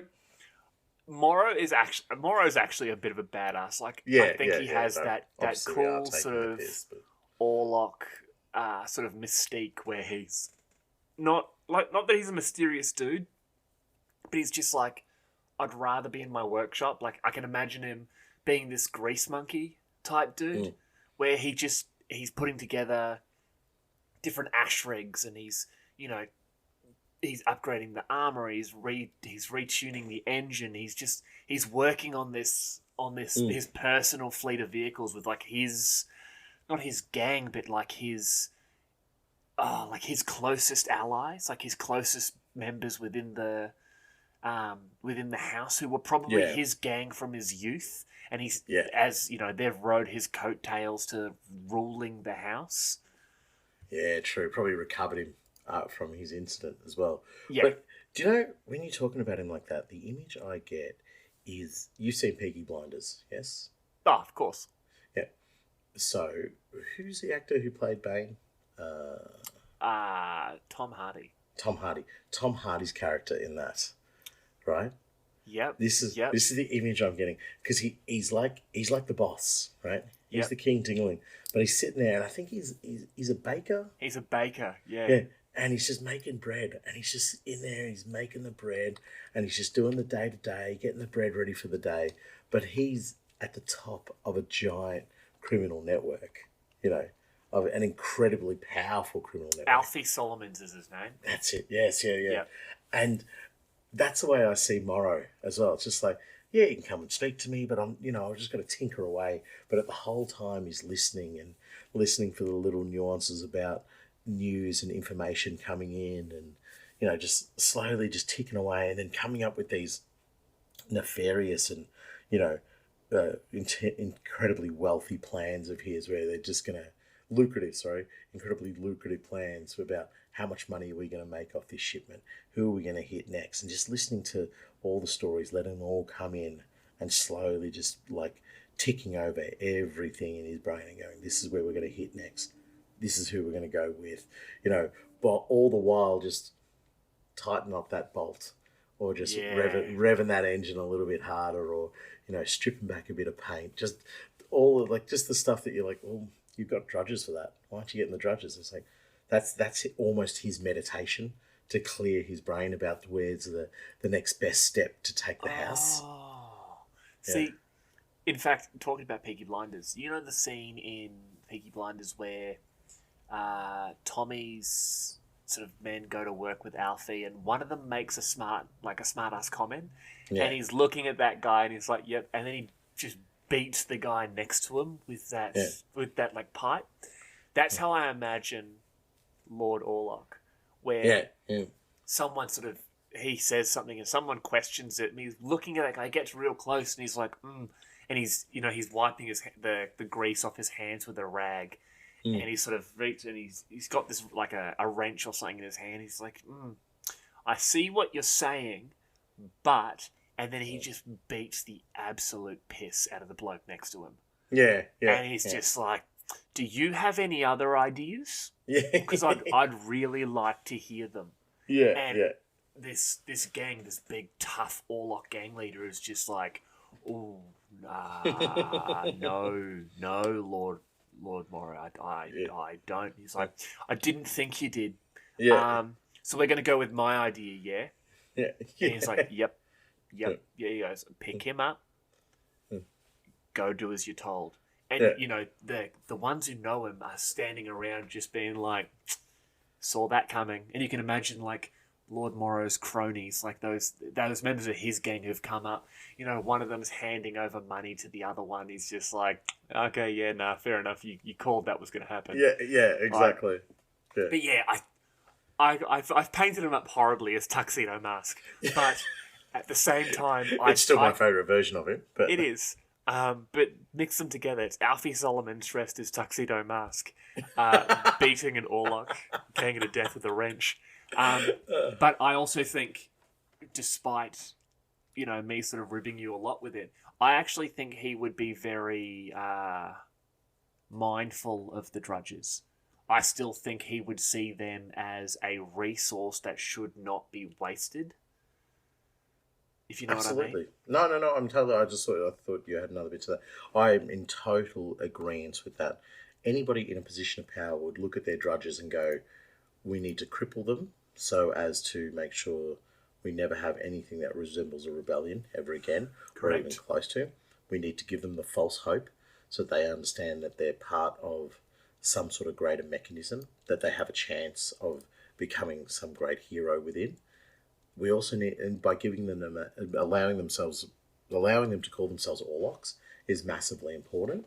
You're part of us. You're just the lowest part of us. You know what I mean? Yes. And but then being mindful that they are as vital to the success of House Orlock as the vehicles are that they maintain, as the gangs who go off and do the fighting, because without them, they lose their manpower, and without the manpower, they lose their mining, and then they're cactus after that. They control the roads, but the roads can be controlled by others. The mining is a completely different kettle of fish, and it actually states it in the House of Iron, where there is a mine. I think it is Big Hole. The mine was Big Hole, and it's House Goliath. It's actually the noble house Co-Iron, who are trying to secretly sell off one of the mining contracts of House Orlock to House Goliath. So it's not the mine per se. It's the contract, and it's at Big Hole. But the Goliath are pushed to the point where they're just like, well, we'll just destroy the whole thing. So we're going to nuke the entire joint rather than allow it to be taken over by House Goliath. And logical response. Exactly. So when you look at your Drudges, you would be looking at them and going, oh, we need to keep all of these in line. We need to show that we are not we're not compromising in any way, shape, or form. Do you know what I mean? And this show, and this is what I was talking about earlier in the episode, that they just don't have that unflinching nature about them. It's like you blink, and that's where I could see Morrow dealing with the Drudges. It's like, okay, we'll keep them happy as we can. We kill off some where we need to, blah blah blah, but we don't blink against them. No. If we give them all opportunities to be better than what they are, like within a framework which doesn't give them any opportunity, but we give them that perception, and then we're in control of them. So yeah, I'm with you. I think he would look at the Drudges as one of the key, most critical elements of his industry, but would not have any fear in wiping out all of them if it meant the future of the house. future of the house, but also the reputation of the house is held intact. Yeah. Yeah. So, yeah, I'm totally with you on that one. I think Morrow or Tuxedo Morrow is an excellent character. Tuxedo Morrow. Oh. Okay. Is there any miniature that looks like it's wearing a tuxedo? Yes. Yes. Lord Alfie Tuxedo Morrow. Tuxedo Morrow. Oh, what is its name? It's an Age of Sigmar mini. It's like a father and daughter witch hunter pair. I'm looking them up right now. Boom, there it is. Okay, I'm going to share this to you. It's Galen and Doralia Vendenst, and I'm pretty sure we've talked about this before, but you could turn that into a tuxedo very, very easily. Yeah, it looks very much like a 40k tuxedo. Yeah, it's a 40k tuxedo. He just needs the top like hat. A top hat. The top hat's easy to do. You can do that without thinking about it. Yeah. Absolutely. I'm in total agreement. Oh, Tuxedo Morrow. Come on, the Hexbane Hunter's right there. He's already got the top hat. No, that's a isn't that a stovepipe hat? That's what I think they were called. It needs to be a proper. It does. It needs to be a proper top hat. So it's definitely Galen then. Yeah, Galen. Yeah. Okay. Beautiful. Tuxedo Morrow is a go. with a Millisor, just like the Millisor fist. Yeah, I love that. I love that. That's his signature move. He just like makes him look at the hat. Can you see the Millisor? Where is it? God damn you, Alfie! Again. But okay, so let's talk about the house industry. We've talked about the leader of House Orlock and his moonlighting with a bunch of sailor women. Yeah. But let's talk about the house industry. So why don't you start us out on the first one there? Sure. Like, I mean, the obvious one that we talk about is the mining operations, and we've talked about it quite a fair bit. Probably not in depth, but everybody should know that House Orlock is house mining. On Necromunda, mining industries take many different forms. Unlike other worlds, where mines are cut deep into the raw earth, machines sifting through the virgin crust of a planet for its mineral wealth, Necromunda miners must work harder to extract their ore. In fact, most raw materials drawn from the blighted hive world are not carved out of its depleted core. The majority of these ferric veins long ago tapped and drained by the world's ceaseless industries. Rather, ore comes from from sieving through the spoil of ancient mining operations, looking for rare elements past generations might have missed or considered unworthy of their attention. The largest region where this takes place is the aptly named Spoil, the artificial mountain range created by millennia of industry, and the Spoil is run by House Orlock. But what they're actually running is these horrendous like camps that are just covered by toxic skies. They're crappy little mining outposts. There's nothing glorious or I guess lucrative about what they're doing here. And it even says that the drudges are wearing scavenge respirators and wrapped in whatever protection they can find. So you just imagine their sole form of protection is this respirator, and it could be a century old, and it's stitched together or it's held together whichever way it can. But the rest of them is just wrapped up with, some sort of protective material. They go, we found this strip of anti-rad bloody bandaging or something. So I'm just going to wrap that around my hands and my arms and so forth. I'm hearing it, Sam. I'm smelling it. Gang idea. Nah. There's no gang idea here. That's a terrible idea. No, gang idea. Yes. Anyway, I'm going to say that one for the end of the episode because you've already stolen my other gang idea. I'm stealing that one now, actually. No, you don't know anything about it, so stick it up your nose. So, but it says even the use of ancient mining machines and monotask services barely makes the labour easier, and there's always a need for raw muscle to extract the ore from the spoil. So it just shows that the drudges are so important here, because the machines go to cactus out there in the radiation. The capacity to maintain your materials and your items out there are just absolute garbage, and you need boots on the ground to be able to make this happen. And I mean, I work in the drilling industry, so I've been to a few mining sites.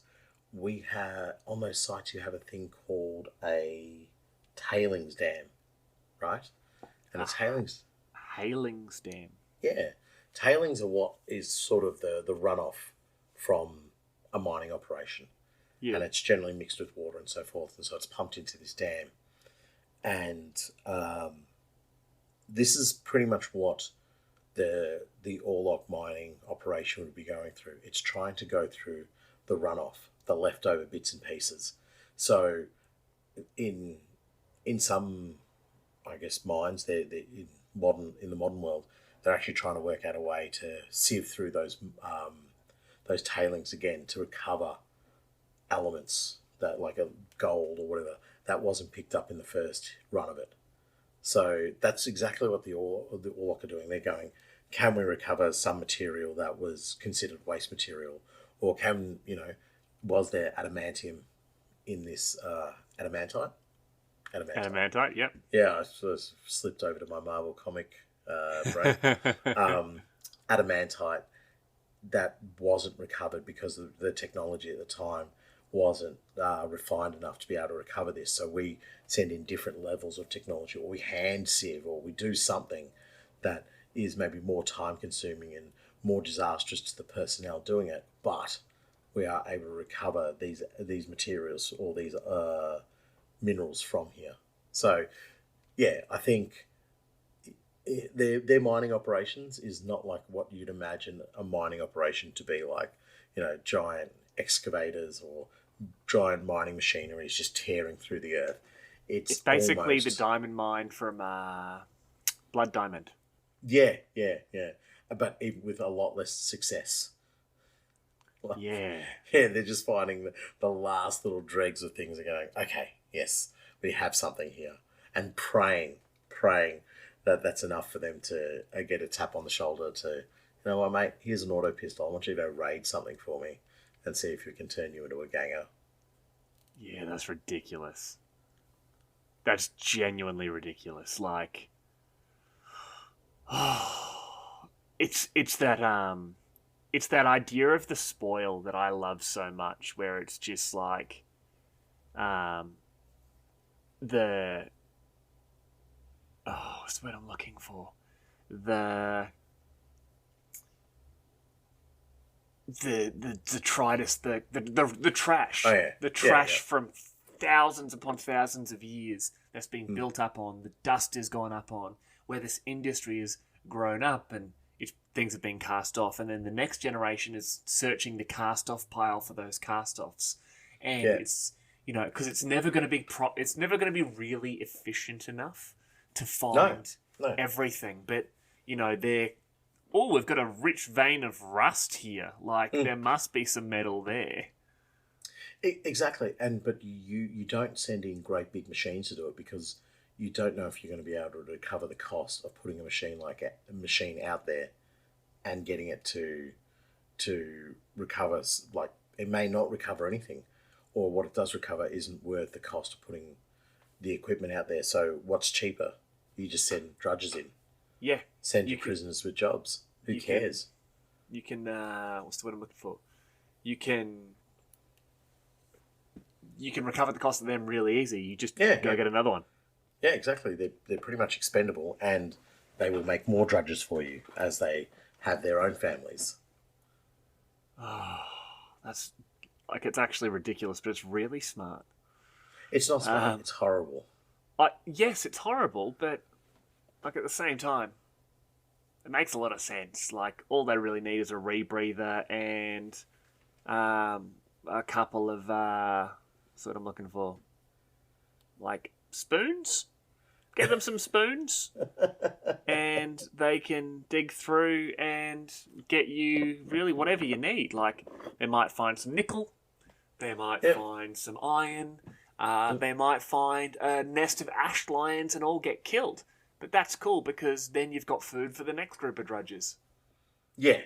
Well, lucky them. But Drudge souffle. That's disgusting. They don't get to eat the ash lions. That's for gangers. Yeah, that's actually got like good quality protein in it, not rat afflicted proteins. They're drudge fed, so you know they're nice and fat too. Yeah, true. But yeah, I think the mining operation that we talk about, it's almost sad. It's like they control the largest mine and they control the largest production of minerals, and yet their mines are just almost trash. You know, they wouldn't be considered mines on other Imperial worlds. I think it's also a bit of a generalization. Like, we know that Necromunda has had 10, 20, 30,000 years of industry to grow on it. But every now and then, I think they'd find genuine seams of metal and just be like, hot damn, what is this? But like, we talk about the mining operations on the spoil. There's also the mining operation of recycling. Like, they would be finding destroyed vehicles, and you know, they'd be taking trips out to the Navis Mortis and ripping, you know, unrepairing the ships and taking off armor plating, and you know, like old Dex did when she you know, she found all those those ship weapons. Definitely wasn't 2 slingshots and a paperclip. But there's also that mining operation, so they'd be getting medals from that respect. But all mining is finite, we know that, but Orlock mining just seems to be a little bit more finite than anything else.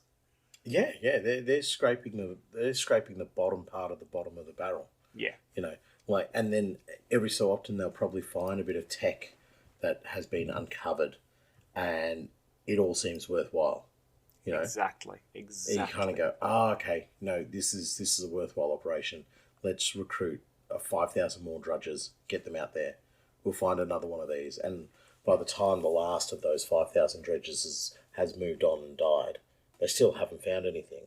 But then that's actually a drudge promotion. Yeah, you're promoted to corpse. Yeah, do you know what? And it actually is. You're taken away from that nonsense false hope that House Orlock provide.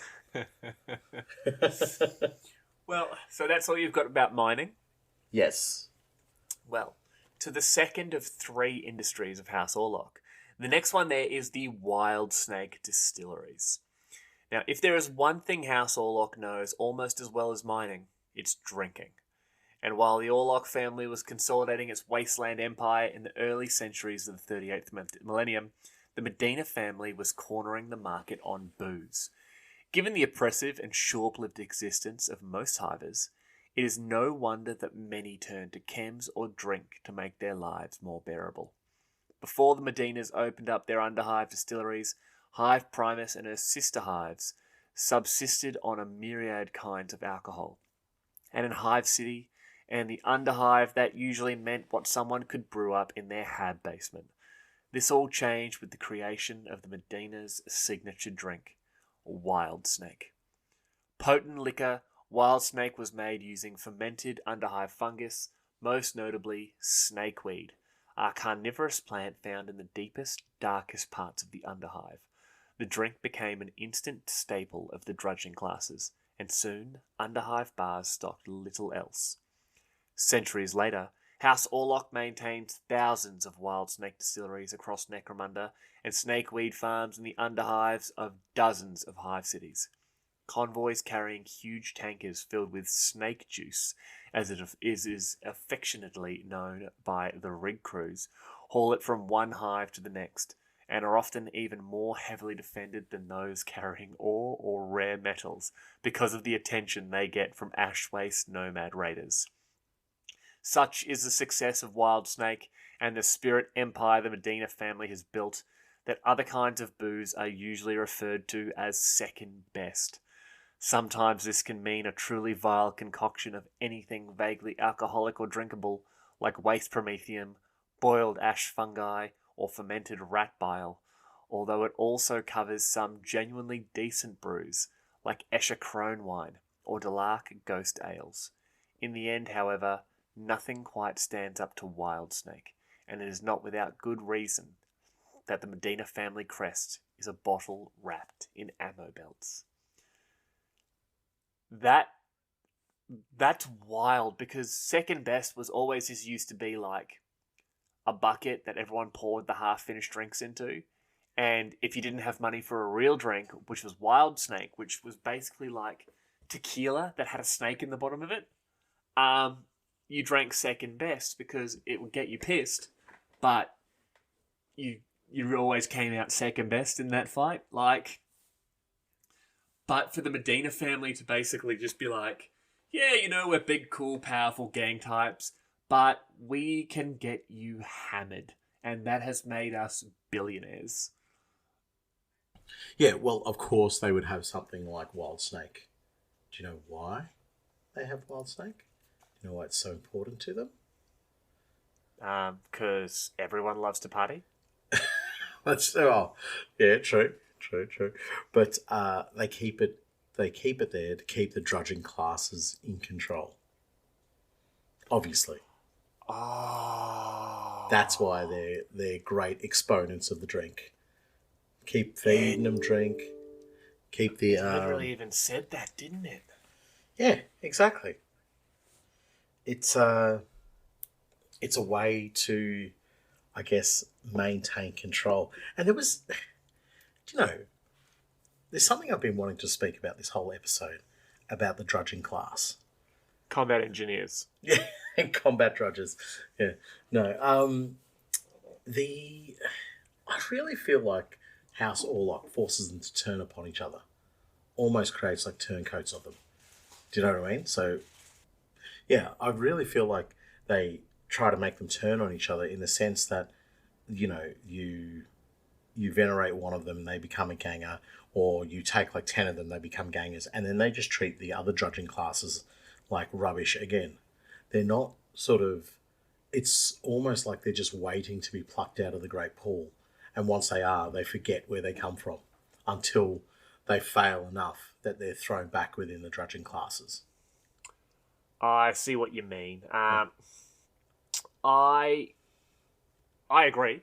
I don't think they forget where they come from, though. I think they ensure that they remember enough of where they come from that they know they never want to go back. Oh, okay, yeah. No, when I say they forget where they come from, as in they disassociate themselves. Like, I grew up on the streets, but now that I've got a little bit of money in my back pocket, I'm no longer Jenny from the block, Yeah. I'm Miss Lopez. Yes. No, I was about to say Aykroyd, but she didn't marry Dan Aykroyd. She married... another one. James. Johnny. Jim. No, she married Ben Affleck. Ben Affleck, yes. I'm Miss Affleck now. Mrs. Affleck now. I'm Mrs. Affleck now. Yeah. Yeah, no, they really do. They almost... I'm trying to think of a way to describe them. Almost like class traitors.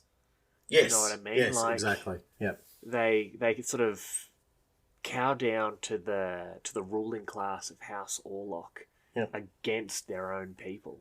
Yeah, and then eventually, like, if they, as I said, if they mess up enough, they get thrown back into the mixer, which it just doesn't make sense. Anyway, my thoughts about Wild Snake.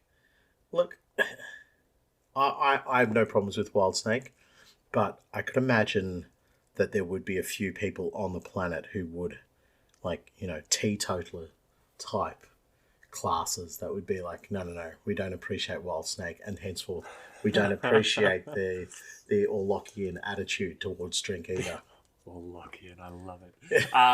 Yes, I can just imagine, like it says in that Wild Snake Distilleries read there, where they protect those convoys carrying snake juice so powerfully because of the Ash West Nomad raids and all that sort of stuff. But I can also imagine like these hordes of Cawdor, like chasing down the convoys, not because they want it, but because they don't want anyone else to have it. Yeah, exactly. And sort of like straight edge, straight edge war boys, where they're trying to put holes in the side of it, so it's like no drugs, no alcohol. Yeah, no alcohol. What are they? No fun. No, were they called? Was it Prohibition Busters? They were I think they were the Prohibitionists were the one that were for Prohibition. Yeah, maybe the Prohibition Busters. I can't remember what they were, but yeah, they're like for pro, but like a militant arm of prohibitionists. Yeah, who just like actually take to the streets to do it. There's another country in the world where it's famous for the women like dragging their husbands out of bars and stuff like that, and just like dragging them home and like grouping together. I can't remember where it was, but that's it's here. It's Melbourne. My wife did that to me like 3 weekends ago. Apparently, it was time to come home. Yeah. I disagreed. I wanted to finish my. Bundy and Coke. Oh, sure. The old fighting diesel. And I don't drink Bundaberg. The truth of this story is that he was in a GW store and had pulled out his wallet, and his wife was like, no, come here. You said you were going in for a paint. Yeah. What are all these boxes? Yeah, exactly. And you have no paint. In fact, you never buy paint. Or just contrast now. Yeah. After last year's art. Hey, all I will ever buy is contrast and maybe more white for dry brushing. But militant teetotalers, I really like that as sort of like an adversary for the Orlock. Yeah, and there's been going around. But I've got a question for you. What do you think the Ash Waste Nomads are doing with the wild snake, other than drinking it? Like, do you reckon they just get munted on it? No, fuel. Because this is like super concentrated. What are they fueling? No, like lamp fuel and for flamer weapons and that sort of thing. They don't have flamers, do they? Yeah, I'm sure you're wrong. I'm like 40% sure. I'm 60% sure you're wrong. Okay, so between the two of us, we have 85%. Yes. Yeah. We're not scientists, folks. I'm not a scientist. That's why we pay Wonka. Yeah. Do we pay him? I thought you were paying him. I thought you were. I thought you were paying they have venom casters. Oh, yeah. They're definitely flamers. Yep. Or they have venom casters. Yep, there's also flamers. Yep. Or... they also have venom casters. I really need to find a flamer and quick. Venom caster and venom caster. Say venom caster one more time, please, just for the audience sake. Here we go. Sorry, man, you were wrong. They do not have flamers in their house list. So I guess that's a Nathan correction. Yeah, well done. Good one, buddy. Well, yeah, I don't know, like for like lamps or some sort of like Molotov. They must have Molotov cocktails or something. Hold on. What about this is grenades, folks just hopefully rocket packs. There you go. They would fill the for like their rocket packs and stuff, like as in missile, like for rocket launchers. Okay, folks. The charge casters, because it fires rockets, they could use it as a liquid fuel. So I'm trying to get it out to your audience. Just be mindful. Just be patient with Sam over this period of time. He's clearly grasping at straws. He is in dire need of correction. And as a community, let's support him. Let's be there for him, yeah? Could you not use purified alcohol as fuel for rockets? No, I'd be using it on my lamps. Yeah, there you go, boom. Lamps and rockets and flame weapons, if they can ever find them. Yeah. There you go. That's what the nomads would use it, obviously, and also to get rip snorted. That's what I'm getting at. Oh, that entire process down the windy road of your brain was for me to come up with a gang idea of like just absolutely munted out of their brains, pissed off their nuts, Ashways nomads. They I love all it. have insane the entire game. Oh, yeah. Yeah. You just play them because once you get to the marketplace you can still buy like normal marketplace stuff. Yeah, just buy all of them, as much alcohol as you can, as much flame weapons as you can, and yeah, that's a good one. I got a gang idea from this as well. Yeah. It was the like super militant teetotaler Cawdor. Yeah. Like They would look cool. but I would actually do them that they would take the alcohol, turn it into fuel for their vehicles, but also like fire bombs and stuff. You would actively play them as they're capturing it to use it as weapons against the non-believers. I just love the fact that you're obsessed with the its fuel. You're just like, oh, it's fuel. It's fuel. That's all we use it for. Yeah. Yeah. But I went over it, and venom casters. You could put it in a venom caster. Well, it would be like if you put a bit of Bundy in there, that definitely would be. Yeah. Yeah. Okay, so just quickly, for all non-Australians, Bundaberg is a type of Australian rum, also commonly known as fighting diesel, where basically normal humans drink Bundaberg rum and immediately want to fight a polar bear, which just at the same time happens to be the I was about to say logo. It's not the logo. It's like the mascot. The mascot yeah. of the booze itself. Of the actual booze. Yeah. That's what I'm imagining Wild Snake is, but it's also mixed with tequila and has like actual like diesel in it. I can imagine they would use, obviously not a polar bear, but what do they call them? Big clicky claws. Amble. Amble. I get an ambot in my head, and I'm like, it's not a bot, it's a thing. Yeah, so they use like an amble as their mascot, but like after many failed tests, they just have a dude just dressing up in a suit now, as opposed to like trying to use an actual amble to promote their drink. Yeah, because some dummy dumb Orlock got an amble absolutely shit-faced and guaranteed that thing just tore his way through a settlement. Yeah, exactly. And everyone's just like, oh man. And like the couple of the surviving Orlocks look around and be like, yeah, you guys saw those nomads, right? That's why there are no bodies. Yeah. And they attacked everyone. And they're all just like, yep, absolutely, yep. And the story just gets eventually so big that it's just like this horde of nomads came out. They attacked the settlement. We fought back valiantly. And, you know, at the end of the day, the nomads just sunk back out into the wastes. We couldn't find them.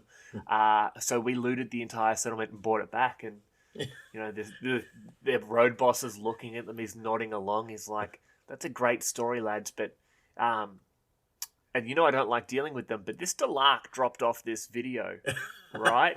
and it's the two Orlocks, one holding a funnel and the other one just pouring fighting diesel into this amble's mouth. And they're just like, the road boss chug. Yeah. And the road boss is just sitting there just being like, but for real, let's tell people that because I really want to see what you guys found in the settlement. Yeah, exactly. Also, if anything looks like an amble, anything, shoot it. But we don't want because he's obviously got a taste for it now. So we are the biggest suppliers. We need to make sure it doesn't come anywhere near us. Beer bonging scenario idea. Yeah, beer bong the amble. That's the scenario. Yeah. Beer bong the amble and then run away from it. Yeah. Exactly. All right. Oh, anyway, yeah. Wild Snake, good unless you're Cawdor, bad. Yes. Done. Yes, unless you're Cawdor, bad. Well, that's really industry. There is a third industry which we've covered over a lot already, and it is genuinely the drudges themselves. And we've gone into it a lot already. I think we can both agree it's actually pretty shit. and the mindset that they literally have this industry of human or like harvesting humans for their own sort of militaristic ends. Yeah. A lot of it does go back to a lot of the N95 books and that, where typically Orlocks were known for like press ganging, sort of like your general hive scum into these prisoners with jobs type situations. So it's actually been there for quite a while. Yeah. Oh, look, I understand that, and I've said it multiple times in this podcast. They are the Imperium when the Imperium's not there. So, yep. And that's very much how the Imperium operates as well. You know, even at a PDF level, it still gathers the horde and says, "Okay, city's under attack. You are now part of the PDF." You know. Well, the PDF, the Imperial Navy, anything, penal legions, or hell, it's just, hey, we need bodies, and guess what? I just checked, you've got a body. Exactly. And I know you're understanding me because you're trying to get away from me. So perfect. You are and actually that's one of our why I top have tier. this shock code and bzz. Yeah. You're now our top tier candidate. Welcome aboard. So look, I mean, yeah, we you're right. We have covered it a fair bit, but it is one of the reasons why I was quite blown away by how nefarious the Orlock can be. From an outward perspective, I did not expect it. But then having read a little bit more, I was like, oh, I think that's why it bothers me so much, is because I didn't expect it.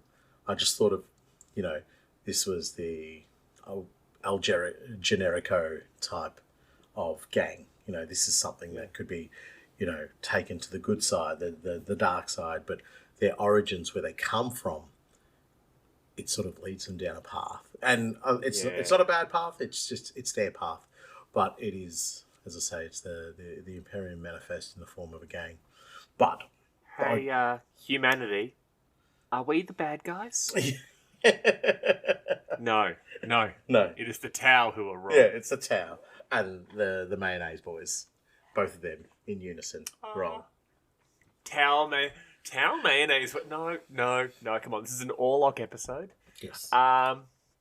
Okay, so why don't we look at some of the sort of unique unit options for House Orlock that they could take in their gangs there? Why don't you start us out with the Wreckers? Yeah, absolutely. I will say these are by far my favourite unit in the gang roster. They're well, actually, do you know what? I probably could ramble on about them a bit, but I'll just do the little section from the book because it does cover them quite nicely. Traversing the bad zone of an abandoned hive manufactorum or the ash waste is an undertaking fraught with peril, and most sane individuals that are forced to do so stay within the sealed confines of their vehicles. Wreckers are a little different. Drawn from the young prospects of House Orlock, Wreckers use homemade jetpacks to clamber outside their rides and leap from one vehicle to the next.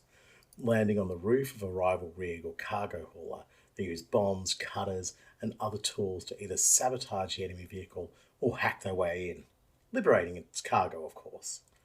Then, as the targets erupt in flame or pitches over into a death roll, they leap away to safety. Hopefully. It is a job. Yeah, you really hope. Yeah, it's the way it's written in the book is beautiful. It's like safety and then ... It's like they're just jumping. They're like, well, this is a frying pan. I'm going to jump off it. Hope I don't land in the fire.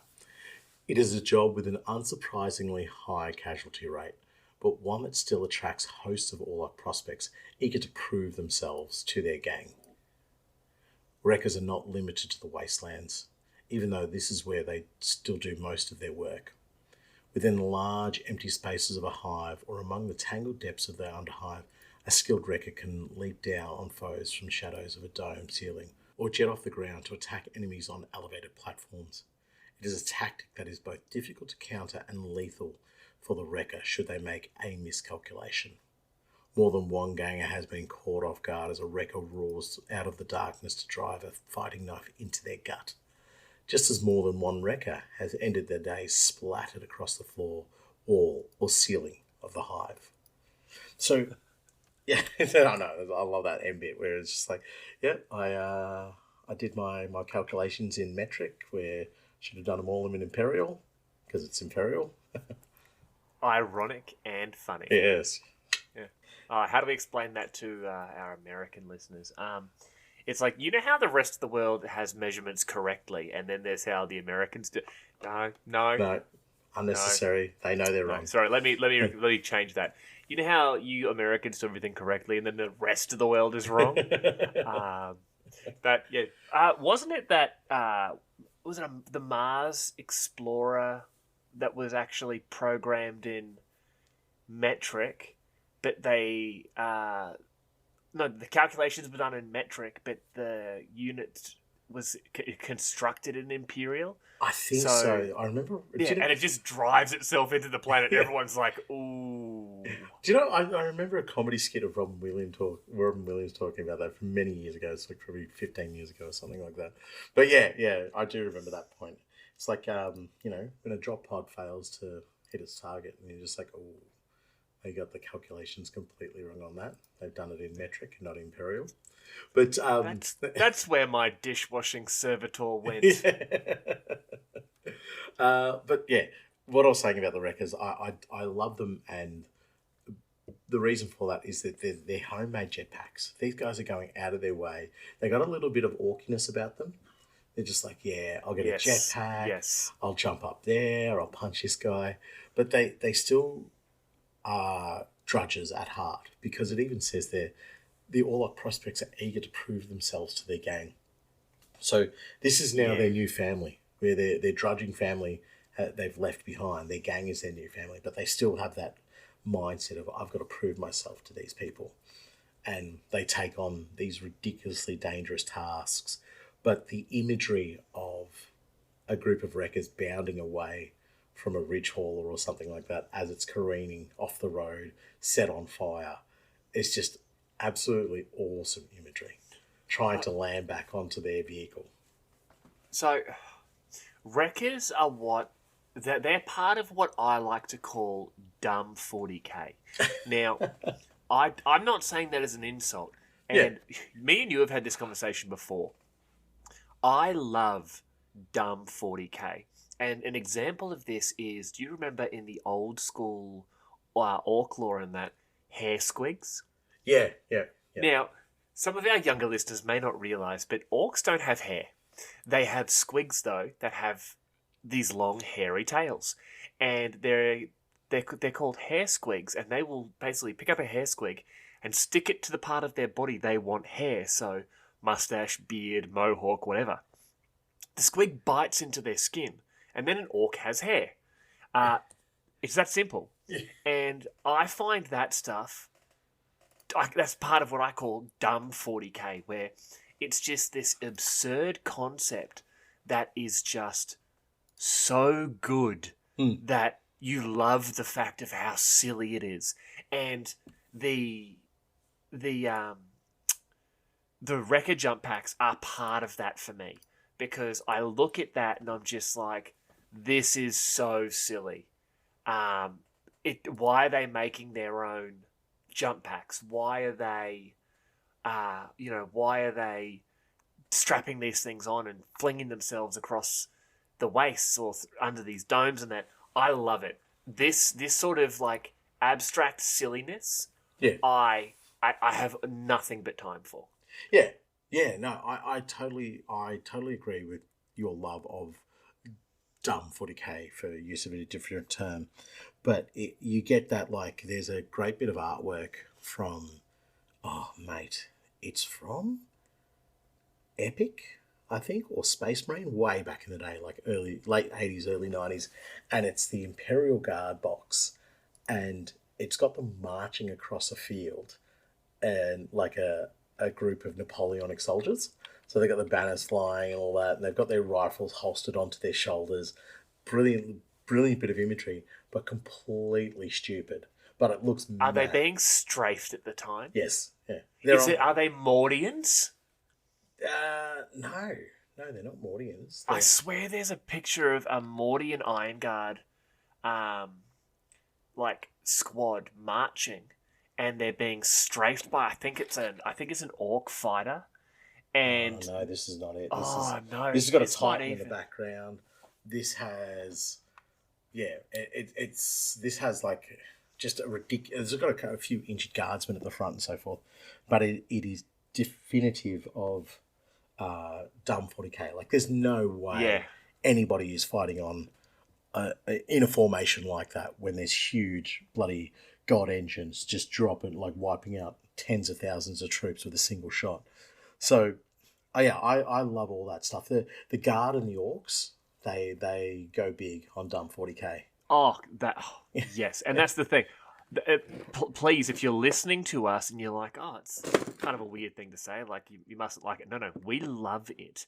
It's the insanity of the 41st millennium, just personified by these just ridiculous individuals like the Wreckers, and the classic, there's an enemy Titan coming. What do? Attach bayonets. Let's go. Yeah, exactly. Like, we're going to find a weak point somewhere. We'll cut a hydraulic hose. He won't be able to lift his toe. We got him. Yeah, perfect. Yeah. So victory to us heretics. Mind you, I played a game of Imperialis not too long ago, and I thought to myself, I can take down a Questorus Knight by charging it with Space Marines. Little word to the wise. You cannot. Do not. You cannot. You cannot. It hurts an incredible amount. Anyway, so Wreckers are awesome.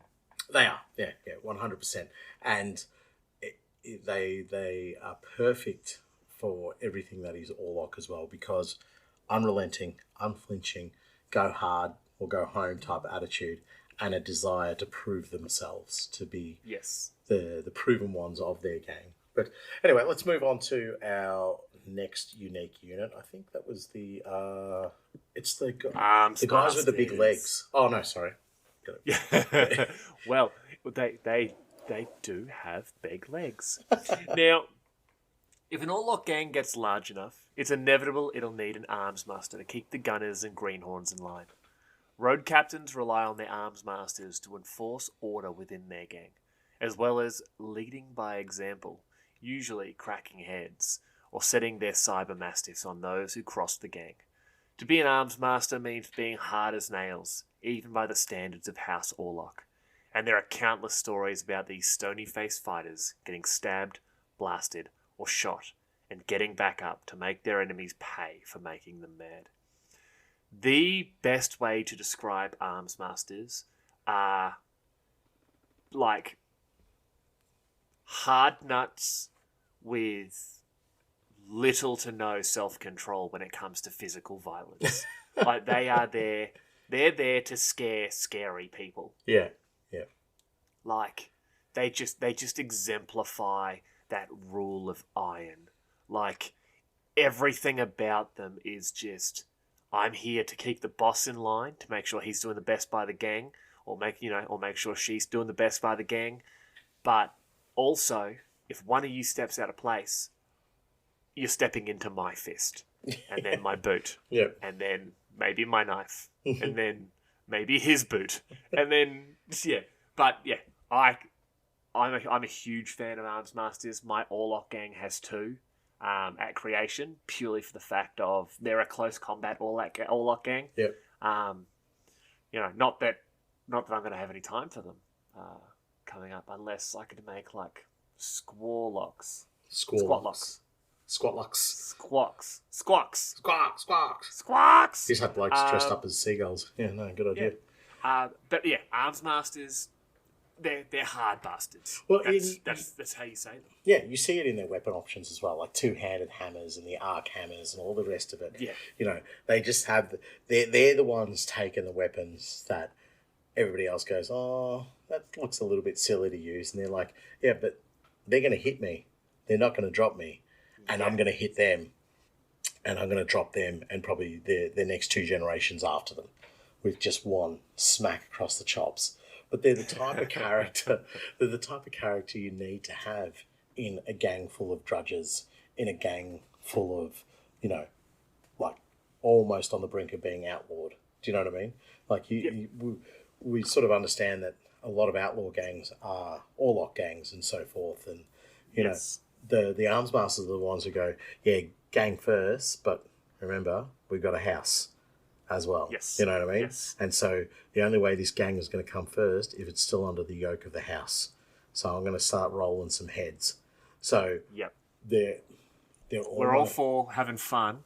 Yeah. But not too much fun, kids. Yeah, they're like a commissar of a gang. You know. Ooh. They're the ones who are going, well, you know, yeah, I'm happy for you to run, but maybe don't stop. Maybe don't try and stop and explain yourself because I'm going to shoot you if you do. So I like that comparison. Yeah, well, that's the way I sort of see them. Like even the boss of the gang's like, I don't want to piss these guys off because they're a heartbeat away from taking over my show anyway. Yeah. Yeah. No, they're very, very cool characters, and just the imagery that is portrayed for them in the book with the artwork and the miniatures, it just shows them as beasts. You know. Yeah. Yeah. Yeah. And do you know, when I look at them, I think that's probably it. That's the top end of what a human's going to get to in terms of like a natural human, like with your massive amounts of bulk. You know, like when you look at the catachans are obviously something's happened to them, but the Goliath. Oh, you son of a bitch! Righto, cool. No. That would be an absolutely great Orlock gang. A group of catachan en route to a combat zone or something, and they're taking like shore leave. Yeah. And they go down and they, through a series of misadventures, they wind up at like an Underhive dive bar and join an Orlock gang. Yeah. But they're perfect. Like they've got the vests. Catachans don't wear shirts anyway. Mm-hmm. Like they're in basically like singlets or denim vests. Yeah. They're just like, this is the best. But do them up with, he's got the huge double-handed hammer. You'd use the Jackals kit to make the Catachan out of them. Yeah. Them and the Arms Masters. Oh, that'd be a cool game to do. Are you having a laugh, or are you like, is this for real? This is for real. This is Steve's gang. From Twice a Day. Oh my god, it is! It was Catachans who ended up on Necromunda, who got waylaid. Yeah, it is. And then I was like, is he having a laugh here? But obviously not. Yeah, but this is what Steve took to Necromunda twice. Yeah, it is. Steve, your gang's great. Yeah. Right. I know it's great. When he first told me about it, I'm like, that's a sick idea. Yeah. And now, I'm thinking about it then. That's sick. He needs to remake it using Jackals and Arms Masters. And the Catachan Command Squad. Such a wonderful box. Like, oh man, it breaks my heart, that box. It's so good, but doesn't match up with the 20-plus-year-old miniatures. But when they release new plastic Catachans, I'm telling you now, that is an Orlock gang waiting to happen. Oh mate, just forget putting them in jungle. Put them out in their wastes. You know what I mean? Or the Armageddon Orc Hunters. Yeah. But like, imagine them out in the waste, like they just, you know, like you'd paint their skin a little bit red and raw, like they just take the beating from the sand, you know, like they just maybe like they all wear shades or goggles or something along those lines. But otherwise, they're happy to sit in the middle of a dust storm and be like, yeah, it doesn't even affect me anymore. My skin's probably got more sand in it than the dust storm does. So and then riding around on like what is the new Enforcer vehicle? The Taurus. The Tauros. Yeah. Taurox, yeah. No, not Taurox. Taurus. Taurus, yeah. Taurus, yes. Riding around on that, like, you know, twin links heavy stubber on the back of it, and like the ammo belts just leading down to ammo boxes on the ground, just and really like stripped back, a little bit of shielding for the driver. That's it. They would look cool. They would look really be sick. Ash waste Orlocks who just like go toe to toe with the nomads. It's like, oh, you got some speed? There, watch this. Yeah. And bikers as well. You know, bikers with like chains, like just chains that they just ride up, take out the legs of one of those big spindly beasts. But anyway, that's a gang for another idea. Gang for another day. I think part of our Catachan episode, I think. Yeah. Well, we've just done about 15 minutes of it there, so yeah. I think our next one is the old Cyber Mastiff. Yeah, buddy. Now, inevitably, I'm going to get an email and be like, yeah, but anyone can get Cyber Mastiffs. You just have to buy them from the marketplace. Those are hacked Cyber Mastiffs. They are different, and they are, in comparison to Orlock Cyber Mastiffs, quite crap. So, oh, really? Like in terms of game terms, is that what you're saying? Yeah, they're not as good, because they're a black market item. So they are of lesser quality. They are the Atari to the Super Nintendo Mastiff. Yes, yes. Great example. Until I get all the hate from the Atari fans, but yeah. Okay. Yeah. I'm sure all three of them are going to send scathing emails. Right. Unless one of them says it's actually pronounced Atari. At which point I'll be like, great point. Got him. Great point. You got him. Gangbox. But yeah, no, they I get it. You can get hacked Cyber Mastiffs and that. I don't remember if we went over it I'm pretty sure we did go over it in our Fauna episode. But yeah, let's talk about Cyber Mastiffs. Yeah, right. So mankind has utilised canines for millennia, from the earliest proto-humans living a primitive existence on ancient Terra, throughout the great expansion and colonisation of the stars during the dark age of technology and beyond. Wherever humanity has gone, it has taken a trusty hound. Over the millennia, canines have continually evolved, from careful breeding programs to enhance certain beneficial traits and reduce undesirable qualities, to gen-hancing and cloning. Canines have in no way been excluded from procedures mankind has proven ready and willing to implement upon itself. On Necromunda, dogs are no less common than anywhere else in the Imperium, though it must be said that they often provide a food source more readily than they provide their traditional roles of companionship, guard, or hunter. However, they do still have loyal friends amongst the people. Guilders breed and keep large hounds to protect their caravans and holdings, and House Orlock in particular takes great pride in the rearing of dogs as guards and fighters. The dogs of House Orlock show great diversity of type, from the sleek, alert watchdogs they raise to guard their mine workings and storehouses to the stocky, bull-like fighting dogs they breed for sport. Orlock gangers are frequently accompanied by hounds. What's more, to the outsider, there is a strange sentimentality shown by Orlocks towards their dogs, and it is not uncommon to see hounds sporting expensive cybernetics to compensate for past injuries or illness. Okay, Cyber Mastiffs, awesome, well established. Yes, we like them? Yes, we love them. Except with the fact people are making literal hot dogs out of them. Okay, so that's the bad part of them? That's the bad part, yes. Not the bull-like fighting dogs they breed for sport. I'm assuming the sport is drudge hunting, so I'm 100% fine with it. Evilest gang on Evilest house on Necromunda. No. Also, so I want to talk about stereotypes and how stereotypes are bad. Yes. Now, one of the stereotypes that is both good and bad is Sony. The fact that... Is that what you meant? Like Sony or... Yeah, that's right. Make fun of... Talk about hi-fi equipment to the deaf guy. Well done.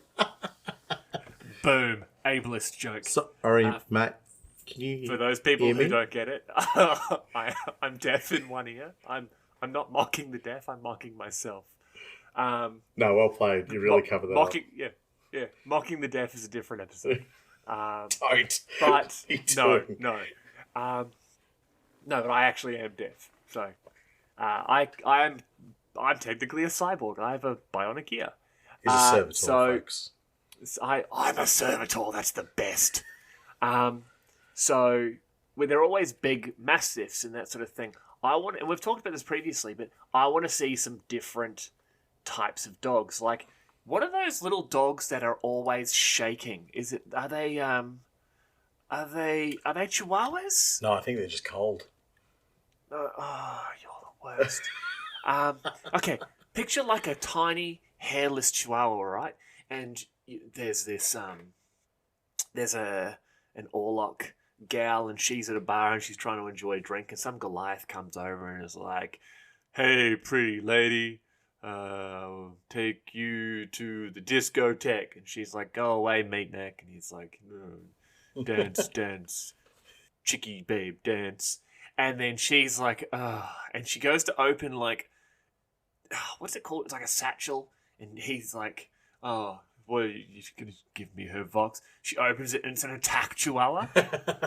And it's just got these razor sharp teeth and like this huge motorized jaw. And it just chomps a hole through this Goliath. Like, surprise attack chihuahua is a self-defense technique that needs to be taught in self-defense classes. Absolutely. We were talking about, like, hair squeaks. There's attack squeaks. Why not attack cyber mastiff chihuahua? Yeah, but like, you could go nuts with it. I want to see a cyber mastiff like that's fashioned on top of a whippet. No, I will give you the best one. Do you know what a commodore is? Commodore, yes. Looks like a mop. Oh, it looks like a mop dog. That would be perfect. Because you wouldn't know which part was armor plated, but that's the joke. It's all armor plated. It's subdermal armor. Yeah. It's the black carapace for dogs. Yes, perfect. And that's just their power armor, the outside mop looking. Or you make them cyber mastiffs. The black caninopace. Perfect. See, I don't shoot you down when you make funnies. That was brilliant. Well done. Yeah. Wasn't funny. That wasn't me being funny. That's genuinely what I would call it. Okay. Right. But yeah, you make one of them a cyber mastiff, and then like program it for cleaning. Perfect. It's its own mop. You've created a breathing Roomba. Yeah. You are. Yeah, no, that's So, the world's smallest living dog is an adorable brown chihuahua called Millie. Now, according to the Guinness Book of World Records, I apologise, this amazing little canine is 4 inches tall, weighs 1 kilo, and hails from Puerto Rico. 4 inches? 4 inches tall. That's 10 centimetres. What? Yeah. Just quickly, I'm going to... remember, it's a non-visual medium. Yeah, I'm just measuring, like, that is the height of my middle finger. Yep, non-visual medium. But yeah, no, I get it. I can see it. Yeah, that's crazy. That's actually crazy. Like, now imagine that with, like, armor plating, steel teeth, leaping out from an Orlock satchel to attack a Goliath in the middle of a bar. You'd just see him grab his own neck and throw himself to the ground, and he'd just start bleeding profusely. It's the digital weapon for close combat. And Digi is spelled D-O-G-I. It's a doggy laser. It's a doggy laser. Yeah. It's a doggy laser. Done. Canon. I'm only calling them doggy lasers from now on. Yeah, doggy laser. That I'm still blown away by the fact that dog's so small. But if you go the opposite end of the spectrum, then you get the Tibetan Mastiff, which is like a bear that it's a freaking monstrous bear that somehow has managed to pass itself off as a dog. They would be cool. Imagine that actually in 40k or Necromunda, where you have a Mastiff that's just huge. Like, in game terms, it's a bit sort of like, yeah, everybody's got line of sight to it, unfortunately. But it would look so cool, It would just look absolutely monstrous. You give it like sharpened talons, armor plating along its back, big old like cybernetic jaw on it, and it would just still have all the same stats as a regular cyber mastiff, but would look 10 times more intimidating. Yeah. Yeah, no. Oh, Are you looking up Tibetan I'm Mastiffs? just looking up giant dogs. I'm just like, oh man, Tibetan Mastiffs. Interestingly enough, they are used to hunt Reaver Titans. Apparently, so once they go through the cybernetic upgrades, they're actually specifically used in packs to hunt Reaver Titans. It says that here in their official write-up. No one bother looking that up. No, no. Like I'm surprised they didn't because it's pretty obvious. But yeah, honestly, that's terrifying. Well, everything else in the gang is pretty generic. You know, leader, champion, Juve, ganger, etc. The only other thing really unique to them when it comes to sort of models is the Outrider quad, and it very much so fits within the sort of Orlock biker ganger road warrior motif. Now it's effectively like a normal. Okay, picture a car, but get rid of the car, but keep the wheels, and then put a motorbike in the middle of it. All right, you following? yeah, yep. Now put 2 angry Orlocks on there. Yep. One of them sitting in a lawn chair on the back, but connected to a clothesline, and it's got a heavy bolter or a harpoon launcher. That's the Outrider quad. I think that was the design brief. Yeah. That's.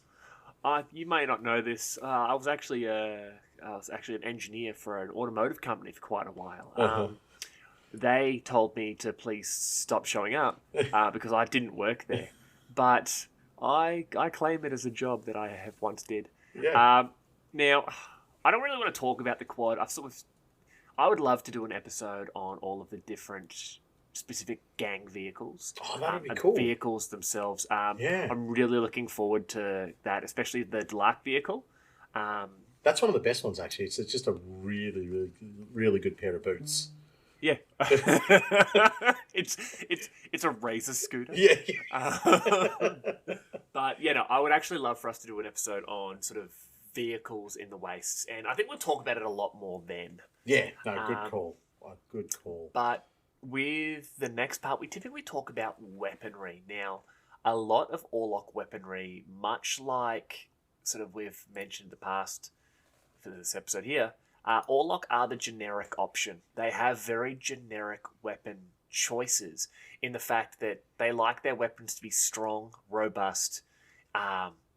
Typically, it's all solid shot, and they basically want it to be that if they do, for some reason, run out of ammunition, they can still beat you to death with it. Yeah.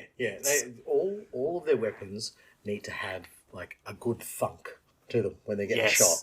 You know what I mean? Yes. A good sort of like, I feel like if I'm not holding this right, I'm probably going to lose an arm or a wrist, and that is just from the recoil alone. So, yes. Yeah, Orlocks exemplify that. They just want that, you want to hear them shooting. You don't want to hear like the little psst of a laser gun or anything like that, or exactly. a silenced auto pistol.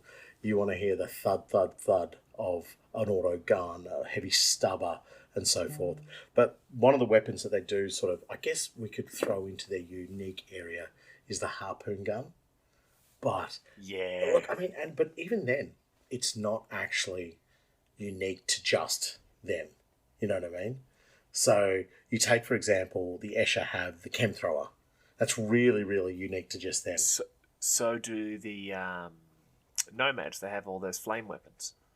Yeah, absolutely. Yep. That's right. Yep. Guys, whoever's collecting Nomads, please use this as... Venom casters. Venom casters. Yeah. Please use this as a legitimate resource to build your gang from. But some poor bastard's going to show up to Necromunda and be like, yeah, I was listening to Lorekeepers, and they're like, yeah, you should just put on all the flamers. It's just like, that list is not legal. Yeah, no. So I couldn't find them in the list, but I just put them on there. But yeah, even their harpoon gun, which they get from gang creation, is still something that you can find quite readily within Necromunda, especially around the subsea.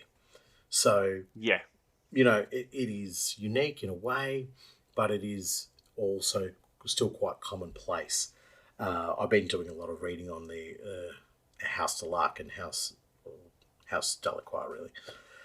And you look at their unique weapons and you're like, holy moly, these are like proper unique. These are only available and eligible for this house. And even their close combat weapon for the Orlocks, what was it? The Cerviclaw. Cerviclaw. That's the one. The Cerviclaw is all over the Imperium, let alone on Necromunda. You know what I mean? So it's not something that you go, hey, this is not a special weapon or a great weapon, but it's certainly not something that you go, only this house is using this particular type of armament. Yeah, but that's the thing. So much of their gear is common on the trading post, and I love that about them because, they're bringing these drudges up and saying, all right, you're a ganger now. Here's a gun that you can use. You just point and click, or get up and hit them with it. Yeah, like it needs to be basic for that option. So yeah, I like the fact we've sort of covered that off. Like I think we still have to do a what is it, like an auto gun shotgun episode for the Open the Armories and you know, I'd love to do. We can talk about some heavy weapons and that. So you're talking about doing an episode on auto weapons? Yeah, the biggest lie in the Imperium. What do you mean? Well, that you actually need to manually fire them. They're not auto-firing, like the name suggests. Sorry, is this thing on? Hello? Somewhere listening to this podcast, this episode right now, is an American screaming. Shout out to my boy Roy from the Necromacho podcast. All right, let's continue chugging. We've derailed quite a fair bit in this one. With what I'm going to say is some top tier humour, not seen since April 1st.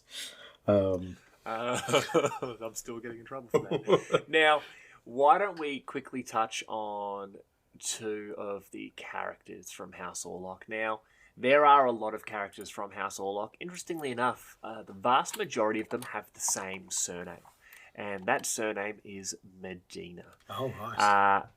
The Medina girls, each of them seems to be more interesting than the last, and it's a bit of a cop-out, but once again, this is an episode I'd love to do later on. Do an episode just on the Medina family. Yeah. But we'll touch on that on a different day. First off, I want to talk about a crazy character by the name of Wilcox Wild Snake Cinderjack. Now, he's a House Orlock bounty hunter. Wilcox Wild Snake Cinderjack, I was about to call him Wild Cake. Wild Snake Cinderjack is the brewmaster of Hive Primus. As mad of a bag of ripperjacks, he is said to test every bottle of wild snake to come out of the Primus distilleries personally, and spends his days in a partially drunken stupor. This is probably why some Orlock gang bosses are able to convince him to help them out dealing with enemies of the clan. When this occurs, Wilcox sobers up as best as he can, straps on his monoblade and takes up his snake thrower to dispense some justice. A large bear of a man, he's an intimidating sight kitted out for battle. His snake thrower rig, adapted from a stolen House Escher chem thrower, hissing and bubbling with fermenting wild snake. Those poor souls unfortunate enough to get in Wilcox's way get a face full of snake juice, the caustic liquid enough to render them insensate. If they are particularly unlucky, he might even set them alight with a flick of his low stick. In recent times, Wilcox has led his own expeditions into the Underhive. Word is the brewmaster is looking for a rare bottle of Medina M39 wild snake, said to have been lost during the Great Hivequake of 387. In his more lucid moments, Wilcox claims if he could find such a bottle, he could unravel its secret and create an all-new vintage of wild snake. This dude is the absolute arch nemesis of my corridor teetotaler gang. Absolutely. Totally the arch nemesis, but also like an incredibly high functioning alcoholic. You know? I'm convinced it's like, he sobers up as best he can. You want to sober me up? more wild snake. Yeah, exactly. He's like, I'm feeling a little bit hazy, guys. I just got the shakes. I'll have some more wild snake. Thank you very much. While he just like drains that fermented stuff out of his backpack. He would make a really cool gang leader, actually.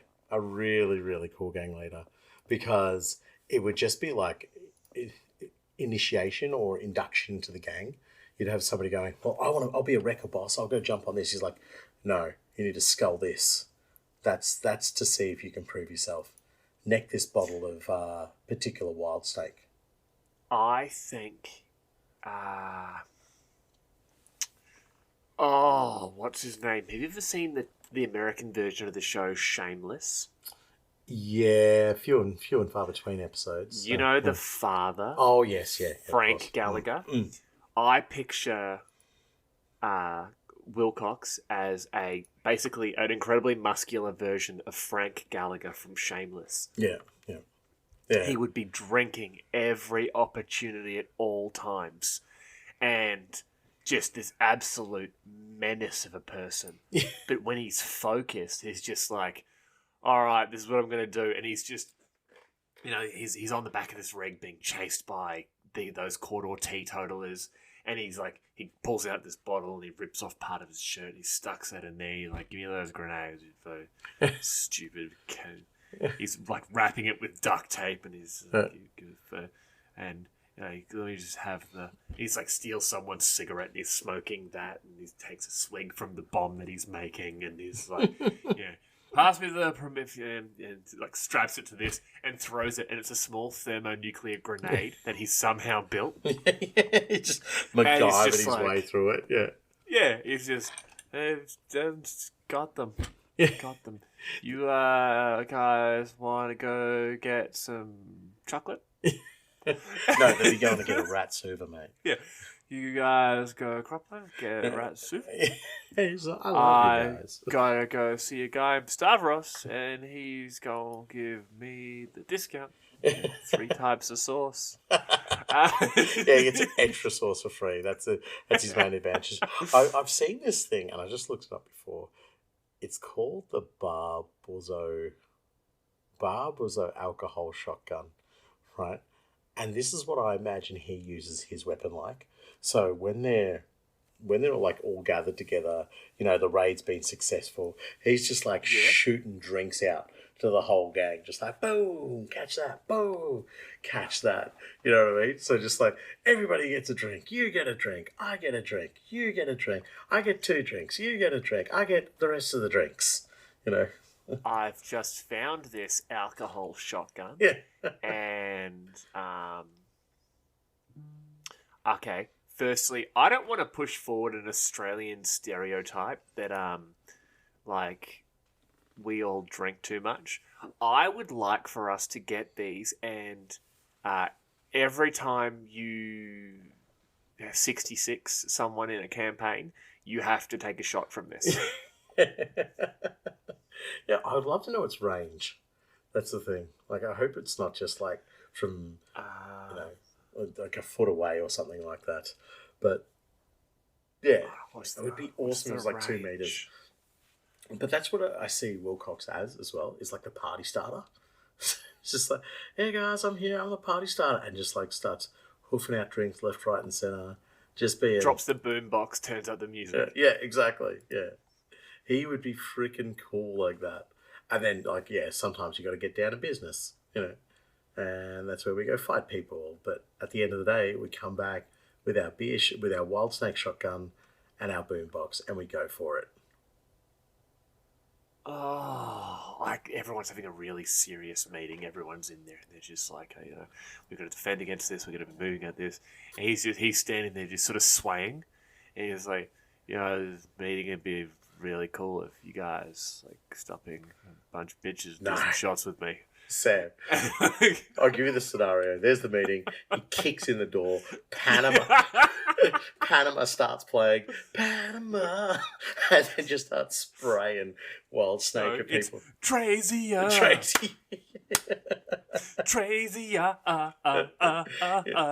Spraying like wild snake at everybody. And he's just like, meeting's over, losers. we're getting drunk because we make money. And the whole meeting's about how much money they're losing to the Malkator Gelb. So... because he's in there and he's just like, no, Wilcox, you're drinking too much. You've literally bankrupted one of our settlements. He goes, yeah, pussies can party anyway. Transia! Yeah. Who would, that Bon Jovi song, You Give Love a Bad Name? It'd be like, no, I'm not. No, we're not doing a musical episode. Wilcox is awesome. Be cooler if you did. Thanks, Wilcox. Thanks, Wilcox. Transia! Whenever we say would be cooler if you did, all I can think now is Wilcox just kicking in a door with Transia blazing in the background. Okay, gang idea. Yeah. It's a band. Roadies. And they're literally a band of roadies. Yes. But you have to do them all with like that 80s glam metal hair. Mm-hmm. They'd all be in like snake and like some croc skin pants. Yeah. And oh my god, you could literally do them as Wilcox and his band of roadies, like his party posse, his party posse. Oh my god, I'd call them the party posse. Yes. Done. Yes, that is freaking cool. That's their whole lore. They just travel around with Wilcox, just getting absolutely lit. Yeah. Like they sort of fight if they have to, but they're happy to fight as well because they're just like, whatever. Yeah. We'll survive anything that comes at us. Oh, mate. Oh, okay. He's definitely right up there as one of my favourite characters now that we've fleshed him out a little bit. Let's say. Yeah, he's cool. I love it. Right. I'm trying not to adapt the You Give Love a Bad Name to Necromunda. So why don't you jump into the next character to stop me from doing that? Yeah, right. Okay, so the other character I want to go into is actually very good boy, probably the best boy on Necromunda, and it is D060-K13. Very famous good boy. That's Doggo K13. Yeah. That's the best. I've literally not realised that until I'm staring at it right now. Oh, right. Okay. Yeah. I'm such a dummy. A hard case cyber mastiff. Doggo. The best. I wonder what the K13 stands for. Must be something. But... Well, it explains it right there. Oh, maybe I should read that. Yeah. Yeah. The art of creating cyber mastiffs is far from exact, and not all cyber mastiffs are created equal. Some are merely slightly enhanced versions of Underhive mongrels, while others, such as Doggo K13, are technological terrors. Built from the remains of one of Lord Morrow's scrap hounds, the hard-case cyber mastiff Doggo K13 was designed by the outcast Vansar architect von Buren. Buren built 13 such dogs for the Orlocks as part of his payment for their protection from his clan. All exceptionally large specimens and each equipped with the added gifts of enhanced exo-armour and a collection of concealed digi-weapons. Digi-weapons on dogs. Doggy weapons. Doggy weapons, thank you. I was leaving it open for you. Of these beasts, Doggo K13 is the only one known to still function. After years of faithful service to Lord Morrow, Doggo K13 vanished into the waste, following the call of some imagined voice and making new friends at every stop before disappearing once more. Even today, after many years, stories still filter back to the Crucible that tell of the cyber mastiff turning up to help gangs in need before disappearing again into the outlands of the Underhive. I'm having a little giggle here because after years of faithful service, he's just like, no, I'm out. But what he's heard is a Vansar dog whistle from... Yes, exactly. But just quickly, before you talk about anything else, we'd laugh about concealed doggy weapons. He has a doggy auto pistol, a doggy hand flamer, and a doggy frag grenade.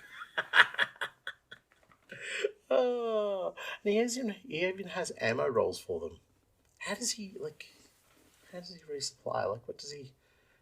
There's a lot going on with this dog. There is. So he's not even a regular Cybermastiff. He's a hard case Cybermastiff. Mm. Those things are usually only available to the enforcers. Mm. And Von Buren made 13 of them, thus K13. Yeah, And- see, I wanted a better reason for K13 there. I wanted something like it means killer or it means... Calm down, Manvent 4. That's But such a flog. but yeah, I love it. Doggy weapons, and the fact that he's just like everywhere he goes, he makes friends. Yeah. I'm just imagining he just shows up. He's like, "Oh, hey guys." They're like, "What the?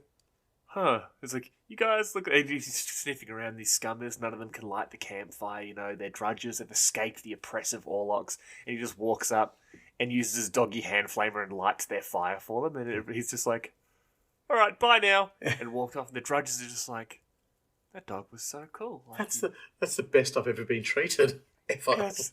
That's amazing. And then they don't realise that, you know, he's then lit the fire and they've been attacked by a bunch of Millisors that he then uses the doggy auto pistol for. He's just like, "And now I've made you dinner. Peace." And just disappears into the waste, never to be seen again. All you hear is a frag grenade go off from the distance. And that's just because he's like, I've used everything else. I'll just launch a frag grenade. Do you know what I see him as now that you've given me that little extra addition to his lore? Do you remember the movie Up? Yes. I see he's got a very low functioning collar that speaks in High Gothic. Yes. And it's been like, "Ah, yes. Hello there, scummers. Yeah. Yes, I see thou art attempting to have some din-dins. Yes, maybe if you give me scratchy watchies behind my ear, I can light that campfire for you. Yes. Scratchy watchies. Scratchy watchies, please and thank you. Yes. Yeah, he'd be great. I love it. Oh, no, it's not a dog whistle. Do you know what it is? He saw an ash squirrel. And every time he goes and helps, he's like, "Ash squirrel," and then just like bolts Squirrel. off into the distance. Squirrel. Squirrel. Yeah, no, okay, I will accept no other reason as to why he left. There's just a squirrel stuck his head up. He's just like, "Whoop, Ash squirrel.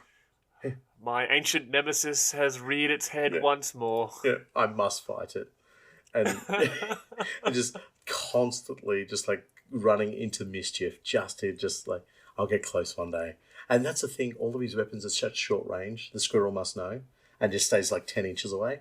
It's like, just out, buddy.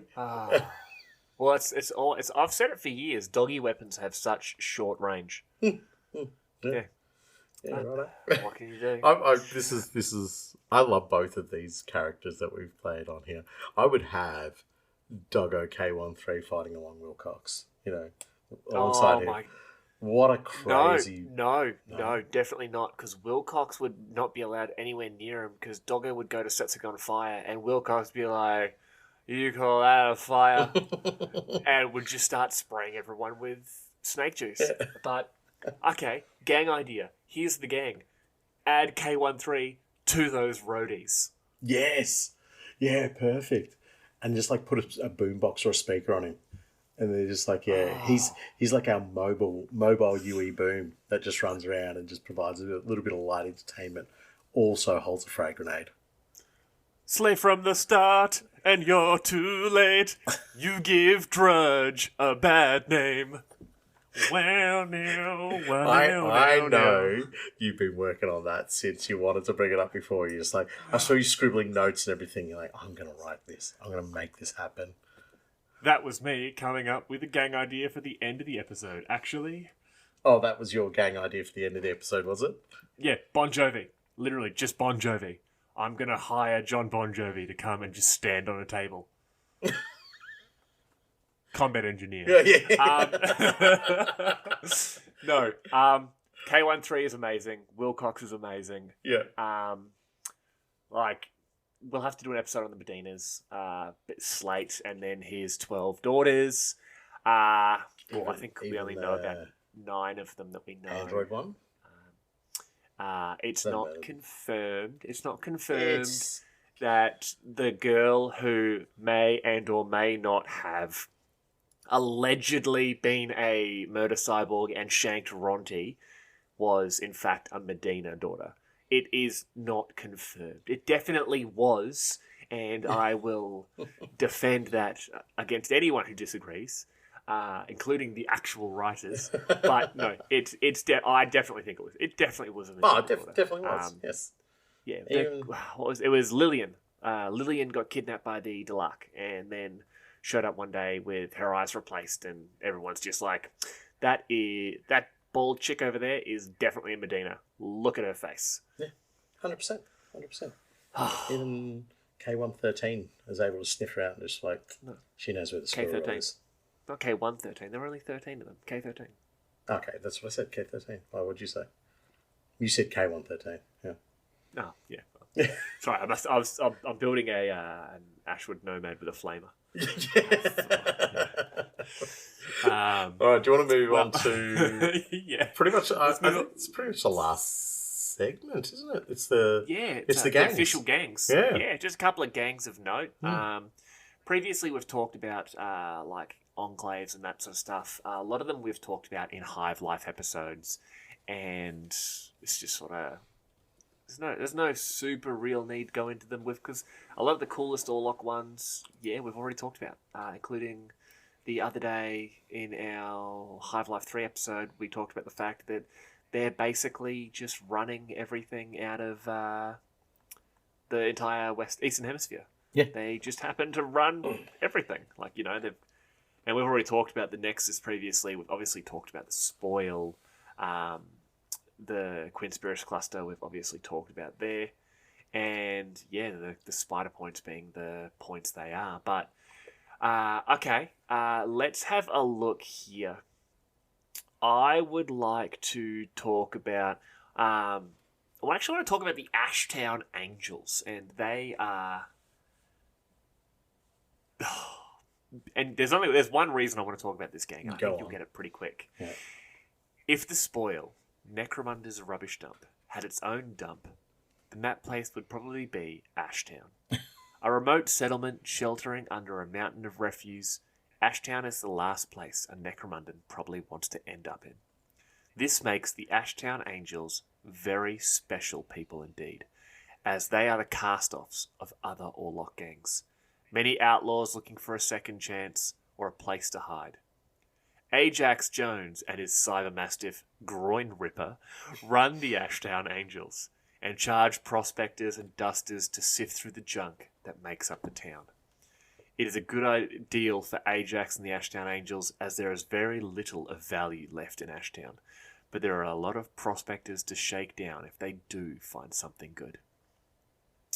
Remember earlier we were talking about them selling the prospecting licenses and there was nothing there? That's literally what the Ashtown Angels do. Yep. And they're made up of, let's be honest, the shit kickers of House Orlock. Like, if you fail in your gang and no one else wants you, head on down to Ashtown. You're one of the Angels now. Yeah. Like, it's the last place that can have you before what you said before you go back to being a drudge. Yep. So, I'm not going to say the worst of the worst, but this gang is the worst of the worst. It is. Well, it is. It's the worst of the evilest house on Necromunda. Also, I almost called him Alex Jones. Alex Jones. And then I have to talk about how they're putting chemicals in the wild snake and it's making the Millisaurs gay.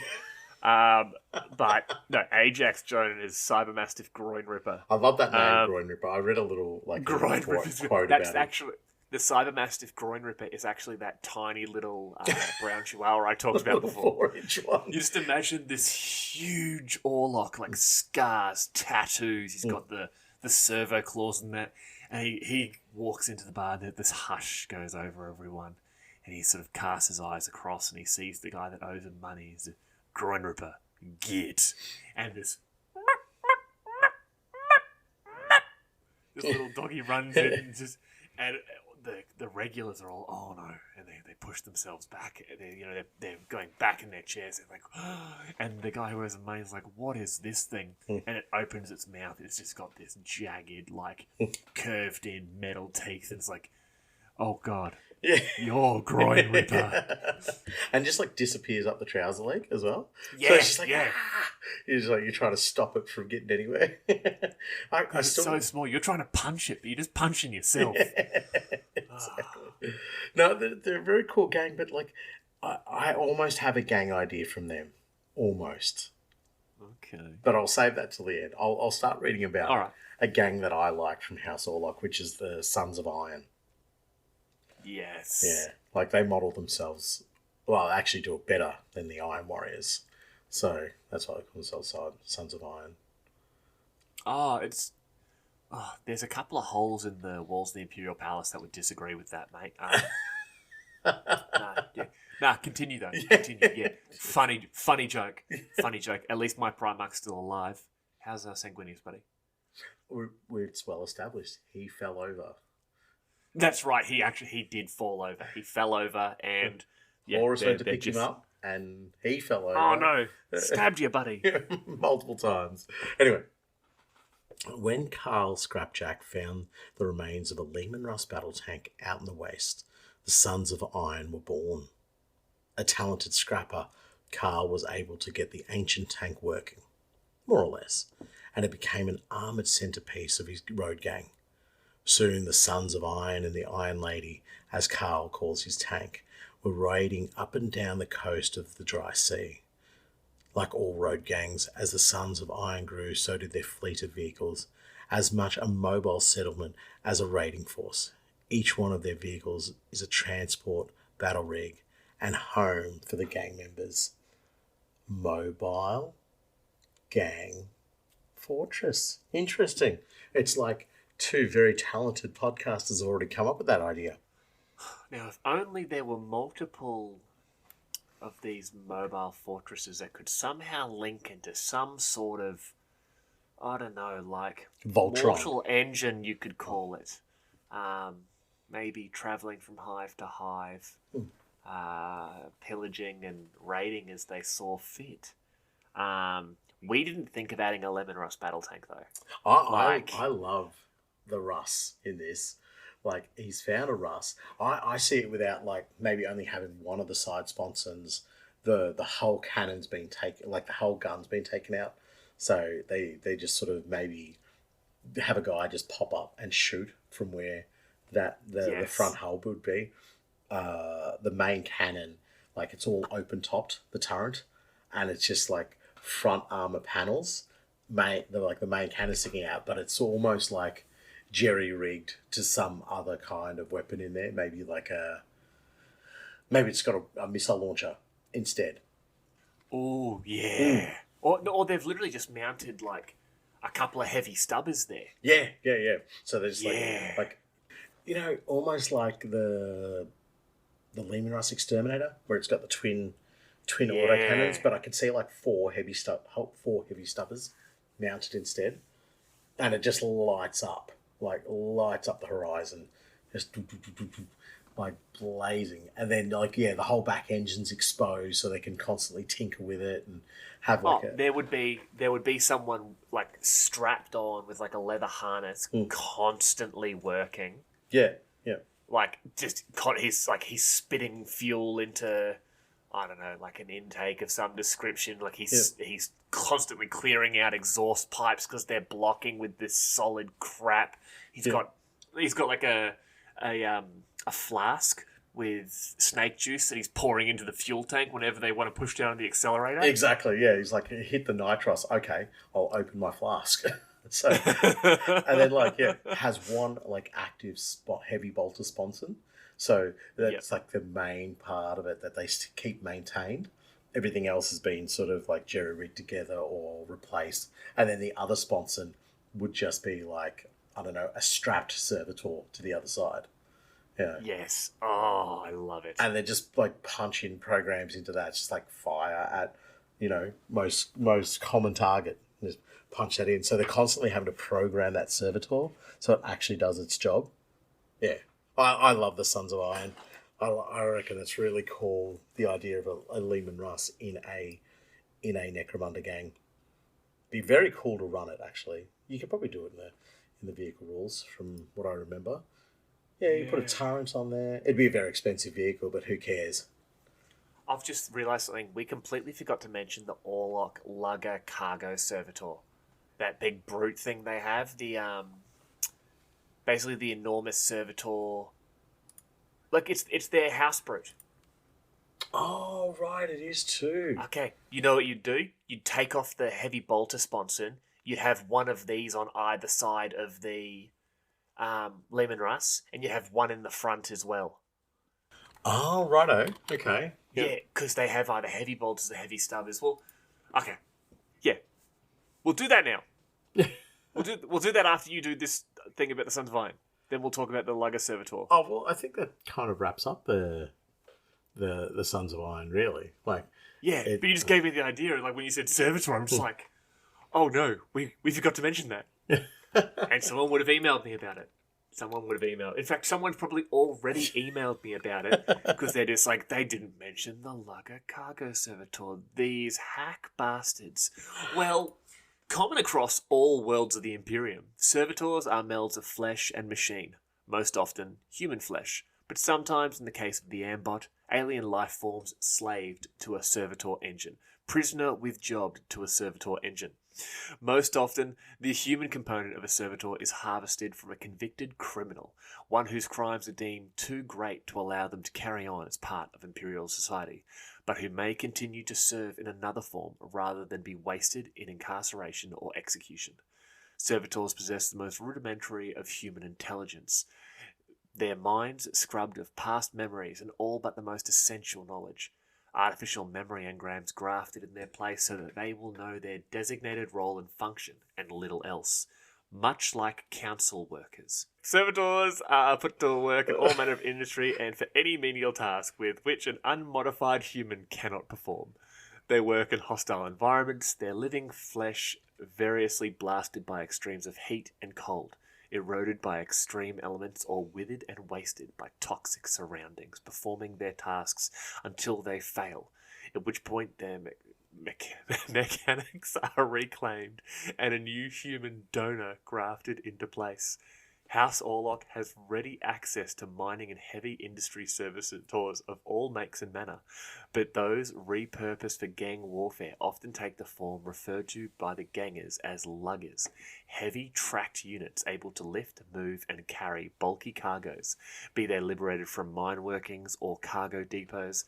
Such constructs are well suited to combat role with minimal reprogramming. And I'm going to stop you right there. Yep.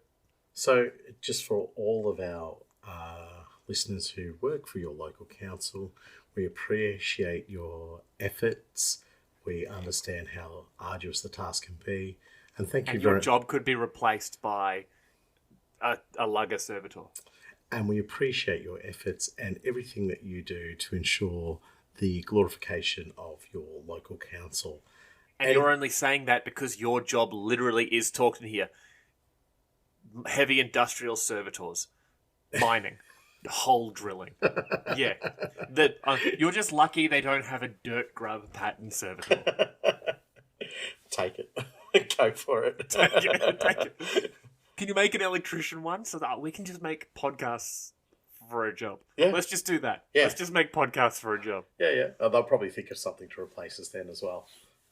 To replace us, they would literally just get 2 parrots and put a box of worms in the middle of them, record the noise, and people would be like, "Did you listen to the latest episode of 2 parrots and a box of worms?" Oh man, nailed it. Talk about gang ideas. I want to build a box of worms as a gang. I really do. Yeah. But no, picture these Lugger servitors, almost like a little shelf, basically, and they're hardwired into the side of the Leman Russ, and those are your sponsons. Yeah. You keep the tracks on them, right? And then what they do is, so they're almost like tucked into the hull a little bit. Yes. And then they've got a little drop-down ramp at the front, which also acts as like front armour for them. But that drop-down ramp allows them to be disconnected and go collect loot and... Collect the loot. Yeah.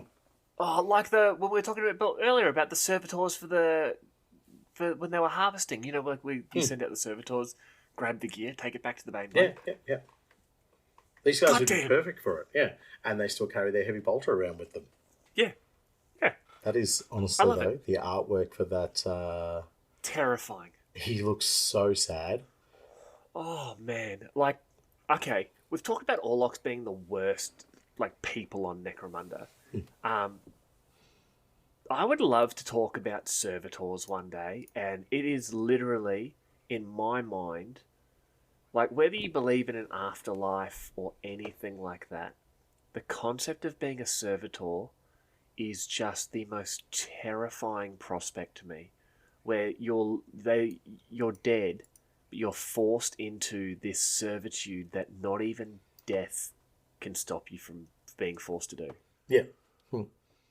I'm totally against servitors, if I'm honest. It just seems so sad. It's like, leave them alone. And you imagine these poor drudges, they would be sometimes just selected. It's just like, you know what, your quotas are Yes. rubbish. Come here. Yeah. You're going to be a servitor. We need to... But the flesh component has died. We need to replace you. yes, exactly. Yeah. Like, you're an organ bank. Yeah. Oh, my God. Like, you really are. Like, the more we think about it, like, the Orlocks suck. Like, We are bit... that being said, though, That's... something you... let's be You said positive. it earlier. Yeah. Yeah, let's be positive. You can build any... If you, from their origins and from the way the Orlocks are built, you said it a little bit earlier. Yeah. Yeah. You can create literally anything from an Orlock gang. Anything that encapsulates a struggle to better your position in life. Anything that encapsulates, the concept of brotherhood or family or grouping together to try and overcome the adversity that is living as a Necromundan. The Orlock background, the official Orlock lore, the official Orlock background is perfect for that. You want to do this gang of youths who are trying to carve their own name, like like the Sun Pups did, maybe without all getting killed one night. The Orlocks are perfect for it, but with their official lore, the Orlocks as people suck. Yeah. Well, just the ethics of how they operate is what sucks. Like, they drive themselves to crush the weakest, pretty much. Yes. And people are, and we've said it before, people are a commodity to them beyond anything else. It's just like, no. We are happy to lose 1,000 drudges or even 1,000 gangers, provided that we are still making money, provided that we're still providing that tithe to the noble house. So they're just not like, I don't know, the other gangs seem to have a bit more of a mission where they're just like a lot more vague in why they do what they do, why they're so evil. Yeah. Look, I mean, we've gone enough over these gangs and all the others and so forth, and I think it's time we come up with our official gang ideas for this episode. Ooh, okay. What have you got for me, Samuel? Oh. Okay, so I think this is actually probably one of the most original ones I've come up with so far. Righto. Okay. Do you know anything about combat engineers? Jesus. No, I don't. Explain it in depth and details. It take me a minimum 4 hours. No. I actually want to talk about the Scaled Fist, those weird mutants from the history, that mutant sort of branch of the family that got kicked out. Yep. Where I would play them as that, sort of the head of that section of the Orlock family. And I'm going to call him Globby Orlock. So, Globby, I would use the that gluttonous Slaneshi guy, the one on like the weird sort of like palanquin being called by the two mutants. Yeah, I actually love that miniature, but yeah, go on. Oh, it's so good. Yeah. I'd have him based on that. I'd have him on like a Immortan Joe style war rig. But what Globby's family would be doing is they'd be based around the core of these mutant Orlocks. And then, on top of that, they'd be going from settlement to settlement, like caverns and caves, and they're finding mutants and outcasts and that, and sort of pulling them together as like this army of scum. That's And cool. they'd start by raiding the smaller settlements, kill everyone, make it look like the nomads did it, make it look like those cannibal Goliath from out in the wastes did it. They're taking everything they need. Then the least mutant versions, or just the outlaw gangers on them, would trade that stuff to other settlements. They'd get in, they'd scout the defences, they'd leave, they'd come back a couple of days later with some more loot, they'd sell that, make sure people knew them. That's Big Timmy. He's always trading here, you know how it is. And Big Timmy and his crew would be there, and all of a sudden Globby and his gang, Globby and his army are attacking the settlement. Yeah, yep. And Big Timmy and his crew, they're at one of the gates, aren't they? They've killed the defenders. They've unlocked the gate. And now Globby's army can get in. Globby's army have breached the defences. They kill everyone in the settlement. Yeah, right. They loot everything. They build their forces. But yeah, that's this idea of this Orlock branch of mutants and like cannibal raiders and playing the long game of sort of like not letting people know who they were, but they would then use the weapons they have, the food they have, to sponsor these mutant uprisings in different hives and different settlements, sort of sowing that unrest, sort of creating animosity towards mutants to get more mutants onto their side. Oh, that's a cool idea. I really like that. They're self-perpetuating their own rebellions. And they would have like, if you want to join them, they're trying to get like the ones that look least messed up, least beauty, and they would be the ones that would go into the towns and the settlements and so forth. And with Big Timmy. Yeah, Big Timmy. And they all just go in there, and they're the ones who, they would start talking trash about the muties. Like they're disgusting creatures. And so when the scouts outside of the settlement say, we've got some muties coming along, these guys are going to be like, we're going to hang here and help you fight them. They're disgusting creatures. Let's murder them. And then that's it. It's all over. Red Rover. They get stuck into the guts of it. Or they're in the pub and they're talking, these disgusting mutants. Where you hear they attacked, Rocktown and they attacked Rustville and that. They're whipping up the locals into this frustration and anger.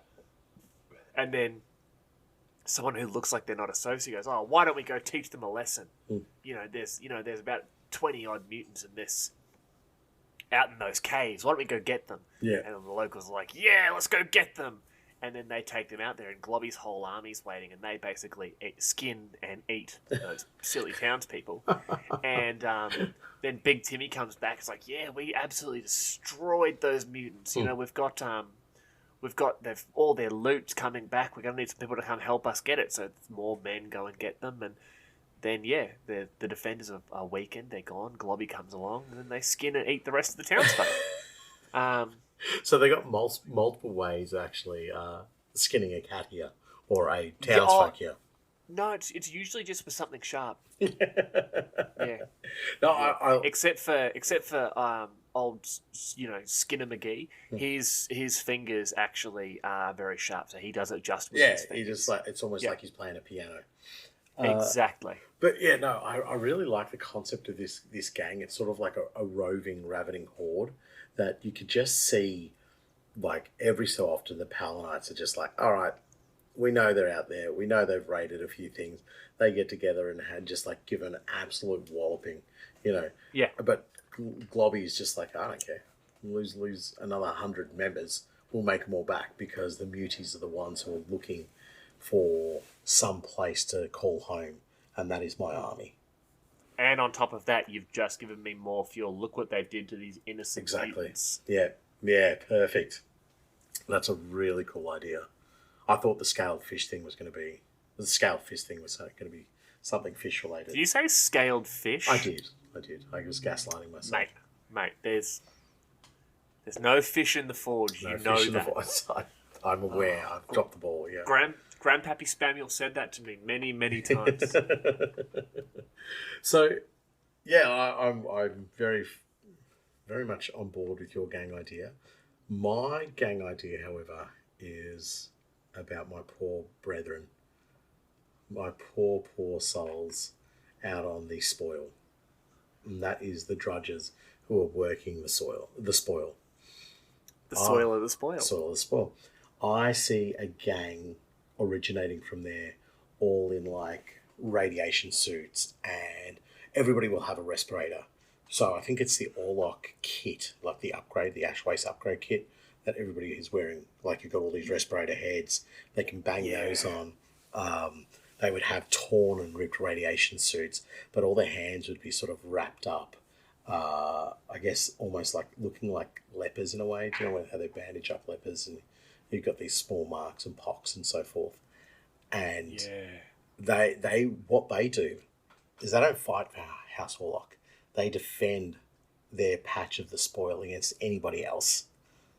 And so they do their utmost to keep on board with whatever they raid out of the spoil. And so, like, I mean, if you look at the weapon options for Orlocks, it's crazy. But you would limit your weapons of what you could take. So you would just go, oh yeah, I've got a ganger here, and my ganger can't have bolt pistols and can't have bolt guns and can't have hand flamers, anything too fancy. But stub guns and like even a heavy stubber, by all means, go for it. Even all the special weapons, you would cross off the list. You know what I mean? Like, no special weapons. Maybe a grenade launcher, like a very rudimentary looking grenade launcher. But these guys their whole purpose is to defend their patch of the spoil against anybody who would try and impede upon it, whether they be House Orlock gangs, whether they be other members out on the spoil, whether they be, what was the name of that town you mentioned before for the previous gang? Ashtown. Pardon? Ashtown, yeah. So, people coming out of Ashtown to try and do a little, bounty raid on the spoil and see what we can get from here. And that's why they form together. So they're all drudges who create their own gang, and they consider themselves like Orlocks, but in name only. And really what they are is just, like they try and build a community. But House Warlock would surely shut them down once they got wind of them or heard them. But they'd be really rough looking. Like these would be horrendously looking bad gang members. Even like scabbies would just be like, ooh, stay a wide berth from them. They do not look healthy at all. Because you imagine all the radiation and so forth bleeding into them. They would need to be strapped up. They'd need to have all the bandages on, like goggles, like maybe all their hair's falling out. But just like real. You know what would be great for them? Those new Gene Stealer cult heads. Yeah, perfect. You model like just a few little tufts of green stuff hair onto them, just like it's almost like sticking to their head, sticking to their face sort of thing. Great looking miniatures. I reckon they would be absolutely stunning. But yeah, that's my gang. The Spoil Coven. I don't know. The spoil. No, maybe not Coven. Spoil. The spoiled ones. The spoiled ones, yeah. Both where they work and what's happened to them. Yeah. Yeah. No, that's cool. But yeah, that's my gang idea. Oh, I really like that. Basically just be like, yeah, we are, quote unquote, the worst of the worst when it comes to Orlock. In standing, not in reality, let's be honest. But we aren't going to let that stop us. Yeah, exactly. Yeah. Well, they need to defend themselves. I'm sure they would be abandoned. Like, House Orlock is not protecting them. You know what I mean? No. Whoever gets out of the spoil with a handful of goodies, maybe they might get a bit of protection. But the people who have their lives there, they've got no protection whatsoever. Yeah, that's sick. I really like that. And you can really think about how that encapsulates the struggle of the drudges. Yeah, absolutely. That's what it's all about. It's about trying to get it's about getting attention, a bit of notoriety towards the drudges, hoping that somewhere on Necromunda somebody takes up their cause. Oh, I love that. I love that. Make that. Hopefully you get Orlock tomorrow when we draw your gang off the pole. Yes. Yeah. I that'd wouldn't be mind great. Orlock. I'm praying I do not get the stunted ones. Oh, God, I hope you're doing squats. As I said, I'd happily do them. They'd look really good, but I would not do them with as much enthusiasm as other There'd be games. no pep. Yes, there'd be no pep in my step with regard to them. Absolutely, you nailed it. Well, all right. I reckon that is pretty much us closing off the Orlock episode. Closing thoughts, my dude? Look, it's something we mentioned earlier. If you are wanting to explore Necromunda without the constraints of, I guess, house rules or house edicts, House Orlock is the way to go. Yep. It allows you to fully play in any area, any environment, any sort of way that you want to play in Necromunda. House Orlock will give you the option. You just need to try and avoid the drudges, I guess, that kind of link to your gang, and otherwise you're fine. Like for me, that genericness is their real strength. It allows you to do so much, and even their brute, like the servitor, mate. There's billions of servitors, so you have the option to just go, I'll grab a servitor model, and I can do whatever I want with that. Maybe the only real requirement is to put tracks on it, but even then, it's like comsy if you want to do it.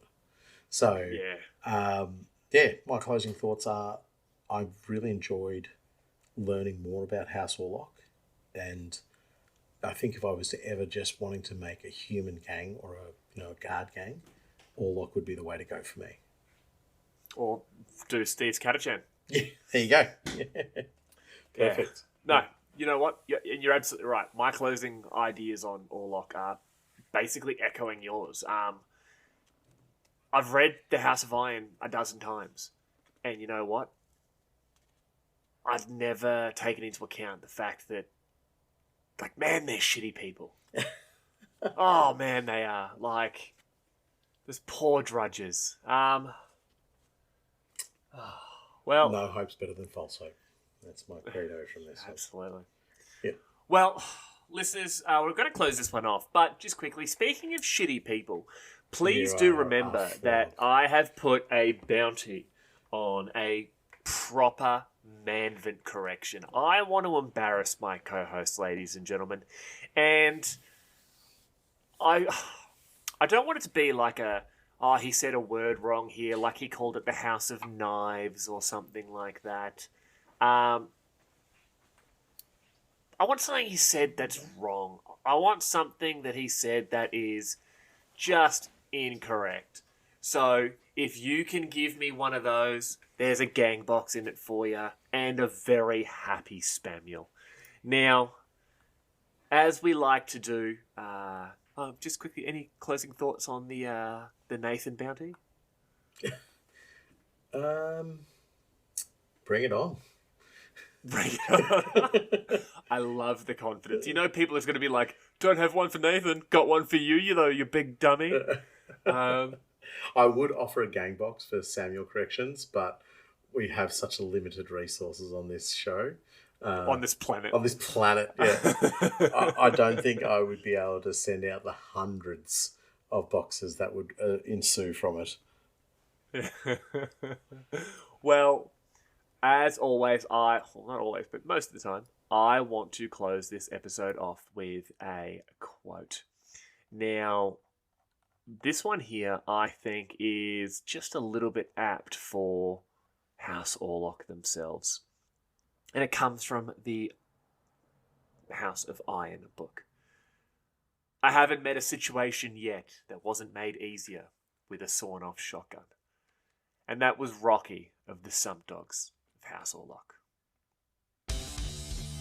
And that was our latest episode of the Underhive Lorekeepers podcast. I am Spamuel, and on behalf of the Lorekeeper team, thank you for listening. Please follow us on our social media pages available in the show notes, and don't forget to follow and review us on your preferred podcast platform. As always, if you have questions, complaints, corrections, or if you would like to join in on our monthly drudge hunt, please reach out to us at underhivelorekeepers@gmail.com. Thanks.